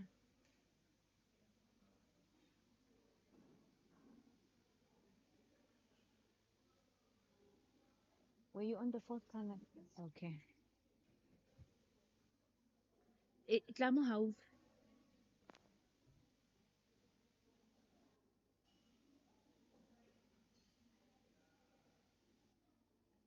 Okay. Okay. I think we can start. So we have speakers from the second panel, the third one, and the fourth one. We have combined the sessions. So we will have people from who will be speaking about liberation politics. Colleagues. Okay. Thank you. I know after lunch we are usually tired, but let's hang on. So we have panelists from session 2, 3, and 4, as I've mentioned. It's a continuation of the first theme that we're focusing on, liberation politics and decoloniality. And then we have the group from panel 3 who are going to speak about their papers who would have been focused more on literature, literary arts. And then those from panel 4, their papers are mostly focused on indigenous spiritualities and women. So I would like to welcome the first speaker from the second panel to start. And then when she's done, then we can have the third panel and then the fourth panel. We will have time for question and answer after they have discussed their papers. Thank you.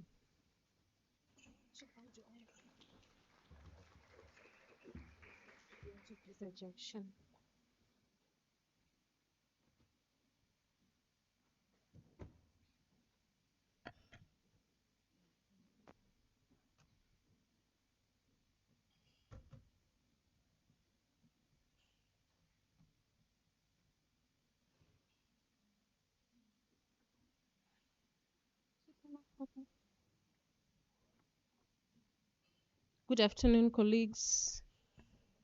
Yeah, it's unfortunate that most of our colleagues have left, but I'm sure that is not going to discourage us. The war still continue, the fight for women to be free. My topic is feminist leadership and its impact on social justice in South Africa. Is it? Oh, okay. That's my name there. When we pronounce it, we call it Priscilla. Priscilla. So I'm in the College of Law. And what intrigued me basically about this symposium is the fact that women given a chance to talk about themselves, firstly, and secondly, to talk about issues and the way in which they can impact the society.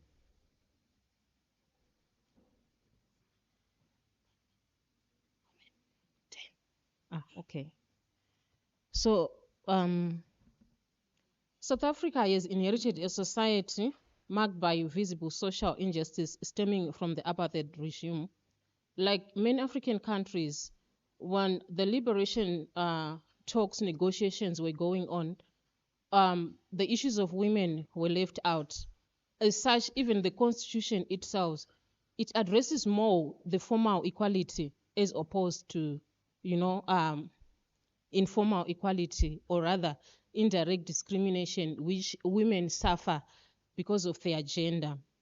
So while we appreciate some of the efforts that South Africa, through the constitution and various legislations and various fora and various even government institutions that they have done to bring equality between men and women, there's still more that needs to be done. As we see even in our society in South Africa, there is a lot of gender-based violence. And the United Nations actually declared gender-based violence as one of the major human rights violations that happens towards women. In South Africa, is even rated like one of the top countries where women are experiencing gender-based violence. And there's also economic inequality and the issues of jobs as well. Women occupy like low-paying jobs. They are like on the frontline jobs. And the list can go on and on. The most that is happening that is not yet been addressed, that is touching especially the black women that are trying even to make it there on top, is the issue of domestic work. There's still an imbalance where we find that even if you are a professor, you are married, in the morning you have to do an unpaid 1 or 2 hours work at home, take care of the children, take care of the sick, take care of the husband. Yet at the same time, you'll have to come and compete with the man who has been fed by the wife. We have to compete even with other colleagues that are not going through the same. So there is a picture that is portraying how women are struggling to go up. That stone is representing that kind of domestic co-work. There's a research that was done last year in 2024, which proved that if domestic work that is unpaid for women is going to translate in dollars, the contribution to the economy is going to be more than what technology is bringing in. And now the challenge is, how do we address it? Because it does not only give you a burden as you try to go up, but even as we see in this picture, it actually blocks you from seeing your potential, from seeing even the opportunities that are ahead of you. Because as you are carrying them, you tend to forget other issues, and then you focus on your child, you focus on your husband, and before you know it, all other opportunities for you to grow, all other opportunities for you to be able to compete equally with men in the society are gone. And that's where we are saying, how can feminist leadership help us? When we're talking of feminist leadership, we're not merely talking about seeing numbers of women in power.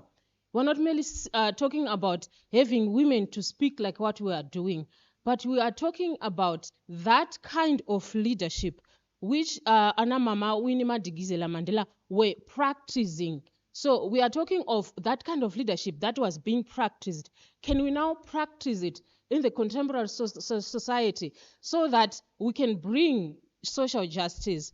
So when we are talking of feminist leadership, we're talking of that kind of leadership that brings accountability. And we are talking about that leadership that brings collaboration, which promotes working relationships that are safe and that value all participants, encourages colleagues to build alliances. We're talking about that kind of leadership that brings diversity of thought and representation. We're also talking about that kind of leadership that comes with empathy. And we're also talking about self-care, community care, and balance of power, and most importantly, transparency. We know most African countries, their economy is going down because of lack of transparency, which actually manifests in itself through corruption, favoritism, and lack of accountability. This is the kind of leadership that we say, if it's employed not only by women, but by everyone in our society, it can bring some kind of social justice that we've always dreamt of, that we always want to see our community to achieve, whereby women will actually be at par with men. They can be able to see those opportunities, because if even a man in the house, if even a man at workplaces, they are practicing balance of power, they are practicing self and community care, they are practicing transparency, it doesn't matter the kind of social justice that we require in our society, we actually be achieved, and we'll realize that that social injustice will actually in a way be dealt with. Now, what are we saying about the advantages of feminist leadership? Feminist leadership promotes gender equality, and gender equality is a norm that is known by everyone. I mean, especially if we're in a room where we're talking about, feminist issues. But when you're talking of gender equality, we are saying that everyone must be treated equally, despite whether you are a man or you are a female. But now, when we go deeper, we are now saying even those indirect traits where women are being undermined or being discriminated against, they are also being addressed. And the other advantage is that it challenges patriarchal norms. What are we saying when we're saying patriarchal norms? They are those norms that subordinates women under men.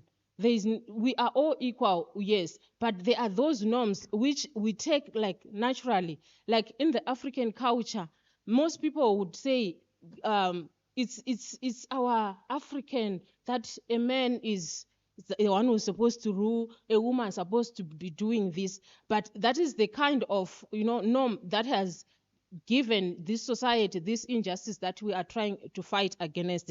And also, as a result, the feminist leadership will actually influence a policy change, and also even several initiatives to find gender-based violence.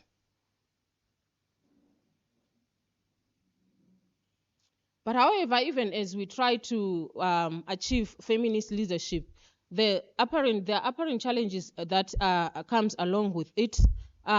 Firstly, we realize that even right now we are talking of this kind of feminist leadership, and we would want even men to be involved, but they are not there, So there is this gender perception. There are these perceptions that when we're talking about women issues, it's women that are supposed to be there. But when are we going to teach our young men? When are we going to teach our colleagues that no, we are still equal? Because they are still in that darkness that they feel, okay, I'm an African man, then this is the way that I'm supposed to behave.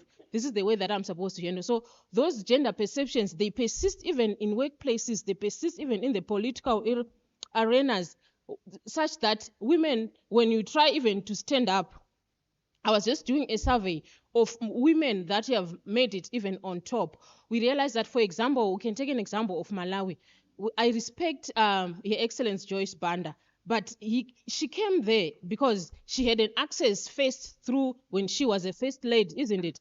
But are we gonna have even a woman from Norway to try to be groomed to come up and be able to occupy that kind of a position? We cannot, because women will always be there because there's a man who would have paved a way. On their own, they are always at the back seat, and that will pervade a social injustice, and will be deprived even as a society of this kind of a leadership that is gonna create an equal society even in South Africa. And also the issues of limited access to networks and a lack of empowerment and capacity for young aspiring women as leaders. And just in conclusion, to achieve and build feminist leadership in our society, probably there's a need for a forum like this, but which must be extended to everybody, not necessarily women, because we are going to teach each other. As long as your man doesn't know what you expect, it's not going to be implementable in your homes.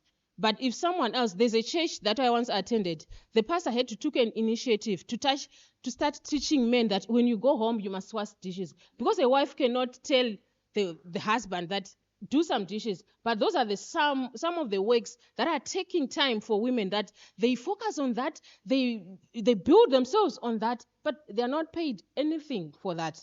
And now there's also need for some affirmative actions and mentorship towards young women. We have had a number of speakers here that have been imparting knowledge on us about feminism. But imagine if they could just do some social adoption on 2 or 3 people in every gathering that they do. They mentor them, they groom them, they teach them, they show them the way in every way possible. So we realize that in that way, then you pass that person who have been taught, who have been received some, knowledge, would pass it on to the next person in 1 or 2 people. Then that kind of mentorship will create a network and a community that is firstly aware of the issues that affects women, and secondly, that will also work towards achieving social justice. And I think on this note, that is the end of my presentation. Thank you so much for your time.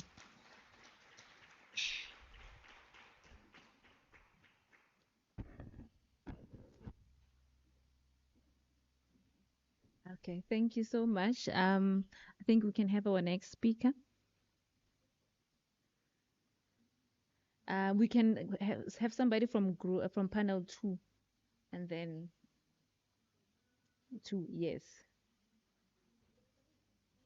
You're 3, okay. I think either of you can go.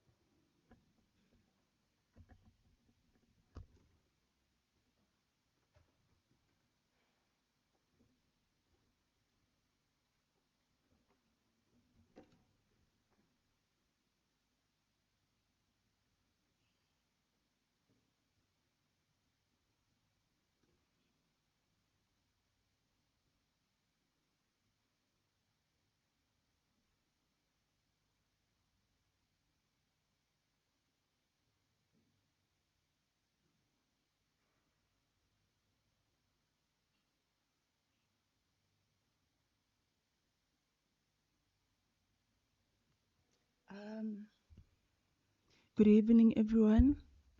My name is Ms. Patience Mutsatsi. I am from the College of Human Sciences.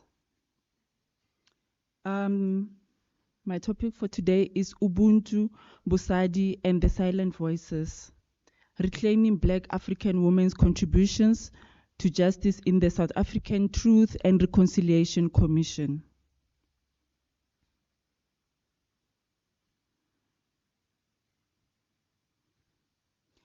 So I would like to start with my opening poem. The topic is We Are the Silence That Speaks. We are the mothers who buried names in the dust, the daughters who stitched justice with trembling hands, the sisters who carried nations in their womb. They called us victims, but we were architects of memory, builders of bridges where blood once flowed, keepers of a truth too heavy for archives. Our voices were not whispers. They were thunder hidden in lullabies. They were rivers carving justice into stone. They were drums that refused to stop beating. We rose not to mourn only, but to heal, to demand, to reimagine freedom in our image.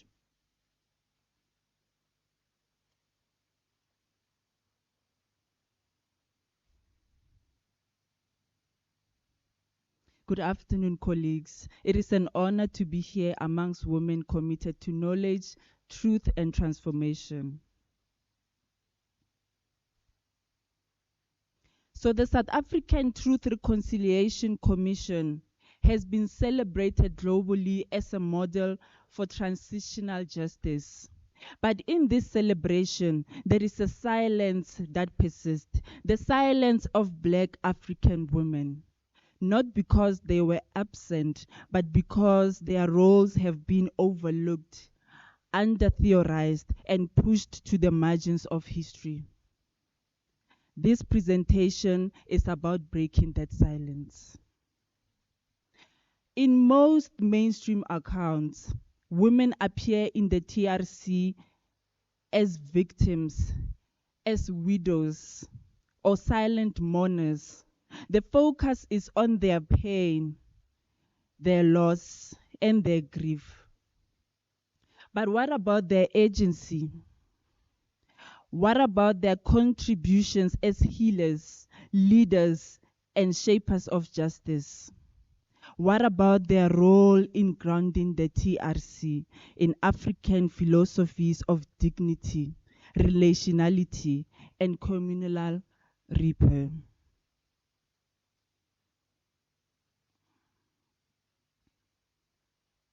So this erasure is not accidental. It reflects patriarchal frameworks that dominate both South Africa and global transitional justice discourse. Even Western feminist frameworks, while important, they have sometimes missed the cultural and philosophical resources that African women drew on.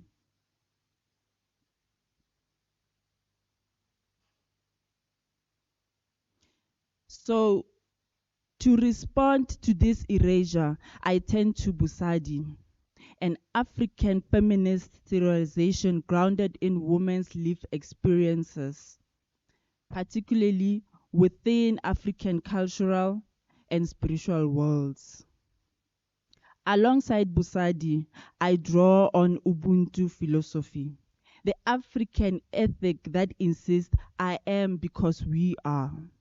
Ubuntu reminds us that justice cannot be individualized. It must be relational and restorative. And I also draw from womanist thought, which centers Black women's struggles for wholeness, survival, and healing communities.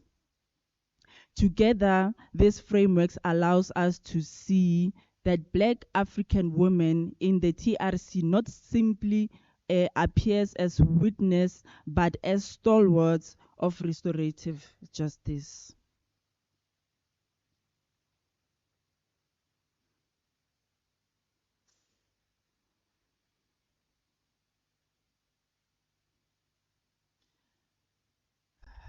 So let's take the case of the Gugulethu 27 mothers. So this is the memorial statues in Cape Town. The Gugulethu 27, this was the South Africa's apartheid security forces led by a VAC-based unit that killed 7 young Black men, later to be known as Gugulethu 7, from the African National Congress's aimed wing Umkhonto weSizwe. So the Gugulethu 7, on the 3rd of March 1986, this turned up on television that night. The news labeled them terrorists that had engaged in a gun battle with the South African police, and their mothers had to watch their deceased children being dragged on the ground in front of the world to see.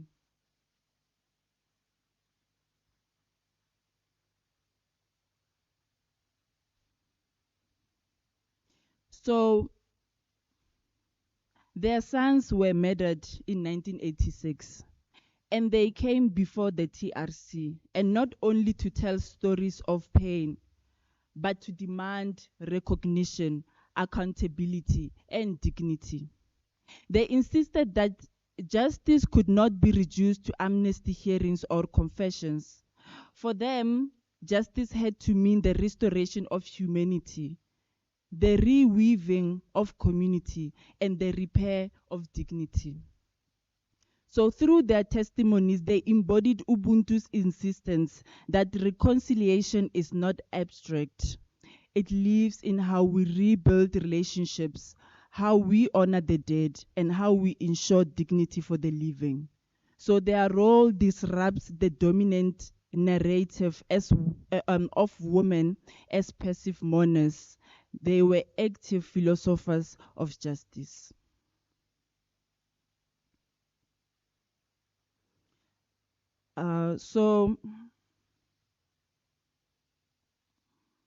Okay. So towards contribution to knowledge, I utilized the archival and narrative analysis of TRC testimonies. I also used media records and oral histories to reframe women's contributions. It challenges transitional justice scholarships that often privileges legal and Western models. Instead, it centers African women's voices and epistemologies.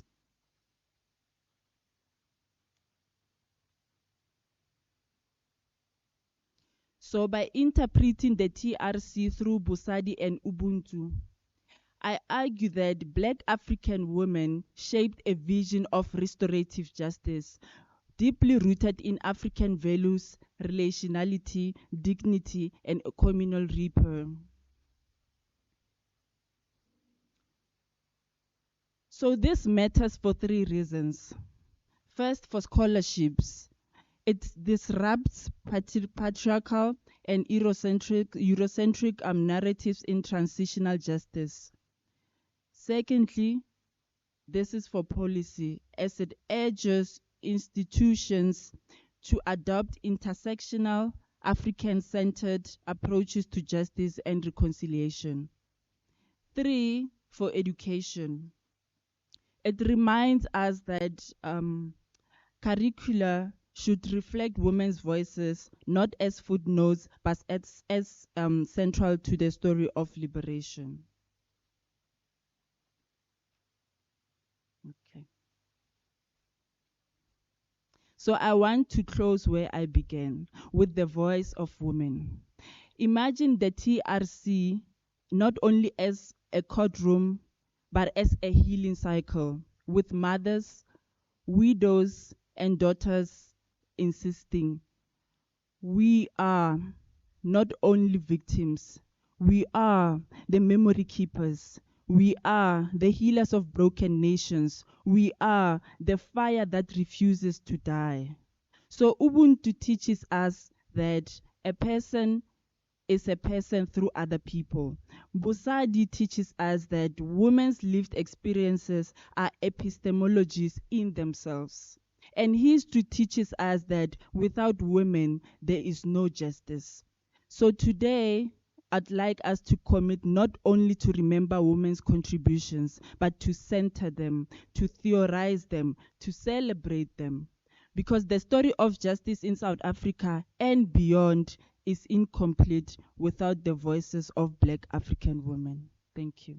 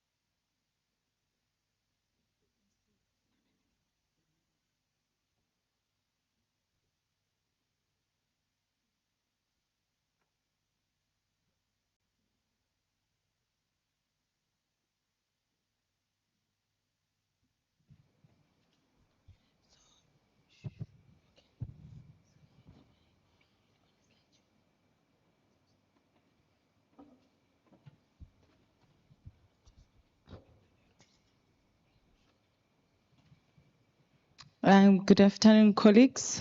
My name is Miss Ignatia Pusha Tete. I come from College of Human Sciences in Department of African Languages. So my presentation is on the exploration of women discrimination in Sirudu's selected Sotho sa Leboa dramatic works.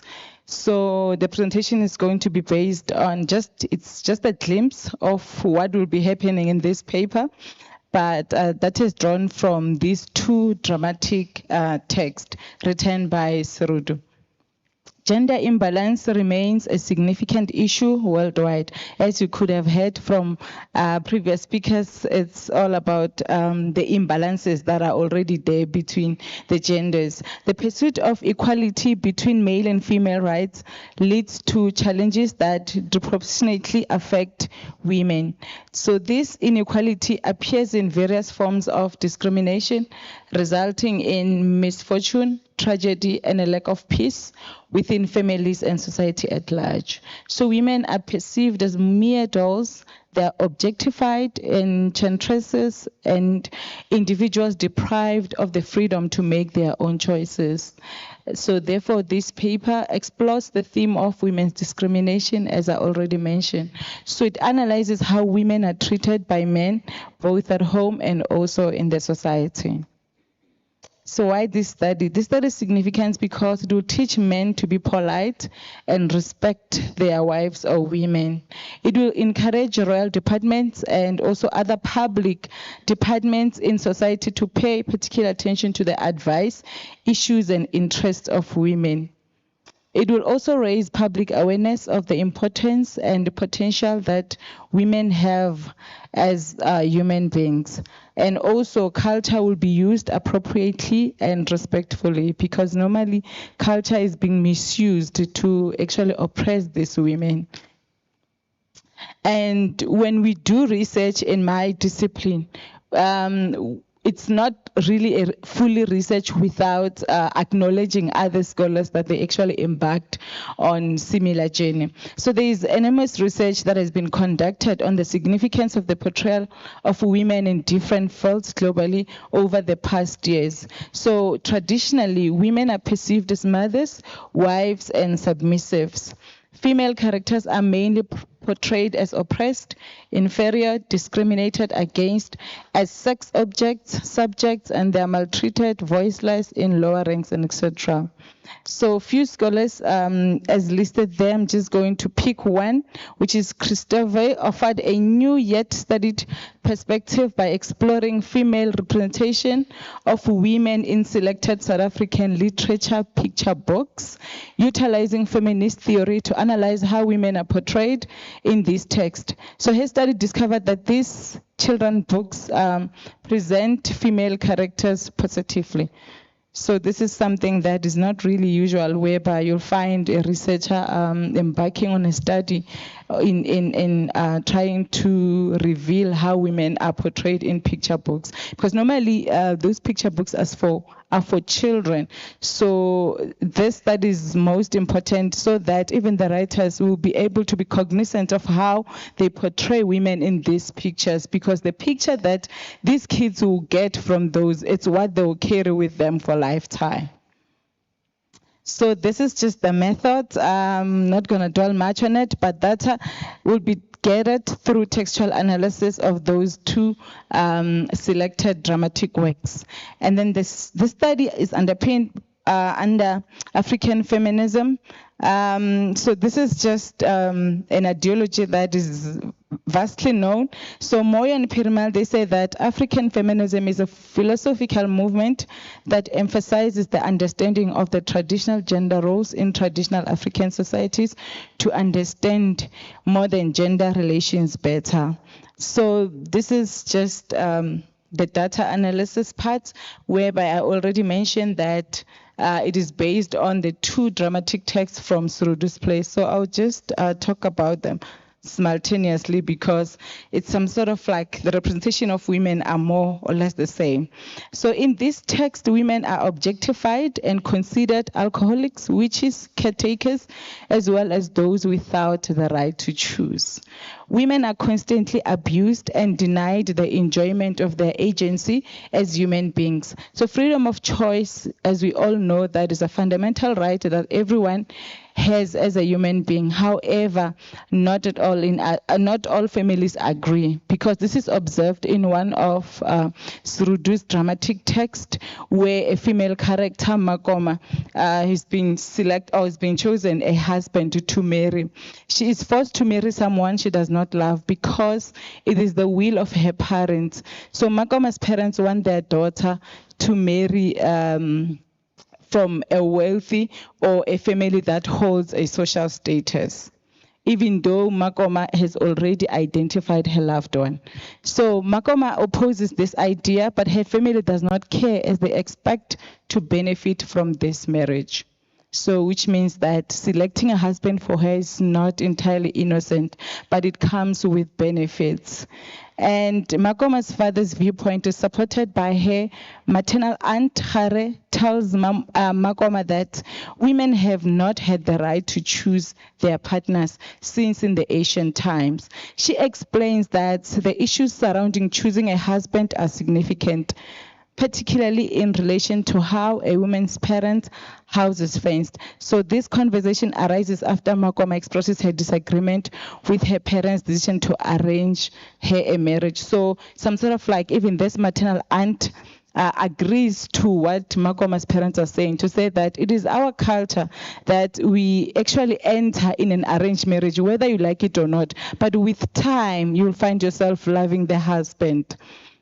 So Maduba, without thinking of his daughter, lets greed control him taking part in their lives. He forces Makoma to marry a man she does not love for his own benefit.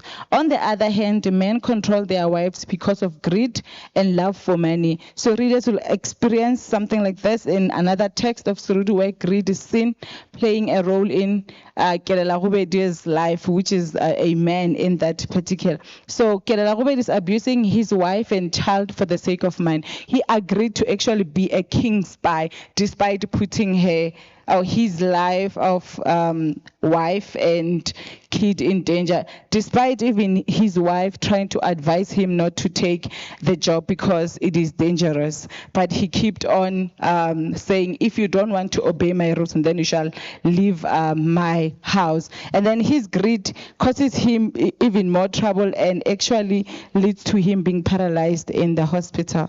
So culturally, it is said that a man is the head of the family while a woman is a neck. Thus, men and women are not equal in families. So in this text, female characters are humiliated and undermined in their families around the world. If you are a woman, there's nothing you can do or say in front of a man. All that is just thrown aside. A woman's word is some sort of like taken as a rotten grain and is discarded all without seeking to know whether any of it is good or not. So with the interest of time, colleagues will just skip some other slides. So Surudu portrays female characters as people who are involved in activities in the yard. Females' roles are also emphasized through men's utterances in the text, whereby men's roles are only observed by readers in lines where men will be conversing among each other. So the exploration shows that gender discrimination is common across the country and is a central theme in the plays. The prioritization of men often overlooks the valuable skills and contributions of women. So as I'll be concluding, colleagues, I'll just leave you with something to think of. So this study serves as a protest and advocacy for pleading with, as we are busy decolonizing, can you also decolonize how African women are depicted in this African text? Why is it that women are depicted in this manner? When they're depicted as humble, they are oppressed and powerful. When they are powerful, they are portrayed as disrespecting, promiscuous, and conniving. The art of writing came at our expense. Authors had to follow certain standards or structures for them to write. In the midst of this writing, they find themselves painting a black person with a black paint, leaving them as black. This calls for new books that will tell African stories African way. Why do we relate so much with these and ugly stories that do not even reflect our history, neither African life? Why does it matter so much to tell the story in this format? I thank you.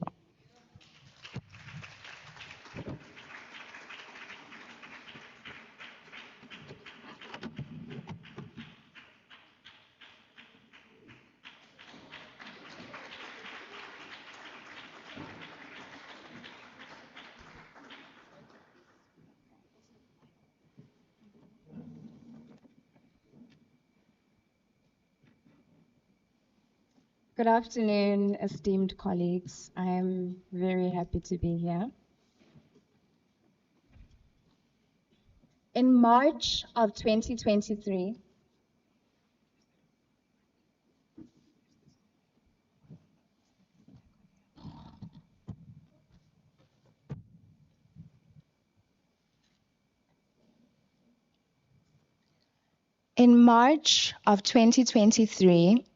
I had an article published about Bessie Head's novel, A Question of Power, in Muses, the arts blog of the British Journal of Psychiatry.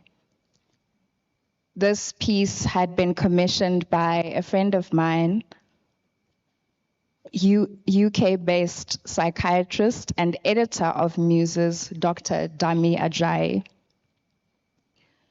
Dr. Ajayi had challenged me upon publication of my work to reflect on why I resonate so deeply with the work of Bessie Head. In response to that question, I recalled my history. My introduction to Bessie Head's work was in primary school when I would read my older sister's high school novels without her knowledge.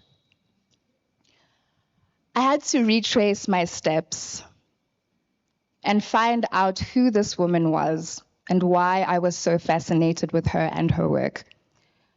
Bessie Head was born in Pietermaritzburg, South Africa, and did not know her parents.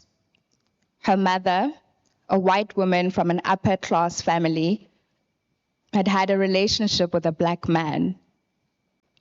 As a result of that, she had fallen pregnant, was then classified insane, and then committed to a psychiatric institution where she later died. In my reflection of what had happened to Bessie Head's mother, I was working on a project for my health humanities qualification and writing health-related news stories, writing poems responding to health-related news stories in South African publications. And so I reflected not only on what happened to Bessie Head's mother, but also the way in which we treat patients in psychiatric institutions in South Africa. This poem was a result of that interrogation. Regression. Step 1. When she steals her caregiver's ring and pawns it for a fix, you must say, "This is not how a testimonial is supposed to read for an outpatient," and her disinhibition and inappropriate smiling are not good signs. Let's book her in for observation. Step 2. When she threatens her mother, you must say, "This is not how family feedback is supposed to read for an inpatient getting weekend leave," and her disinhibition and inappropriate smiling are not good signs. Let's take away her privileges, put her in Ward 6. Step 3. When she stabs a nurse, you must say, "This is not how a progress report is supposed to read for a patient wanting to remain in an open ward," and her disinhibition and inappropriate smiling are not good signs. Let's move her to a closed ward. Step 4. When she develops insomnia and anxiety, you must say, "This is why we have drugs. Serenase is to serenade her to sleep at night. Disipal is to make her worries disappear during the day." Step 5. When a colleague asks you, "And the teeth grinding, the pill rolling tremor, the tears?" you must say, "Let's resort to clozapine or refer her for counseling. Besides, the prophets said that there would be weeping and gnashing of teeth, but not like this. Not like this."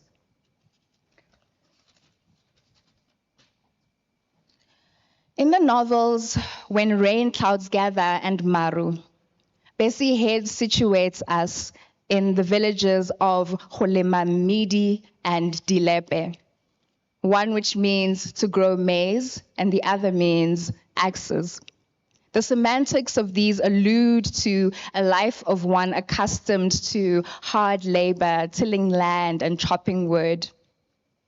The male protagonists in these two novels, Makaya and Maru, respectively, are both men on the run. Makaya, a South African man seeking asylum as a political refugee in Botswana, and Maru, a chief to be who is adamantly refusing to take up his chieftaincy. The men's pursuit of love as softness and liberation in the harsh and hard places that their villages are portrayed as humanizes them beyond the caricatures of hard-working village men and presents to us the idea of companionship as a tool to emotionally liberate them from the oppressions of the physical world. In contrast, the women protagonists in When Rain Clouds Gather, Paulina Sibeso and Ma Millipede, and in Maru, Margaret Cadmore and Dikeledi, are shown as figures of independence, rebelling against the status quo, challenging societal norms, and defying traditional expectations associated with village life for women. In both novels, Bessie Head juxtaposes the desolation of the environment against the rich complexity of the characters' psyches, with these women seeking to assert themselves against sexism and classism. So this paper, alongside the one that I wrote in response to a question of power, through a close reading of the source texts, namely When Rain Clouds Gather and Maru, seeks to present the idea that love and independence are opposing and contradictory concepts of liberation for men and women, respectively.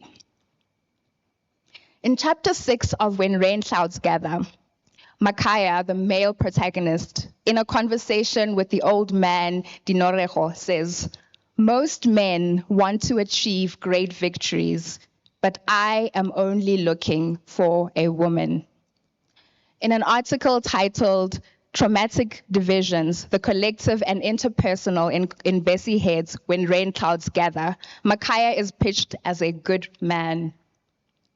In Sarah Ogude's article, Protest and Commitment in Bessie Head's Utopia, Makaya's arrival in the village of Holemamidi represents the imminent destruction of the ruling class by visionaries. And these visionaries would be Gilbert, as well as Makaya, who we have spoken about.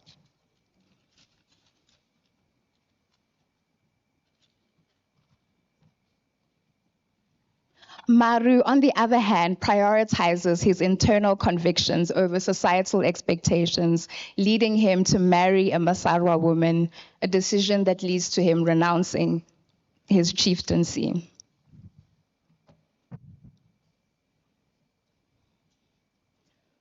Similarly to a previous speaker, I will end where I began, with a poem. In May of 2024, I had a poem published titled Self-Portrait in Utopia. It was published in a special edition of English in Africa, which was dedicated to Bessie Head. So this would have, 2023 would have been Bessie Head's 85th birthday. And this poem was responding to the utopia that Head would have imagined for herself and for her women characters. Self-portrait in Utopia. Not quite Aphrodite or Liverhexie, neither porcelain deity nor forgetful witch. Not Adam's rib, small, clean, white, as seen in the dissection hall as out-of-body specimen. Instead, a myth, a revolt, a riot on legs, a hymn hummed slowly, a woman howling at all 14 moons on Neptune, a woman swallowing the earth in June, ending the year midway, a woman birthing the planet anew. A woman last seen at the pool of Bethesda, tempting the water to drink her. And why wouldn't it? A woman that neither coven nor convent could convert. A woman that neither judge nor jury could convict. A bad woman, neither sinful nor holy, but a law wholly unto herself. Thank you.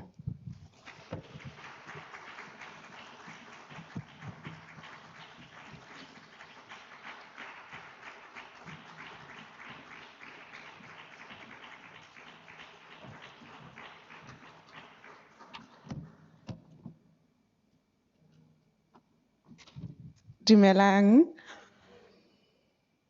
I'm not used to. Okay, so I had an interview with Dr. Tuli in December, and she was like, say you're Dr. Chidi. So it's still something that I'm observing. So my name is Dr. Chidi.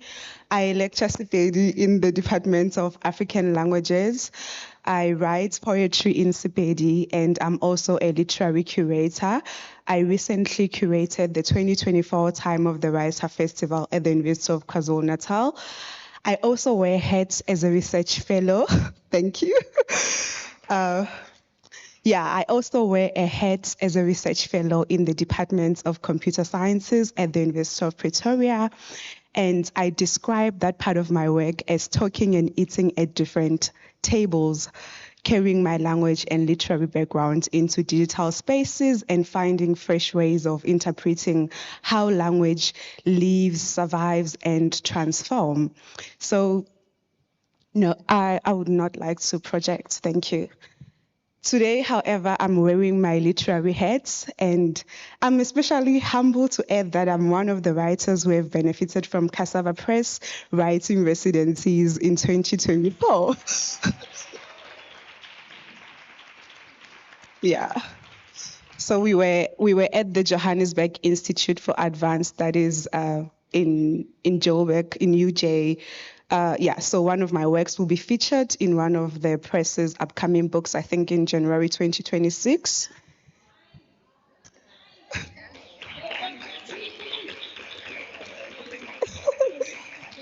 So my contribution today focuses on Malibongwe poems from the struggle by women, a collection that was first compiled in the late 1970s when Lindiwe Mabuza, under her writing name Sona Molefe, called for poetry from women based in exile across Africa and the wider diaspora.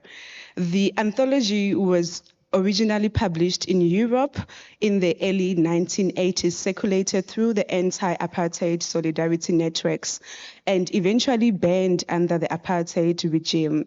So it is only in 2020, decades later, that the book was reissued in South Africa by Uhlanga Press, with preface by Dr. Uhuru Palafala and an introduction by Makhosazana Xaba. So when Unisa made a call for abstracts, I don't know what was going on in my head, but I just thought, oh, it's just for publication. You know, when you just recently graduated, you want to publish and publish. I did not imagine myself come here, just imagine myself writing an article. But yeah, so in my article, I'll be writing about this book, how it presents a feminist of literary recovery and that restores our canon, the literature, the creative and political labor of Black women in exile. So the framing and theoretical lens of my article is that my reading of Malibongwe is grounded in Busadi theorization, a framework developed by African feminist scholars to center women's experiences of care, community, resilience in liberation struggles. So alongside Busadi theorization, I draw on African feminist epistemologies and African feminist charter, which insists that women's contributions must be archived, acknowledged, and theorized as integral to histories of justice and liberation. So this framing allows us to see Malibongwe not only as a recovering historical text, but as a contemporary feminist intervention. So the themes that my article will reflect on are recurring themes and motifs. Number one being motherhood and nationhood, a reflection on motherhood as both literal and metaphorical. Here, Busadi theorization helps us see how women's acts of nurturing and endurance extend beyond family care into realm of cultural and national survival.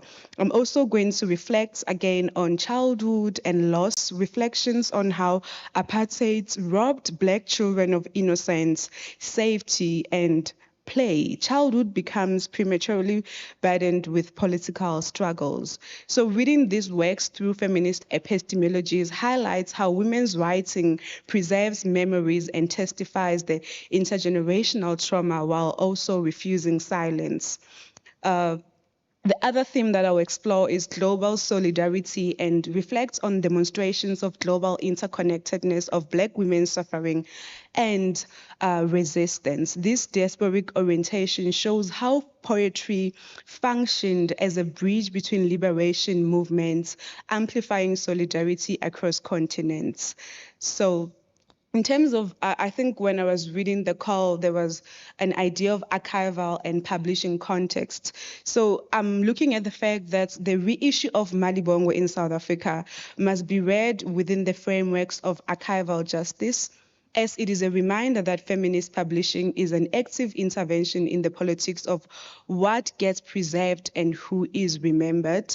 As scholars such as Kollega Shange, 2021 have noted that Malibongwe illustrates how women's words resisted not only apartheid censorship, but also the broader silencing of women's contributions within liberation histories. In that sense, Malibongwe is not just an archive, it is a living text that continues to speak across generation. So when I read this line that as it is a reminder that feminist publishing is an active intervention of politics of what gets preserved and who is remembered. Something in me was intrigued. I think I stepped into my other head of being a research fellow because I work in building best practices for digitizing African languages. And one of the questions is whose languages are going to get digitized? You know, from South Africa, it's easy to say we're going to digitize South African languages, but then we find that in that we exclude so many African languages. So again, it's a question of power that just came into my mind.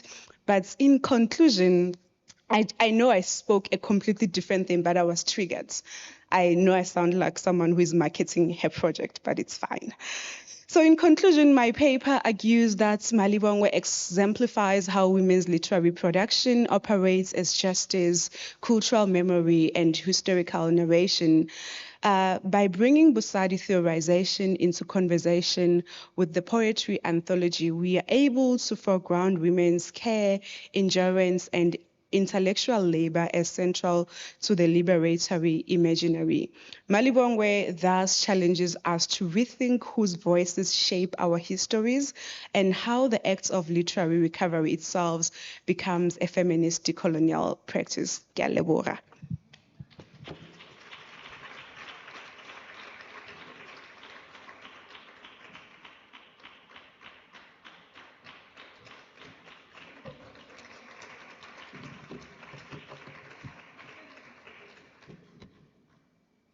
Good afternoon, Dumelang, the guy, right there. Sorry? No.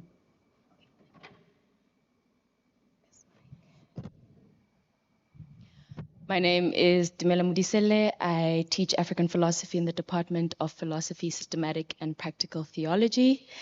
I am very grateful to be here and especially grateful to be on a panel, mixed panel now, with all of you. The title of my paper is Tabata Ipupo Uzakele Ikamvelile, King Taz Conjuring and Other Acts of Liberation. Sorry, can I just ask, do I have to use this mic? Okay. Okay. Gonna try and read the room. I already did, and I truncated some stuff, so we'll move.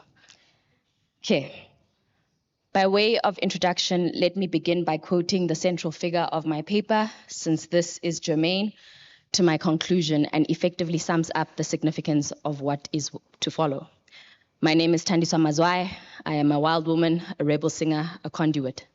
My music is about memory and straddling between oppression and freedom. End quote.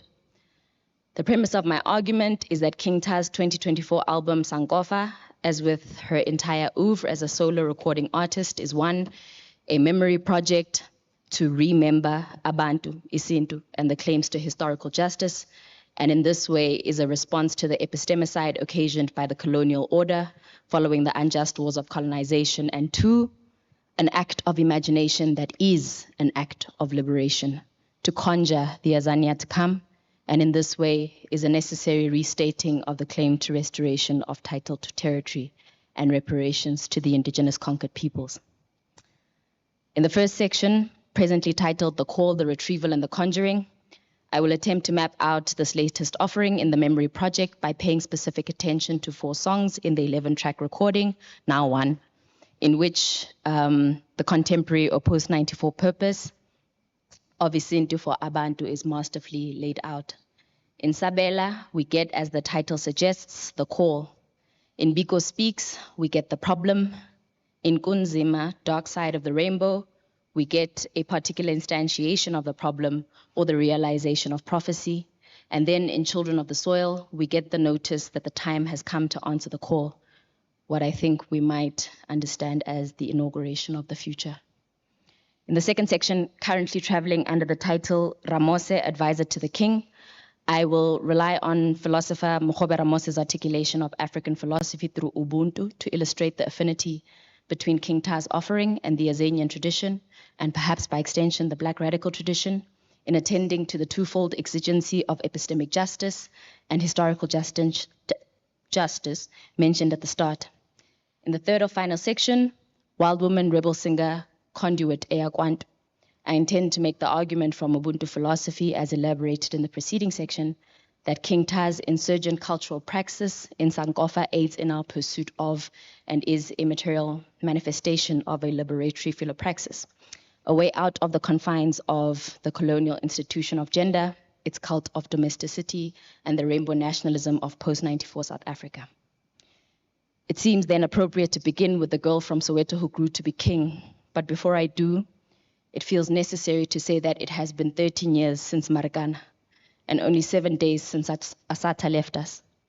10 years since Rhodes Must Fall and Fees Must Fall, where a young woman I know had her Damascus moment, completing her studies in law and coming to see post-90 South Africa as conqueror South Africa, because the white man's country, constituted in the South Africa Act of 1909, was reconstituted in the Act 108 of 1996, also known as the 1996 Constitution.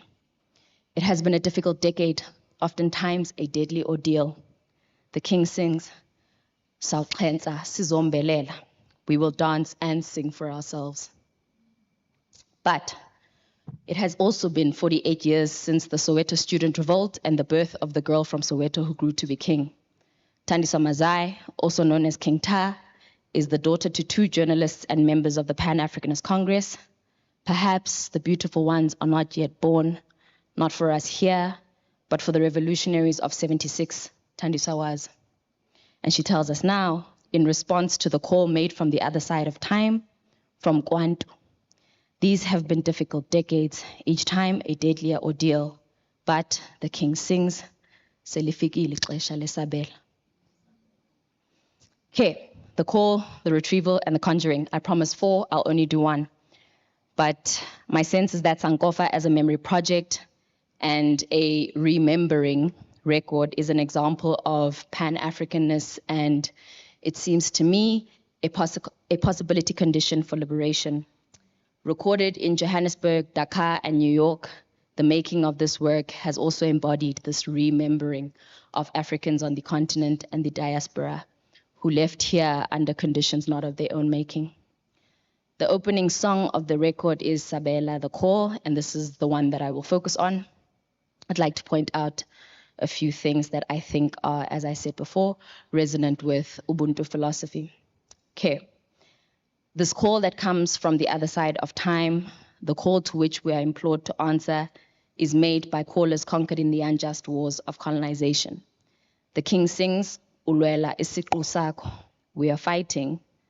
Umoya wakwantu tells us from the other side of time for our being. The voices from over the mountain called right at the beginning of the song are calling from over the hills and mountains. They call from home, from the other side. The king sings, Ihamba no moya. One must heed the calling because it comes from the other side of time. The king sings, Masingalahlekelwa bubuntu betu, o indlela zethu, ngoba ilizwi livela ngaphaya kwexesha. The reminder is the king's work to remember and to enjoin us in these acts of liberation, since reminding is causal, it makes something. Perhaps the future we were promised, as we hear in the second song in the record, Biko Speaks. The king conjures Biko to remind us of what is, the promise, a birthright that is this land, and what is to become. The beautiful future we are to build, should we hear and accept the calling to take the promise and build a beautiful future. The king, Umtanomhle, Utandisa, Ozala Mamponda Misamahle, sings, Kukoni isithembiso owazala naso, isithembiso sokuba elilizwe ngelakho. Tabatha iphupho uzakhele ikamva elihle. There is a promise, one you were born with, a promise that this land is yours. Take this dream and build yourself a beautiful future. Building beautifully a future, Azania, is predicated, it seems to me, on ubuhle, and perhaps can only be perfected by the beautiful ones. Bakwena babadle, amamponda misamahle, where our philosopher king comes. In an earlier record, the King's Memory Project, she sings, Andihambi ndedwa, ndikhapha ngamapholoba nezenyanya zam nokhokho bam. It is to Amabo, Namayerena, Namakaranga, Amalala, Amayimba, Amashona, Amakikuyu, Amaxhosa, Amazulu, Amandebele. These are the ones the king conjures. To build beautifully, being beautiful, is much less the picture of a perfect story and much more a perfect story. It is to finish or to bring to completion in the archaic sense, or to satisfy the necessary conditions or requirements for the transfer of title in terms of the law. The king sings, Ntanomhle, bakubiza ngelogama ngoba unobuntu. Thus, the principle of prescription under the law of the conqueror must be attended to, since by the law of the indigenous conquered peoples, molato gauboli, icala aliboli, a wrong cannot be made a right by the passage of time. The ethical necessity of Ubuntu enjoins us to respond to the calling for restitution of title to territory. Molato gauboli aids us to tell the perfect story, that is, to bring to completion the unjust wars of colonization and finish the work of the indigenous conquered peoples. Uzakhela ikamva elihle. Skip that. The remembering of Abantu, and so of being as triadic, as an act of liberation requires our remembering and our remembering isintu, which seems to be the key to hearing the word from the other side of time. The king sings, I've told you, but I have to repeat it now that I've started. Masingalahlekelwa bubuntu betu, indlela zethu, ngoba ilizwi livela ngaphaya kwexesha. And so we are called to answer for the sake of our being human, our humanness, Ubuntu betu, King Ta's call, a call from and to Abantu, a call she herself answers by making the call, by invoking the spirits that take charge of our vital force, by returning back to fetch what we might have forgotten, by bringing it with us into a future, hopefully a future in which the liberation we imagine is. Thank you. King Ta calls us to conjure with her the future we were promised. The title of the paper comes from the second track, Biko Speaks, and that's perhaps all I'll say about it because I have made reference to it. And then the other one is Kunzima, Dark Side of the Rainbow. Here, she articulates how we are sold a dream of liberty for the landless and the poor to be fed on the vote, and the simple pleas of those who feed us emptiness as life to be treated with integrity are laid bare. She provides us a scathing critique of the ANC-led government. The king sings, Kunzima, sawuxhenxa, sizombelela. We will dance and sing for ourselves. She further sings, abantu balambile, izisu zixhenxe emqolo, kuthiwa mabahluti vote. People are starving, their stomachs stuck to their backs, they are told to feed on the vote. This analysis should compel us perhaps to think critically about a chartist ideology and conceptions of sovereignty are worthy of our consideration. And perhaps ongoing commissions affirm the King's assessment of post-94 South Africa. Further in the song where she sings, fools for leaders, their minds left destitute by greed, no souls to speak of, they cannot be redeemed, fiends for war. In Children of the Soil, she sings, Selifikile xesha lesabela. Rushing through in Xhosa is not for my tongue. Let me try again. Selifikile xesha lesabela. The time has come to answer. And this is an answer to the call that is made from the other side of time, from Kwantu. Okay. Ramose, advisor to the king. Among the king's many and wise advisors, there is one I wish to add, and then I will end. It seems from my reading a natural line from Makeba, Madikizela Mandela, Biko, Matosini, Mhlongo, Belete to Ramose. A philosopher who has taken seriously Isintu and systematically treated indigenous African culture and knowledge, and out of it elaborating African philosophy through Ubuntu.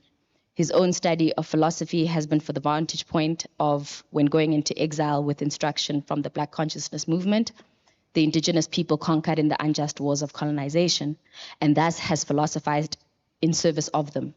It is pertinent to quote the King's Council at some length, but I will not do that, because a significant part of what I'm proposing here hinges on what follows, but more importantly, because conceptually Ubuntu too often receives superficial elaboration because of its common everyday understanding, and is thus in danger of becoming fungible and hollow. Very quickly, Ubuntu is actually two words in one, Ramose writes. It consists of the prefix ubu and the stem ntu. Ubu evokes the idea of being in general. It is enfolded being before it manifests itself in the concrete form or mode of existence of a particular entity. Ubu, as enfolded being, is always oriented towards unfoldment, that is, incessant, continual, concrete manifestation through particular forms and modes of being. In this sense, Ubu is always oriented towards Ntu. At the ontological level, there is no strict and literal separation and divide between Ubu and Ntu. Ubu and Ntu are not two radically separate and irreconcilable opposite realities. On the contrary, they are mutually founding in the sense that they are two aspects of being as a oneness and indivisible wholeness.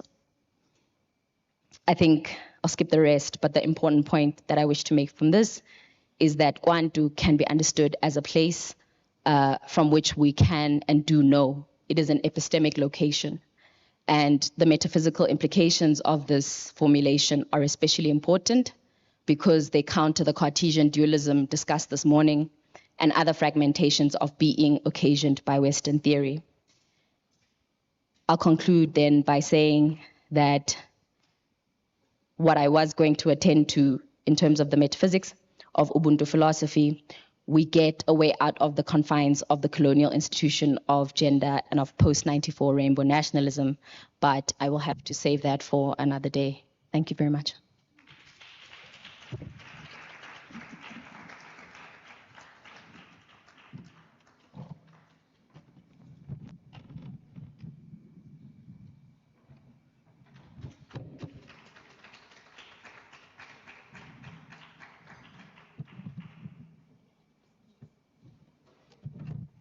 Good afternoon, everyone. Thank you. My name is Murendeni Nechibambe. I would like to say thank you very much for the opportunity for me to come and present my paper, which is Unshaken and Unbroken, the Power of the Muhaga Women. When I was writing this paper, I was thinking about my mother.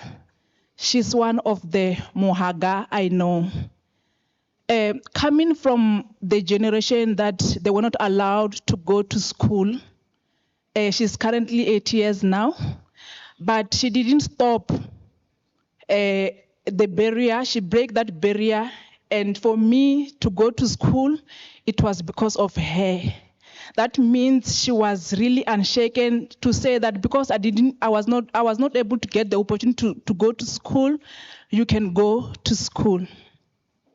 So I'm sure you're asking yourself, what is Muhaga? Muhaga is a Venda word. It's similar to Mbokoto. Yes, Muhaga. So Muhaga represents strength, bravery, resilience, courage, perseverance, and unwavering pursuit of one's goals despite all odds. So this Muhaga woman doesn't give up no matter what comes in. They might go through distresses, they fall, but they rise. So we know how grateful we are at this moment, because before, during apartheid, we're not going to be sitting like this. We're not going to be here. But because of the Muhaga, they marched, they fought for the freedom as women for us to be here today. So a Muhaga woman is a person who has recognition of her ability to confront adversity, uphold her values, and serve as a moral exemplar within her community. Each and everyone here, we are Muhaga. Let's not take it as if Muhaga is somewhere. We need to take it to ourselves that we are indeed Muhaga. We are indeed Mbokoto.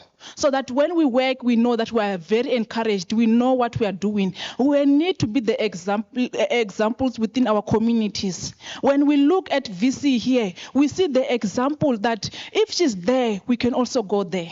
So even within our communities, when they look at us, they see people that they want to follow. We are someone's heroes. And here you are also our heroes as we are following as well, as we are also learning through together as women. So you can see this beautiful picture of a black woman. You know, someone earlier was presenting, she said that we are living in a moment where we need to be proud of being black. We are beautiful. We are free. We are creative. We are powerful. We are strong, and we are loving. But we can't do it alone. We need each other as a Muhaga woman. We need to hold each other and encourage one another in order for us to win.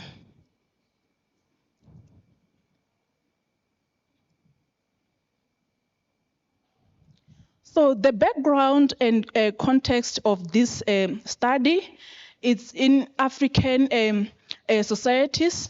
Philosophical terms and moral virtues are embedded in language and oral tradition. We must not forget where we come from as Africans. We must not forget who we are. We must not forget our culture.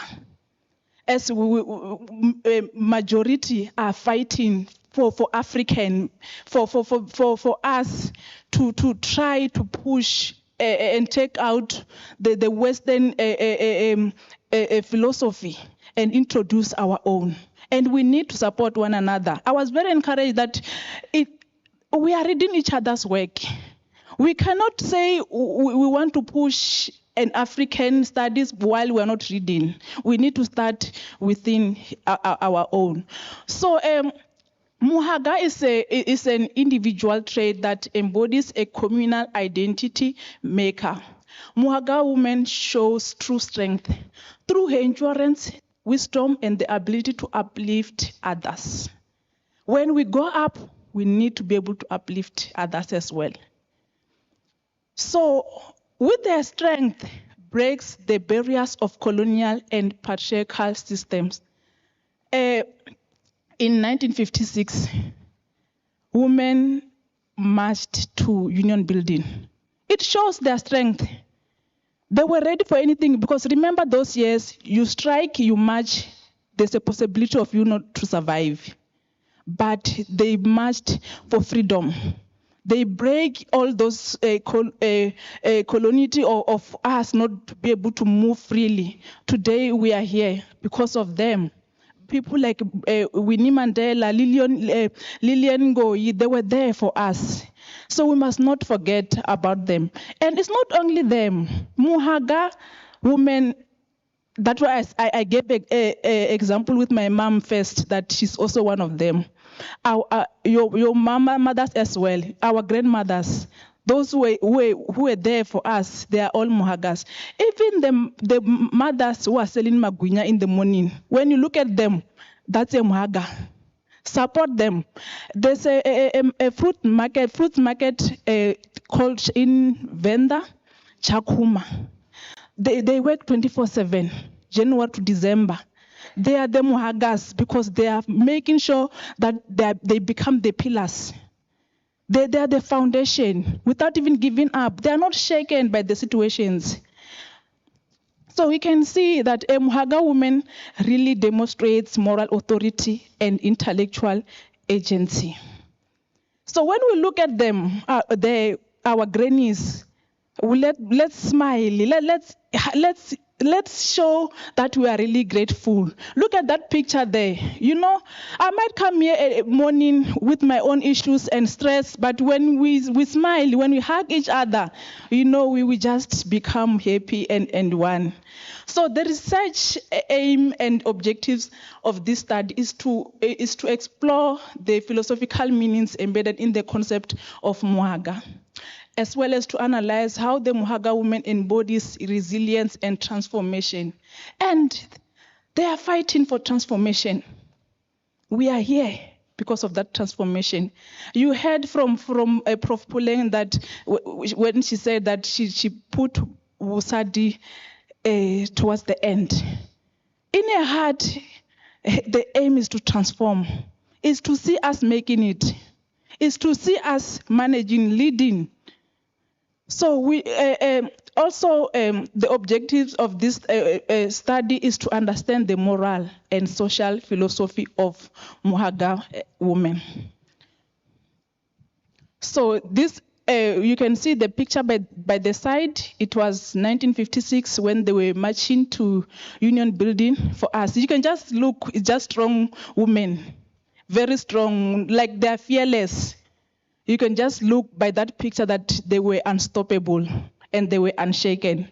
So the methodology, the research adopts a literature review methodology that is grounded in a conceptual and philosophical framework, which cover Chivenda cultural philosophy and oral traditions, African feminist epistemologies, indigenous knowledge systems, as well as studies of women's resilience and agency in African context.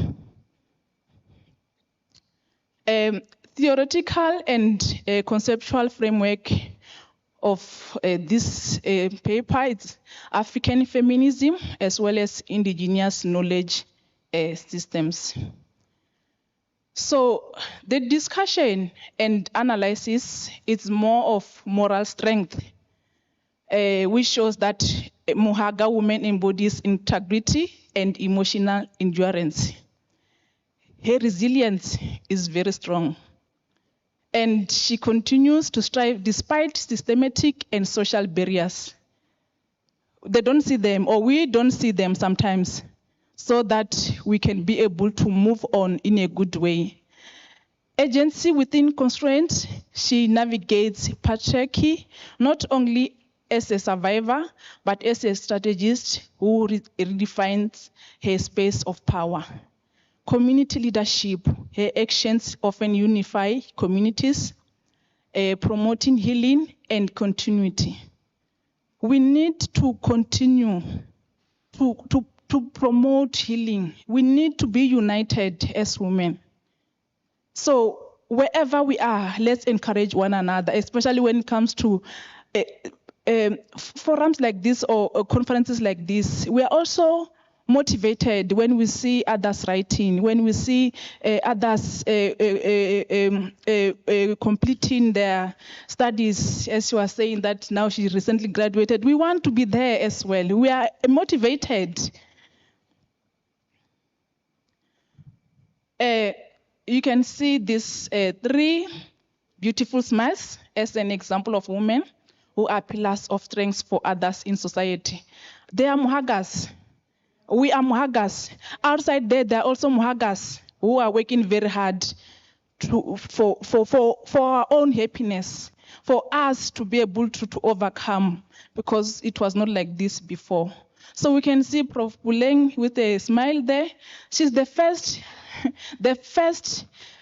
female VC at Unisa. It's not easy to be the leader amongst men.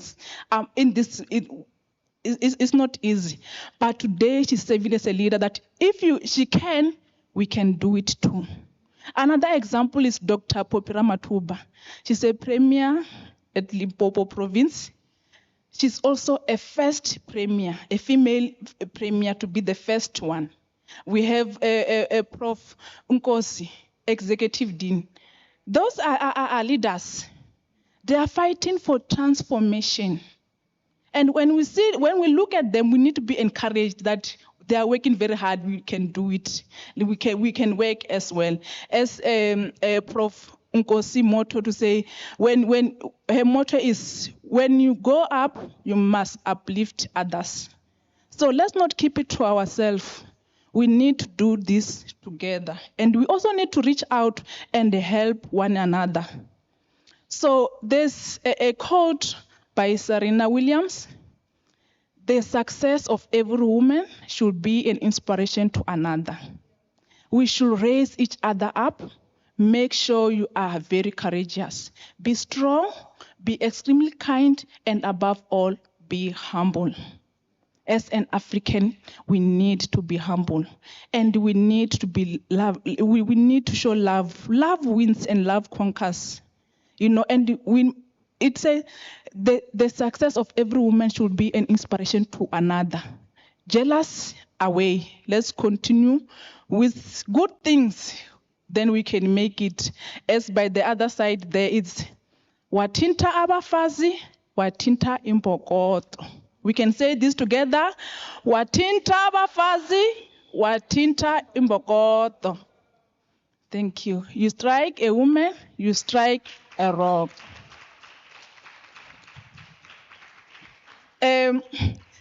Significance of this study contributes to 3 areas, which are philosophy, gender studies, and cultural preservation. I've come to the end. I'm going to ask, to humbly request, I'm going to say, Ndi muhaga, meaning I am muhaga. So it's just Ndi muhaga. So we are going to do this Ndi muhaga just to show that you are proudly a muhaga woman. In the count of 3, 1, 2, 3. Ndi muhaga. Thank you very much.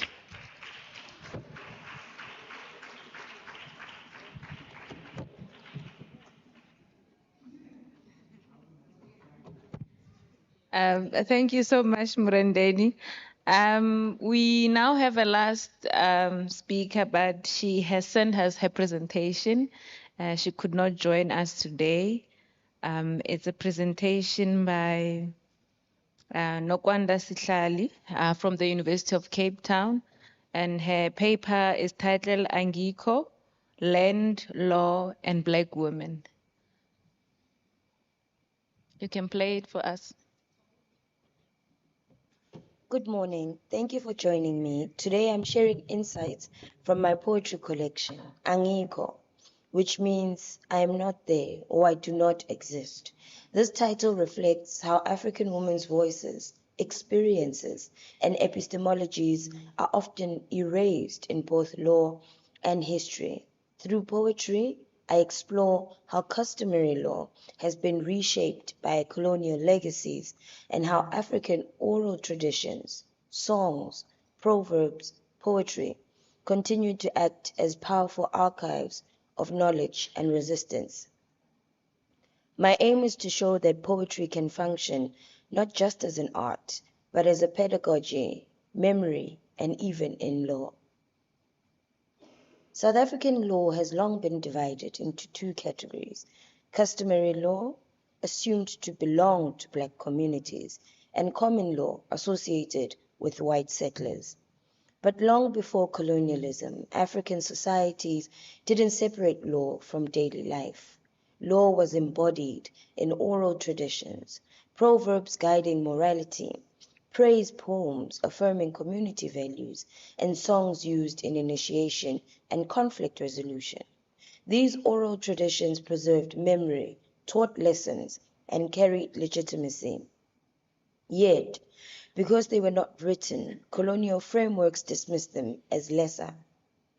In this project, I use poetry as a way of reconnecting with that oral tradition while addressing how colonial distortion has left customary law misunderstood and marginalized.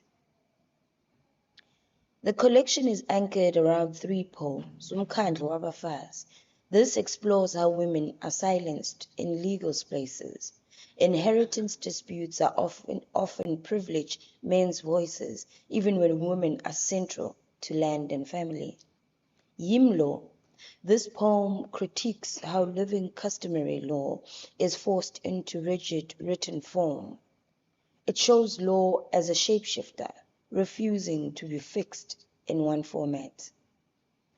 My Birthright, Part 2. This poem engages with forced removals and dispossession. It uses the metaphor of a GPS unable to find home, symbolizing how colonialism has severed ancestral ties. Together, these poems explore silence, distortion, and displacement, but they also reclaim voice, memory, and belonging. Customary law today is not an unbroken continuation of indigenous practices. Rather, it has been distorted through colonial codification. Colonial administrators froze what was once flexible and context-based into rigid written codes. These codes served patriarchy and excluded women's participatory roles. In Umkhandlu Wabafazi, a widow asks why her son is called to speak on her behalf in court. This metaphor illustrates how women's voices are erased, even when the dispute directly concerns them. The poem highlights how both common law and customary law, as applied today, are often silence those affected. It invites us to re-center women as legitimate custodians of lineage, inheritance, and land. For this presentation, I will only share one poem, and the poem is entitled Umkhandlu Wabafazi, which is the one I've discussed in the previous slide, and it goes as follows. Why is my son called on my behalf? He doesn't know the origins of his father's proposal for my hand. He doesn't know where his birth was planned. So why is it that I am widowed and he is solely to inherit our land? Call me to witness, but only hear his word on the stand? He cannot speak on my behalf for things he does not understand. Yim law personifies customary law as alive and ever-changing. Cease trying to ossify me, because all you do is distort me. This line in the poem captures the tension between African law's oral evolving character and the colonial imposed demand to make it written, fixed, and comparable to Western law. Customary law's legitimacy does not come from statute or codification. It comes from memory, performance, and practice.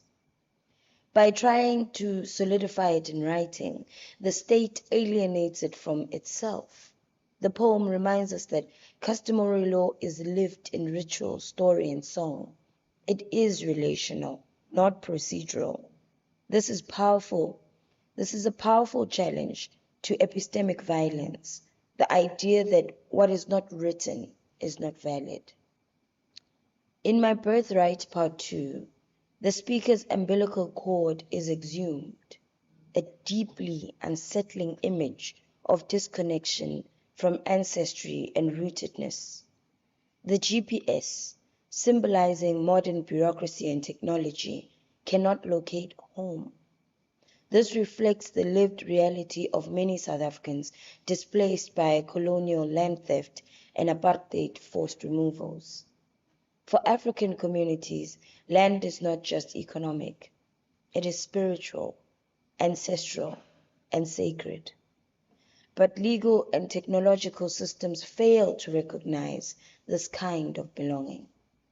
This poem critiques dispossession and the ongoing refusal of systems to validate African ontologies of land, memory, and home. It is both lament and resistance, a reminder of what was taken, but also of what endures. Poetry is not simply a creative outlet. It is an African pedagogical tool.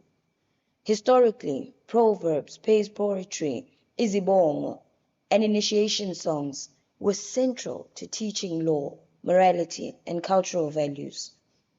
I argue that poetry teaches in two ways. Orality as an archive, its rhythm and imagery allow memory to endure across generation. Oral traditions function as living archives. Metaphor as method. African pedagogy often uses layered meanings to provoke deep reflection. Poetry resists abstraction, instead embodying knowledge in image and story. Thus, poetry becomes the courtroom, the archive, and the teacher. It keeps law and memory alive outside the written page. In conclusion, this collection challenges us to rethink the binaries we often take for granted: written versus oral, modern versus traditional, art versus law.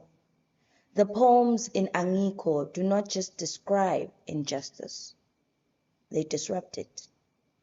They reclaim memory, voice, and belonging, particularly for African women whose contributions have been erased. Through metaphor, rhythm, and narrative, poetry becomes a form of legal and political resistance. It reminds us that law is not only found in courtrooms or statutes, it is also carried in story, song, and ancestral memory. Poetry, in this sense, is not peripheral to law. It is law. Thank you very much.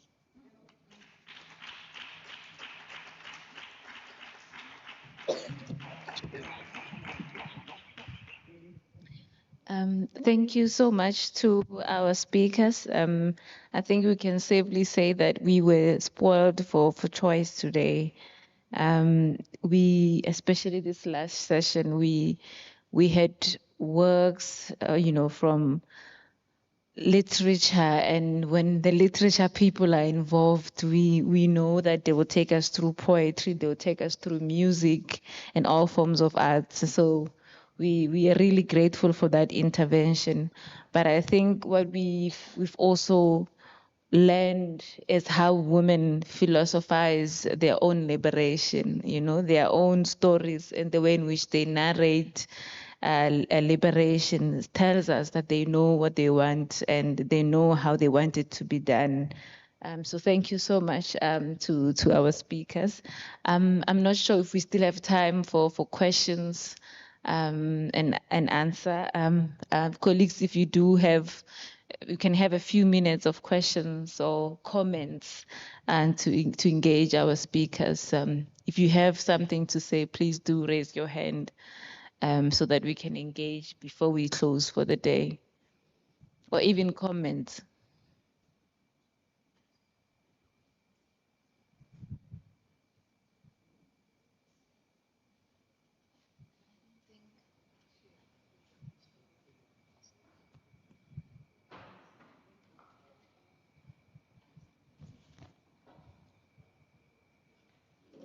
Standing up. Okay. Great appreciation to the panelists, the discussants. Yes, and this was a highly rewarding afternoon. And minding the age group, I can see that in the next 50 years, yes, we will have organic parliamentarians. Yes. The contribution or the question that I would like to avail to the two ladies who represented the voices of the octogenarians, the Muhaga analogy. You mentioned your grandmother being in the 80s, or your mom. Yes. And the lady who made a symbolism of the clouds across Besihet's Uwe body of work. Yes, because posthumously, she's an octogenarian. So now I see that your work cuts across because you represent someone who's a grandmother who would speak about the journeys of today and the challenges compared to those of the past. We know currently our government has achieved much in as far as the targets set by the first ministers of education, Professor Sibusiso Bengu, Kadra Asmal, that now we have young academicians, and the ratios of graduates means that now we have an oversupply in the job market. That's where you'd find young women being misemployed. Yeah, you are employed, but this is not your career lane. Longer than you what you wanted. You are a waiter, but now you are going for 10 years, whereas you studied mechanical engineering. So I would like to know, in your works representing the grandmothers, reflecting on how can we assist with progressive frameworks or models that are impactful to change the challenge faced by the current frustrated graduates who are women on the African continent. Okay, is it me? Do you acknowledge me, Chair? Okay. Thank you very much, ladies, for the panel. Mine are two questions. Well, out of curiosity's sake, and I'm assuming that maybe you did not. Okay, the questions are going to be directed to Priscilla and Ignitia. And as I was saying, I'm assuming that because of time, you couldn't get into some of these things, but it's more so on contextualization. So for Dr. Priscilla, I'm curious to find out which feminist lens you are adopting for your feminist leadership. Because at the beginning you were speaking about some of the barriers that are hindering women, and particularly those that are in the home setup. And I was thinking of Nkiru Nzeku's Family Matters, where she speaks about how the construction of the family as immediate as the mother, father, and child or children is also quite problematic. So I'm just trying to, I'm wondering which feminist lens you are using and whether that feminist lens then takes into consideration the formation of the African household and maybe how the Western configuration of the home can be attributed to some of these barriers. And to Ignatia,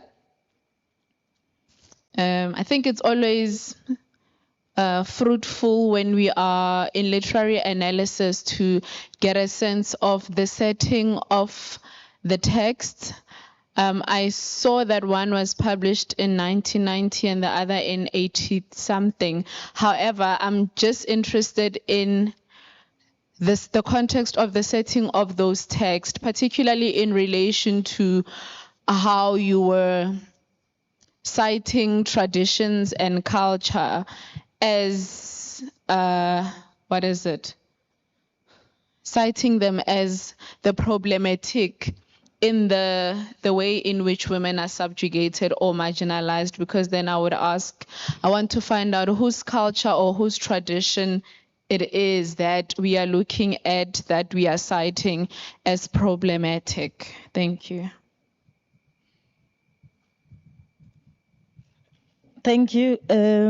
Well, I think mine are two comments. I think, for patients on the TRC, I was just interested, what are share to live? Oh, okay, that's fine then. Tumelo, I find it so interesting, your presentation, how you have employed the Sankofa on the Taniswa Mazwai song. I mean, the call by the king from the other side. And it made me think about the presentation by Bibi this morning, actually, and the provocation by Prof. Grace.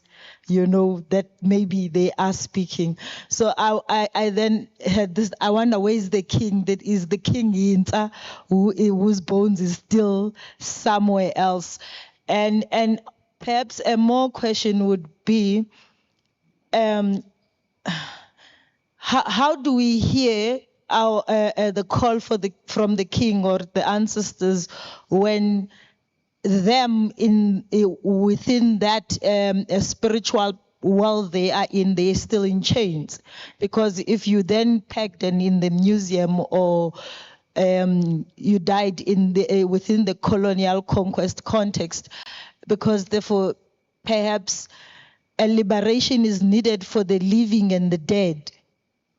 So how do we hear the call if it's a true call or something within that context? And I just wanted to say on the Bessie head, I'm just interested, how do you deal with this question? Academics, sometimes they struggle to use fiction in their works. And I know you guys do that, but I had to be told by my supervisor on my PhD, you know, he said, Lerato, you know, the fiction, they tell us what it means to live in that system, while we can analyze it and do all these things as academics. But how do you deal with that kind of, the people who don't like Zeksimda's writings, for example, because they say he fictionalized actual history. You know, so how do you deal with that as an academic? Thank you.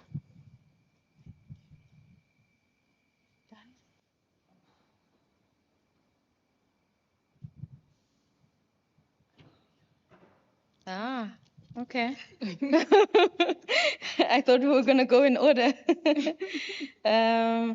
Thank you, Dr. Kobe, for that question. I think I did resonate with much of what was said this morning.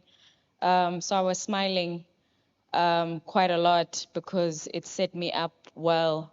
How we hear the call from the other, well, so my suggestion is not exactly that the king calls from the other side, rather than King Ta in The Conjuring functions one as a conduit.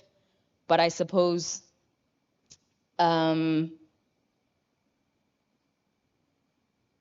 if who she's calling if the call comes from Kwantu, and Kwantu is the place of Abantu, then, I mean, whoever's there is there. So all king and pauper are there to call. And my sense is that this triadic conception of being doesn't abide by linear time.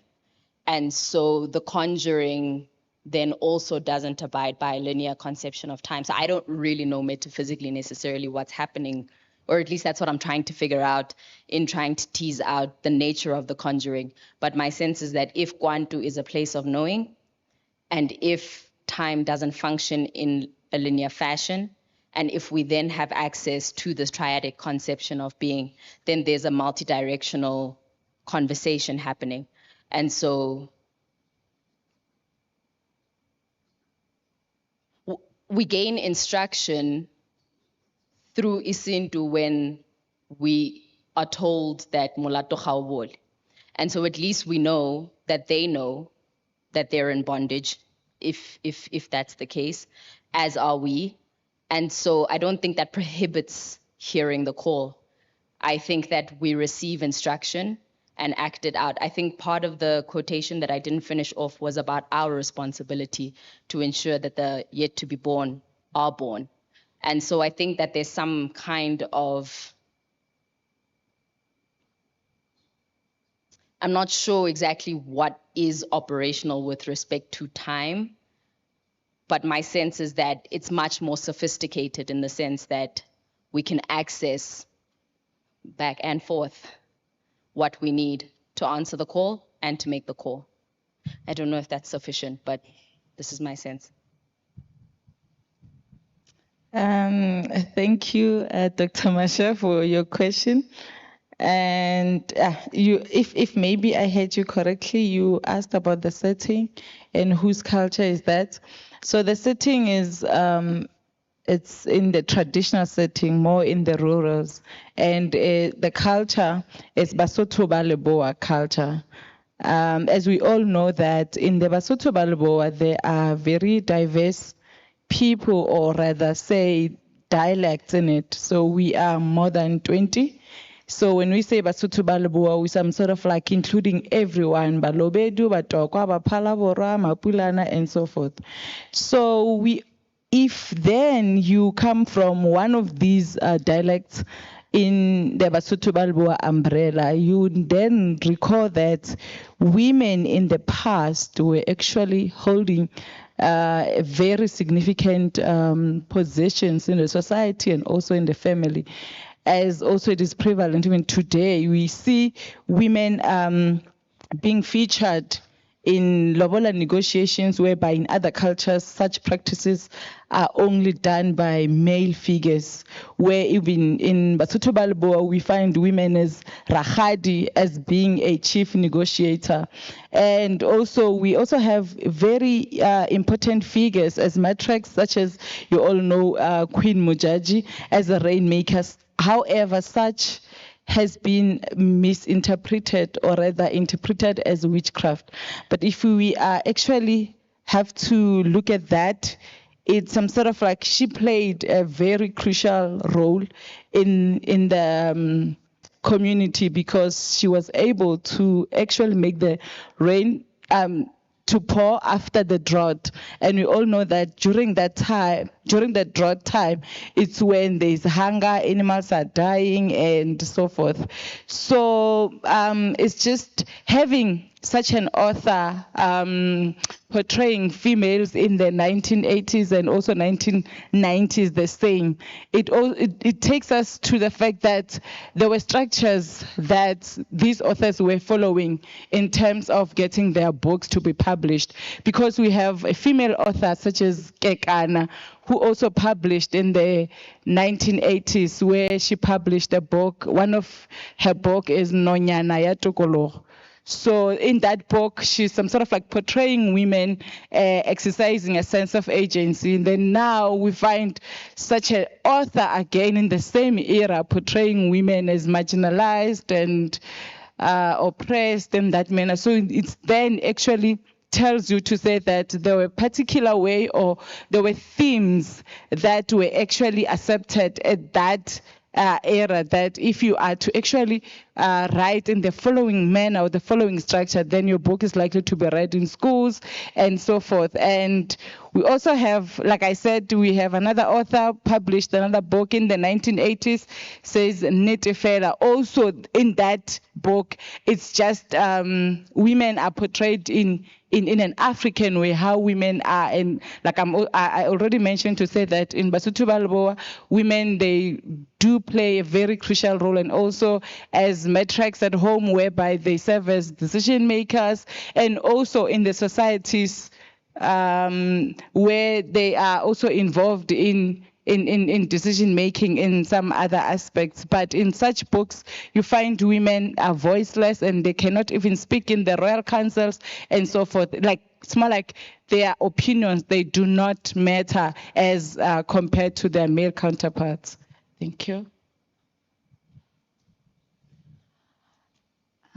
In response to the first question that was posed to me, I do wonder what Bessie Head's life would look like if she was still here. I visited the hospital where she was born a couple of years ago, and I think there's a lot about her life that resonates with me, particularly the pivot between careers. So my history is in healthcare. I studied medicine at the University of Pretoria. I realized in my fourth year that I'm not a clinician. So from fourth year until sixth year, it's the student internship complex where you are in the hospitals full time. I think I loved the theory of medicine. I loved understanding concepts, but I think being in the hospitals full time did a number on me. And I think in final year, I made the decision that I was going to try and see how to link my two passions, which are healthcare and literature. And so I went into health humanities. So for me, Bessie Head's life, in the sense that she started out training as a teacher and then realized that teaching is not for her. Then she became a journalist, worked for a few magazines, then left South Africa, went to Botswana, was in exile in Botswana, and then became a writer. I think for me, it just reminds me that I can pivot as many times as I want to. I can be as many versions of myself in this lifetime as I want to be. And that is the same advice that I would give to graduates. I think that we sort of get fooled into this idea that, okay, STEM is the thing, so if you go into STEM, you are definitely going to. But the thing is, what is your passion? What makes your heart burn? What is the thing that makes you want to get up in the morning? And I think I would encourage people to follow their passions. In 2017, I did a TEDx talk titled The Unapologetic Pursuit of Multiple Passions, because that is how I live my life. And I think it's also, I'm speaking from a position of privilege, because not everyone has the opportunity to study what they want. Some people are told if you want to be able to support your family, I also have an essay in the book Black Tax, which was edited by Nico Mhlongo. It's called Casting a Spell on Poverty. And I speak about how we're told that graduating in certain fields is how we cast the spell. And, you know, these graduation gowns are these wizardry sort of, attires that we wear, and we're sort of casting the spell. And so we do that, and then the poverty doesn't go away. And what does that mean? So it's hard, but my advice would be as many people in this lifetime. You only have one life. Be as many people as you want to be. Pursue as many passions as you want to. Yep. Thank you. In response to the question about fiction, I believe that fiction is how we create alternative worlds. And Bessie Head was writing in response to the dystopian reality of South Africa at the time, which was in the time of apartheid, and sort of creating a utopia in a new country. And I believe that when I write, I do the same thing, because I do believe that we're living in quite a dystopian reality right now. And so I like to reimagine the world. And I believe that fiction allows me to do that. I enjoy speculative fiction in particular because it allows me to imagine a world different to this one. So I would say in response to that question that I want to allow writers of fiction to create as many alternative realities as there are, because I don't quite enjoy the one that we're living in. So, yes.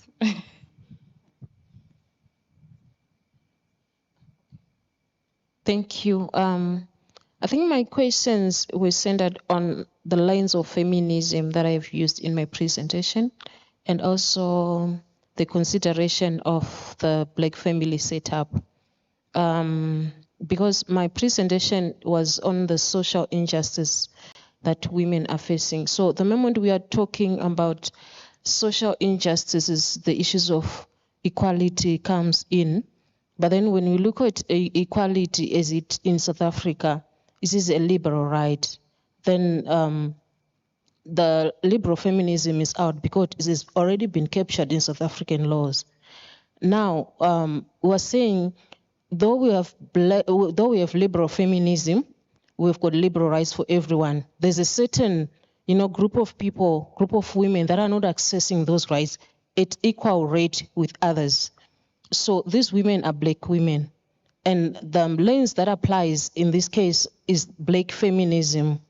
Black feminism is when we're saying, and we're appreciating the intersection of the injustice that are suffered through gender and race as well.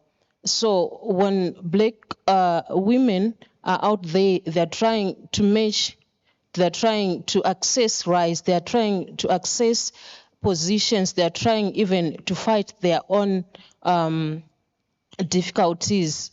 There are certain challenges that are systematic that they go through because they are women. Now it takes me to the second question, where you say that now, does it consider the Black family setup?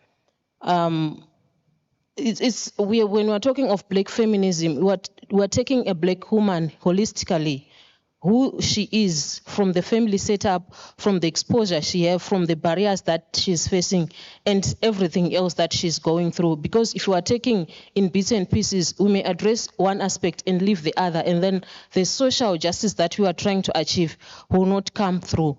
So now the Black woman is facing this kind of injustice because she's Black, number one. Number two, because she's female. And the other thing is the injustices that are being faced, or that are presenting a hindering, they are not on the face of it like, a one-cut thing that you can see, this is a human rights violation. This, we are saying women are not accessing their rights.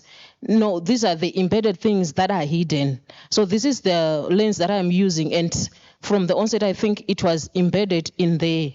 And then we are saying, if we use feminism to transform their lives, then we can achieve the social justice that we require. Thank you. There was a question directed to me. Can you please, maybe I didn't get the question. If you can just summarize.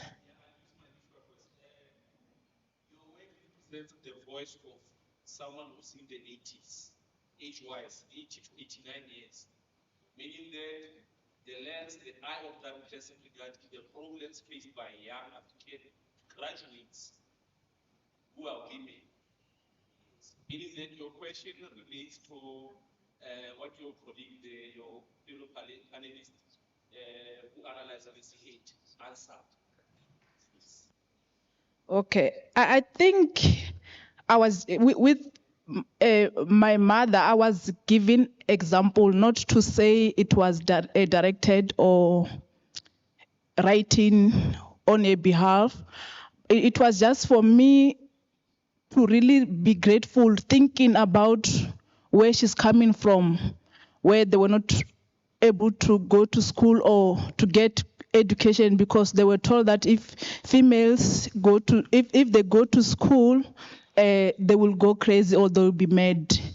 So with that point for me to be grateful for, it's with those challenges and the background of the condition we were in, she was unstoppable or unshaken in a way that she was not giving up, that life must go on. Even though now we are grateful because we are no longer in that position due to other Muhaga people who fought for this, for justice, for freedom, for us to be able to get what we have now.